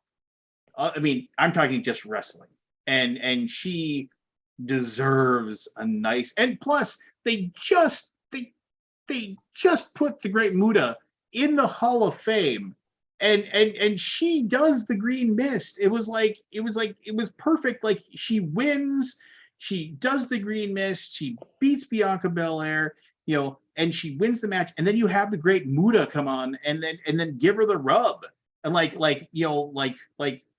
razor-handed victory. It could have completely and totally pushed that entire situation, and that just bothered me. It was just Bianca Belair's run has done nothing for me. Absolutely nothing. It isn't interesting. It isn't fun. It's dull. And then, of course, we get to Roman Reigns. And it's just and I remember when everybody was talking about how Sami Zayn should have gotten the belt when he wrestled. But in Canada. Yeah. And they were just because that would have been such monumental heat. Literally they would have burned the place to the ground. They would have been so happy for Sammy if they'd given him the belt that night, but they didn't, because we're saving the belt to give to 1,000 Cody. days. Yeah, we're saving the belt to give to Cody, and it was just like, so two things. I was listening to there's Figure Four Online and listened to, and I'm not a big Brian Alvarez fan, but he was talking about how at the end of night one, he said when Kevin Owens and Sami Zayn won the belts from the Usos, he said nobody left. 80,000 people just cheering, screaming, yelling, music going super loud, everybody just like losing their minds.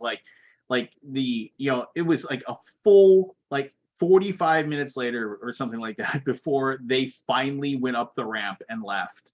And the crowd just continually just screaming at the top of their lungs, chanting, cheering, whatever. He said, watching Roman Reigns and Cody Rhodes, it was like everybody was like, he said there was like this buzz, there was like this electricity going on throughout the entire thing where everybody was like, it's happening, it's happening, it's so happening, it's so happening, it's gonna change, it's gonna change. And when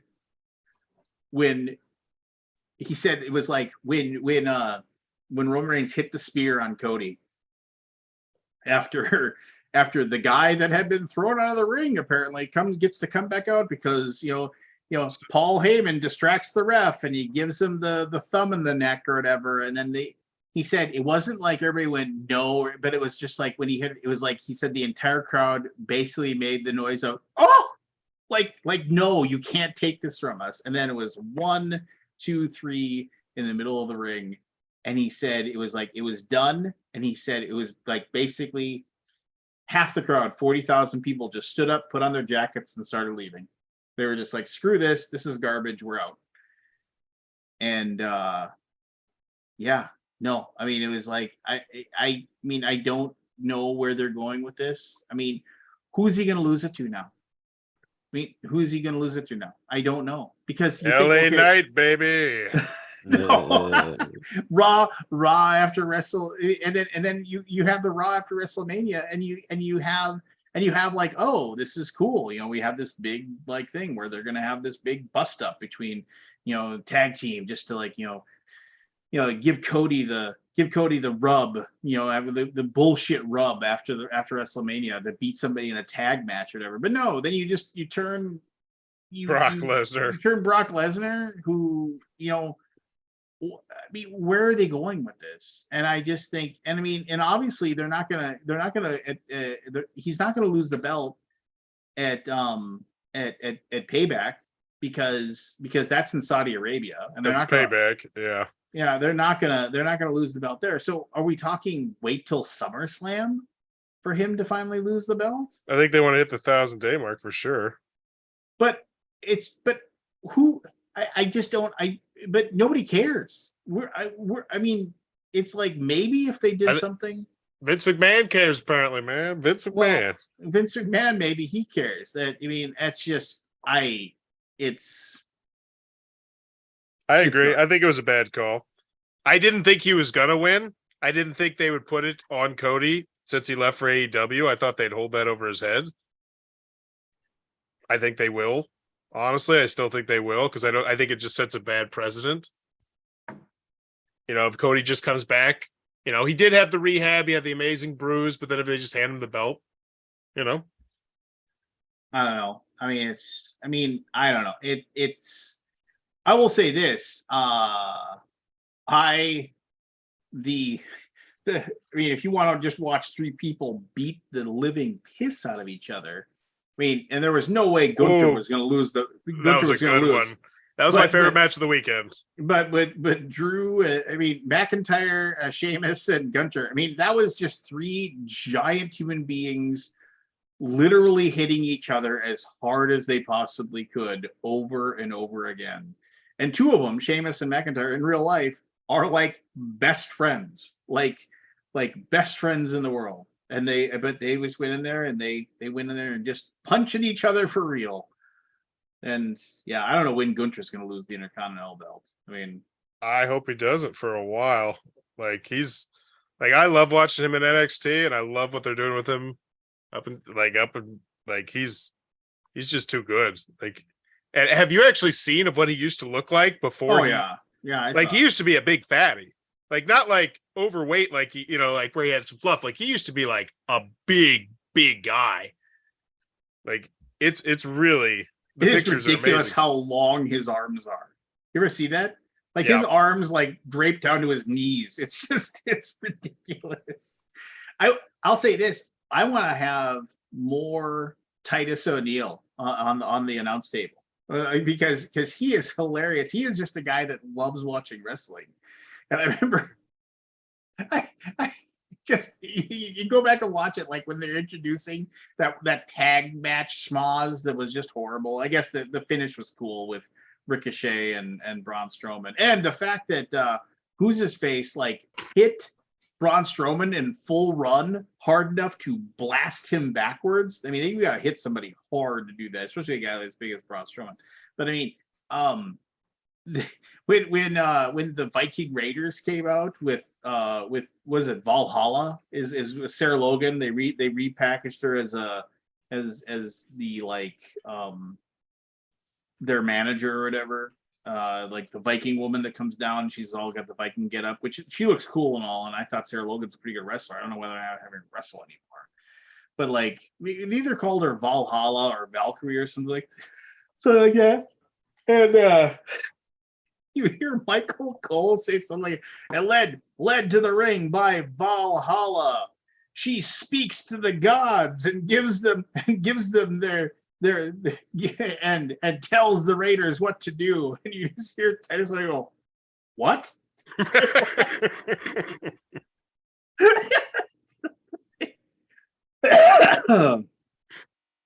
I always thought Titus was a pretty good wrestler too. But that's got to be a sweet gig, huh? So let me get this straight. I can just make a ton of money and I don't have to get beat up all day long. I can just sit over here and that's what Booker T does on NXT. Me and my wife swear up and down that guy gets high right before he comes out, because some of the shit that comes out of his mouth is just it's like ridiculous. It's just ridiculous stuff, and it's like good for him.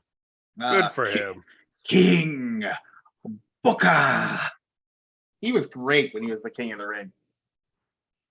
Oh, I like Booker T. I've always thought he was good. Yep, I've been a big fan. Five-time world champion. The brawl in the supermarket with Stone Cold. Oh my God. So good. I mean, and that was him just like, okay, so yeah, Stone Cold's just gonna beat the ever-loving piss out of you, and you just gotta be made fun of the entire time. I'm up for it. You know, he was just like, that's fine. Just yeah. Yeah.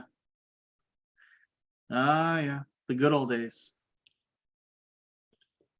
So overall, I mean, I don't know, man. I mean, WrestleMania was okay, but I mean, it was just kind of one of those things where it's like you could have ended this with like, I mean, you would have had nuclear level heat if Cody Rhodes had won. And the fact that and here's the deal. I'd be fine. I'd be fine if Roman Reigns won that match if it wasn't just how the end of that match was like the exact same finish we've seen on dozens of Raw and SmackDown. We've seen that end for Roman Reigns. Paul Heyman distracts the ref. Other guy comes in, you know, hits the move. Roman Reigns pins him. The end. It's just like, come up with it. I mean, have him just pin Cody clean as a sheet in the middle of the thing. Have him get a, like, I don't know. I agree.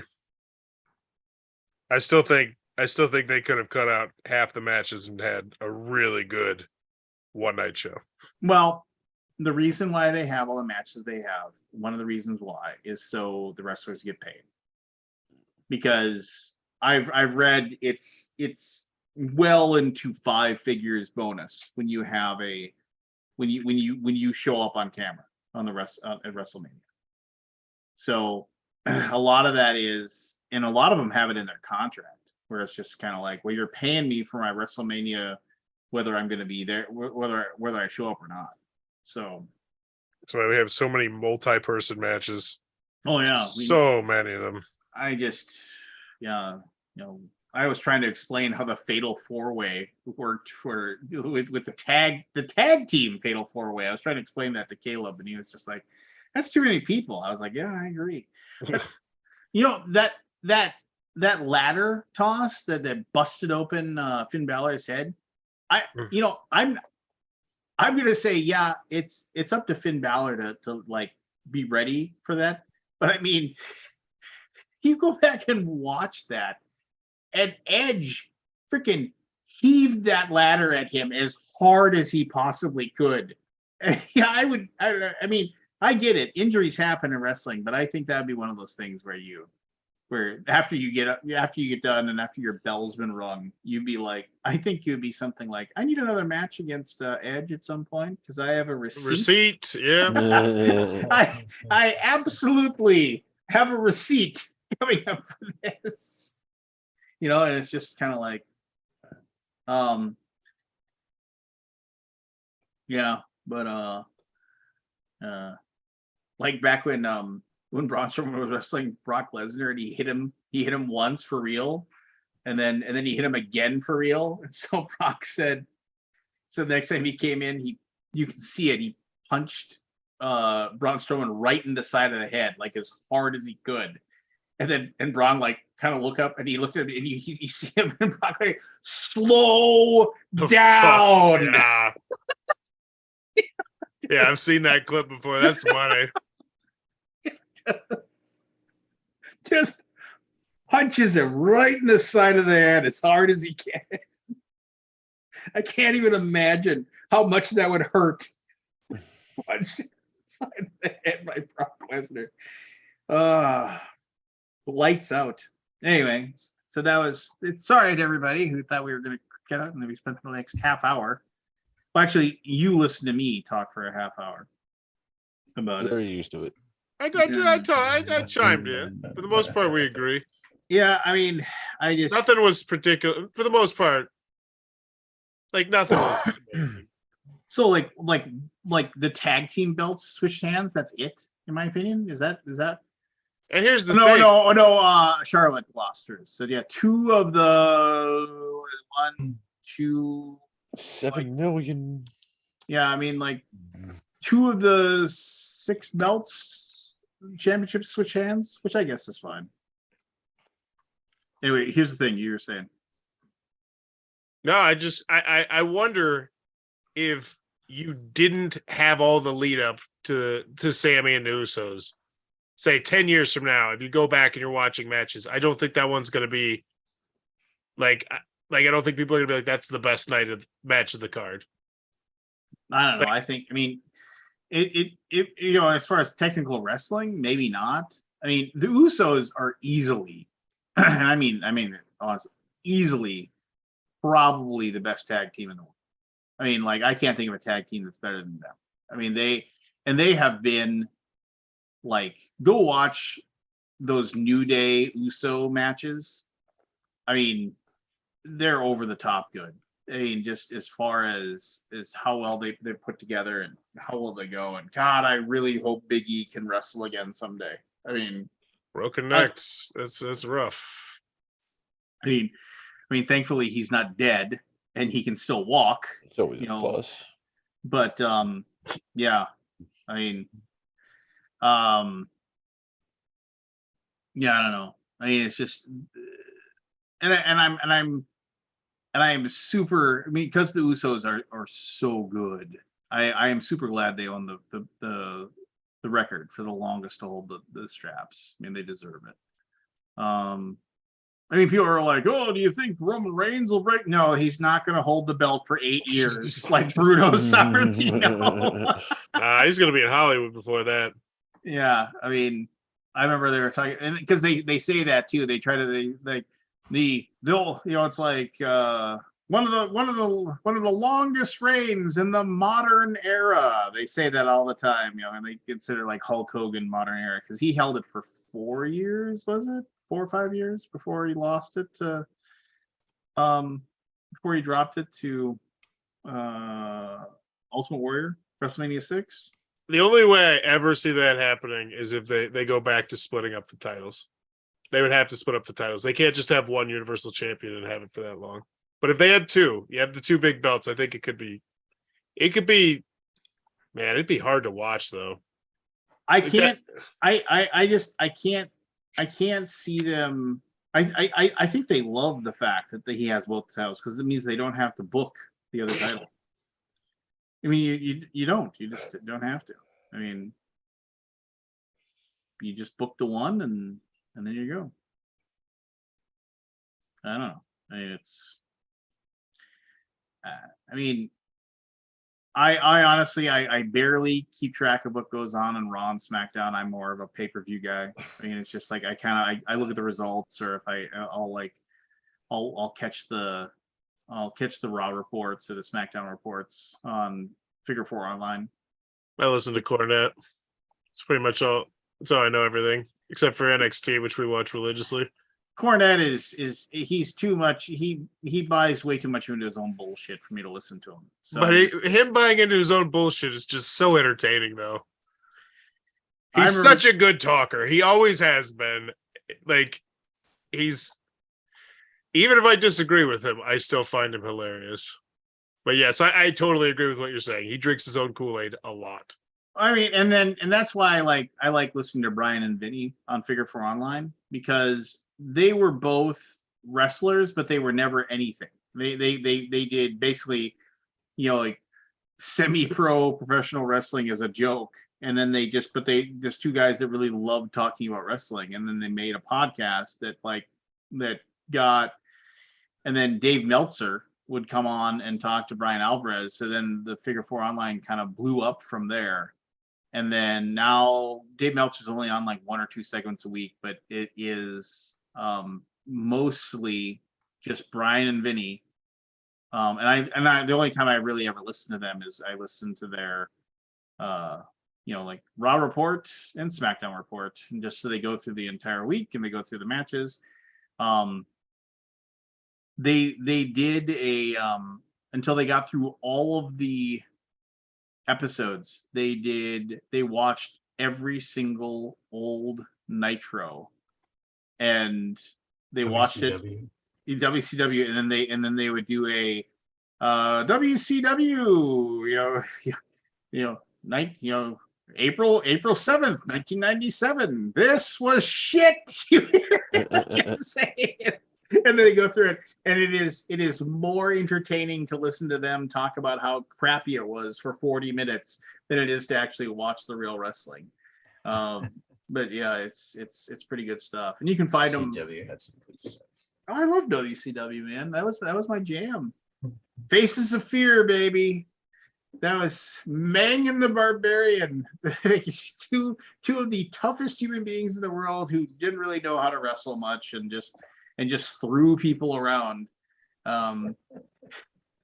There's so many old great WCW moments. So there's when like the Steiners, obviously, like Rick and Scott Steiner, just giant two muscle heads. No, when they were a tag team. Yeah, but did you hear about Scott Steiner this weekend? No, what did he do?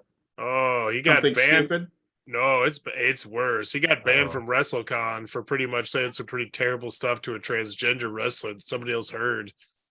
Like, you're not really a woman, like that sort of stuff. And it's like, yeah, well, is it a big surprise? No, it's not a surprise. It's surprising he'd be that stupid to fucking open. Really? Like, is it? So I guess there's an old match when they were like facing the Public Enemy, and who may they rest in peace, the Public Enemy. Neither of them are alive anymore, but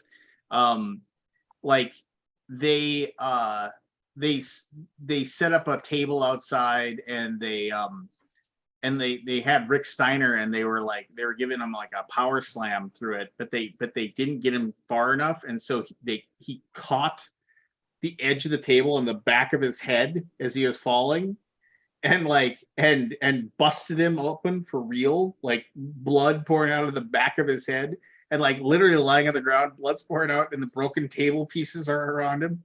And like you see Scott Steiner, who's basically like, you just killed my younger brother or older brother. And so he shoot pinned one of like I think it was Rocco Rock, not or Johnny Grunge, one of the few. He shoot pinned one by strangling him on the ground. And 1, 2, 3, and they're cutting the camera away, and you can see he's then picking up the pieces of the broken table, and he's beating the guy with it.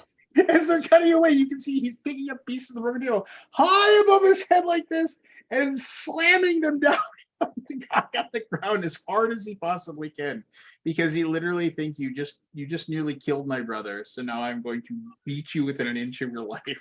It's just like somebody was like, yeah, go watch that one. You can see, Scott Steiner lost his mind in the middle of the ring. I was like, oh yeah, check that out. Yeah, and as they say, Scott Steiner losing his mind, that's a short trip. Yeah, I gotta watch this now. 48 seconds. So goodness, let's go. He just got in the good graces. They just got into the Hall of Fame, like, oh God, like a year or two ago. And now his son is about to be moved up to Raw and SmackDown. It's like,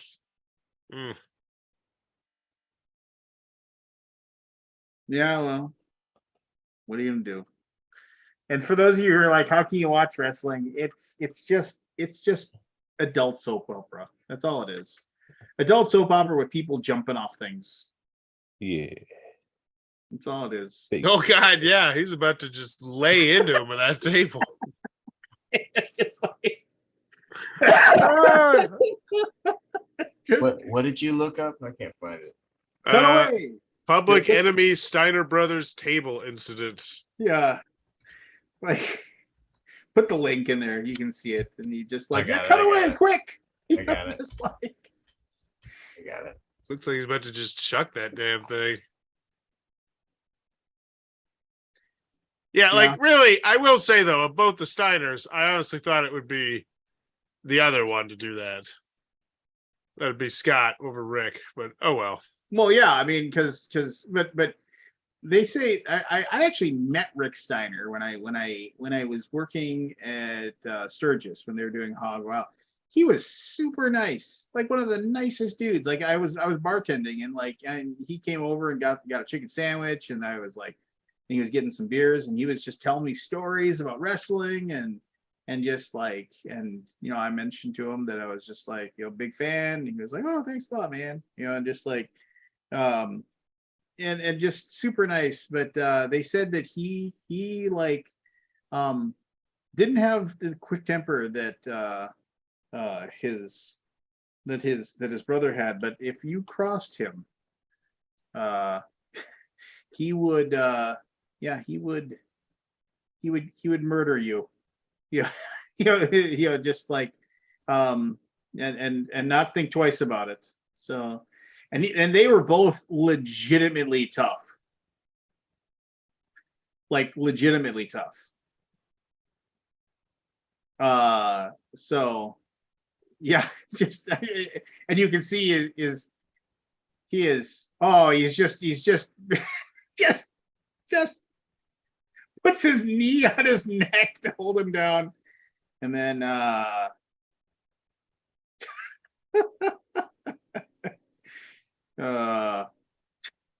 am sorry, I shouldn't laugh at people hurting each other, but just like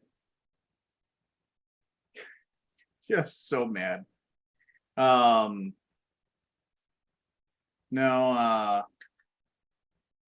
that's what happens though when you start throwing tables at people and beating each other up with No more family get together for me. no. We were Irish. I don't know why I just thought of this, but That makes no sense. did you watch most recent? Are you watching Ted Lasso this season there, Forrest? Nah, I'm gonna binge it. All right, never mind then. I was going to talk to you about today's episode, but I guess not. Yeah, I've been seeing it. Like It It's good. That's one of those ones I don't watch with my wife, so I don't really get to watch much of it. So I'll watch it this summer when we go up to the lake. That's one of me and Jen's weekly shows. We just finished up the Wu-Tang Saga. How was that? I liked it. I enjoyed it. The series is done now. It's three seasons.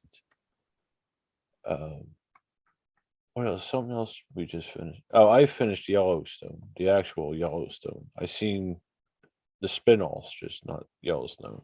Multiple spin-offs. That took a couple weeks, but I think I'm caught up. You know, all That's the 4 or Harrison 5 Ford seasons. one, is that right? No, the one I'm talking about is the Dances of Wolf guy. Kevin Costner. Costner. Yeah. I haven't seen. I just finished that. I seen the other ones before that. The one with Harrison Ford and the country western guy and Sam. What's his name? Elliot. Sam Elliott. Yeah. Yeah. Roadhouse, right? That guy. Roadhouse. Yeah. I finished something else up. I can't remember what the other one was. Oh, that one I was talking about, the Friend of a Family. That had Not for me. it had the girl who played Rogue and in the True Blood. Oh, I know what you're talking about. And Parquette or Yeah, something. Paquette. And She's talented. I like her a lot. Colin Hanks was in it. It was a pretty good series on Peacock. Or something else. I can't remember what the hell was on there. But All right. we have a couple of shows we watch. Mandalorian, Ted Lasso, Picard. Is that just going to have 7 episodes, or are they going to have more? I thought it was 10. Well, for some reason, when's the next episode come up? Wait, On what Wednesday. is They that come out on Thursday. Thursday. Okay. I got What is that streaming on? Paramount. Paramount. All right, never mind. So. I'm not going to add a 4th one. Well, if you have Amazon Prime, you can add Paramount for like $3 or something like that. A year? Yeah. No, $3 a month. $3 a month. But you get all the Star Trek stuff, which is kind of nice, and a bunch of Paramount movies, which is kind of nice. So They have a couple good. No time. All right. No time. Let's No call it a night. Yeah, I gotta go running out to the car. I gotta get my owner's manual. Need some light bulbs. Yeah. I got grievance about that. I just Jeez. need to do some basic maintenance on the car. Air filter, spark plugs, light bulbs. 4 hours to do the air grievance. I got to go to 6 different places for this, like locally. So I'm finally just going online, and I'm still having a problem. It's weird. This is just like basic maintenance shit. My grievance is done. Go out, look at the moon. It's pink tonight. Is it? Yeah. I'm gonna go outside and do that. Mine's it's a little cloudy here. We're getting more. We're in a tornado watch right now. I don't know if I'm gonna be able to see it. At least for Yeah, work. you're probably on the clouds too. All right. I am calling it. Going to bed. Not I gotta run to the car. All right. Well, I'll wait for Evan to come back so I can say goodnight. Hey, look, he's got Scrabble behind him. Yeah, we got Scrabble here. Yeah, it's too. not Super Scrabble, but it's Scrabble. No. My wife and mother-in-law used to play it all the time with the big board and all that, the rotating one. Yeah. All right. I'm calling it, Evan.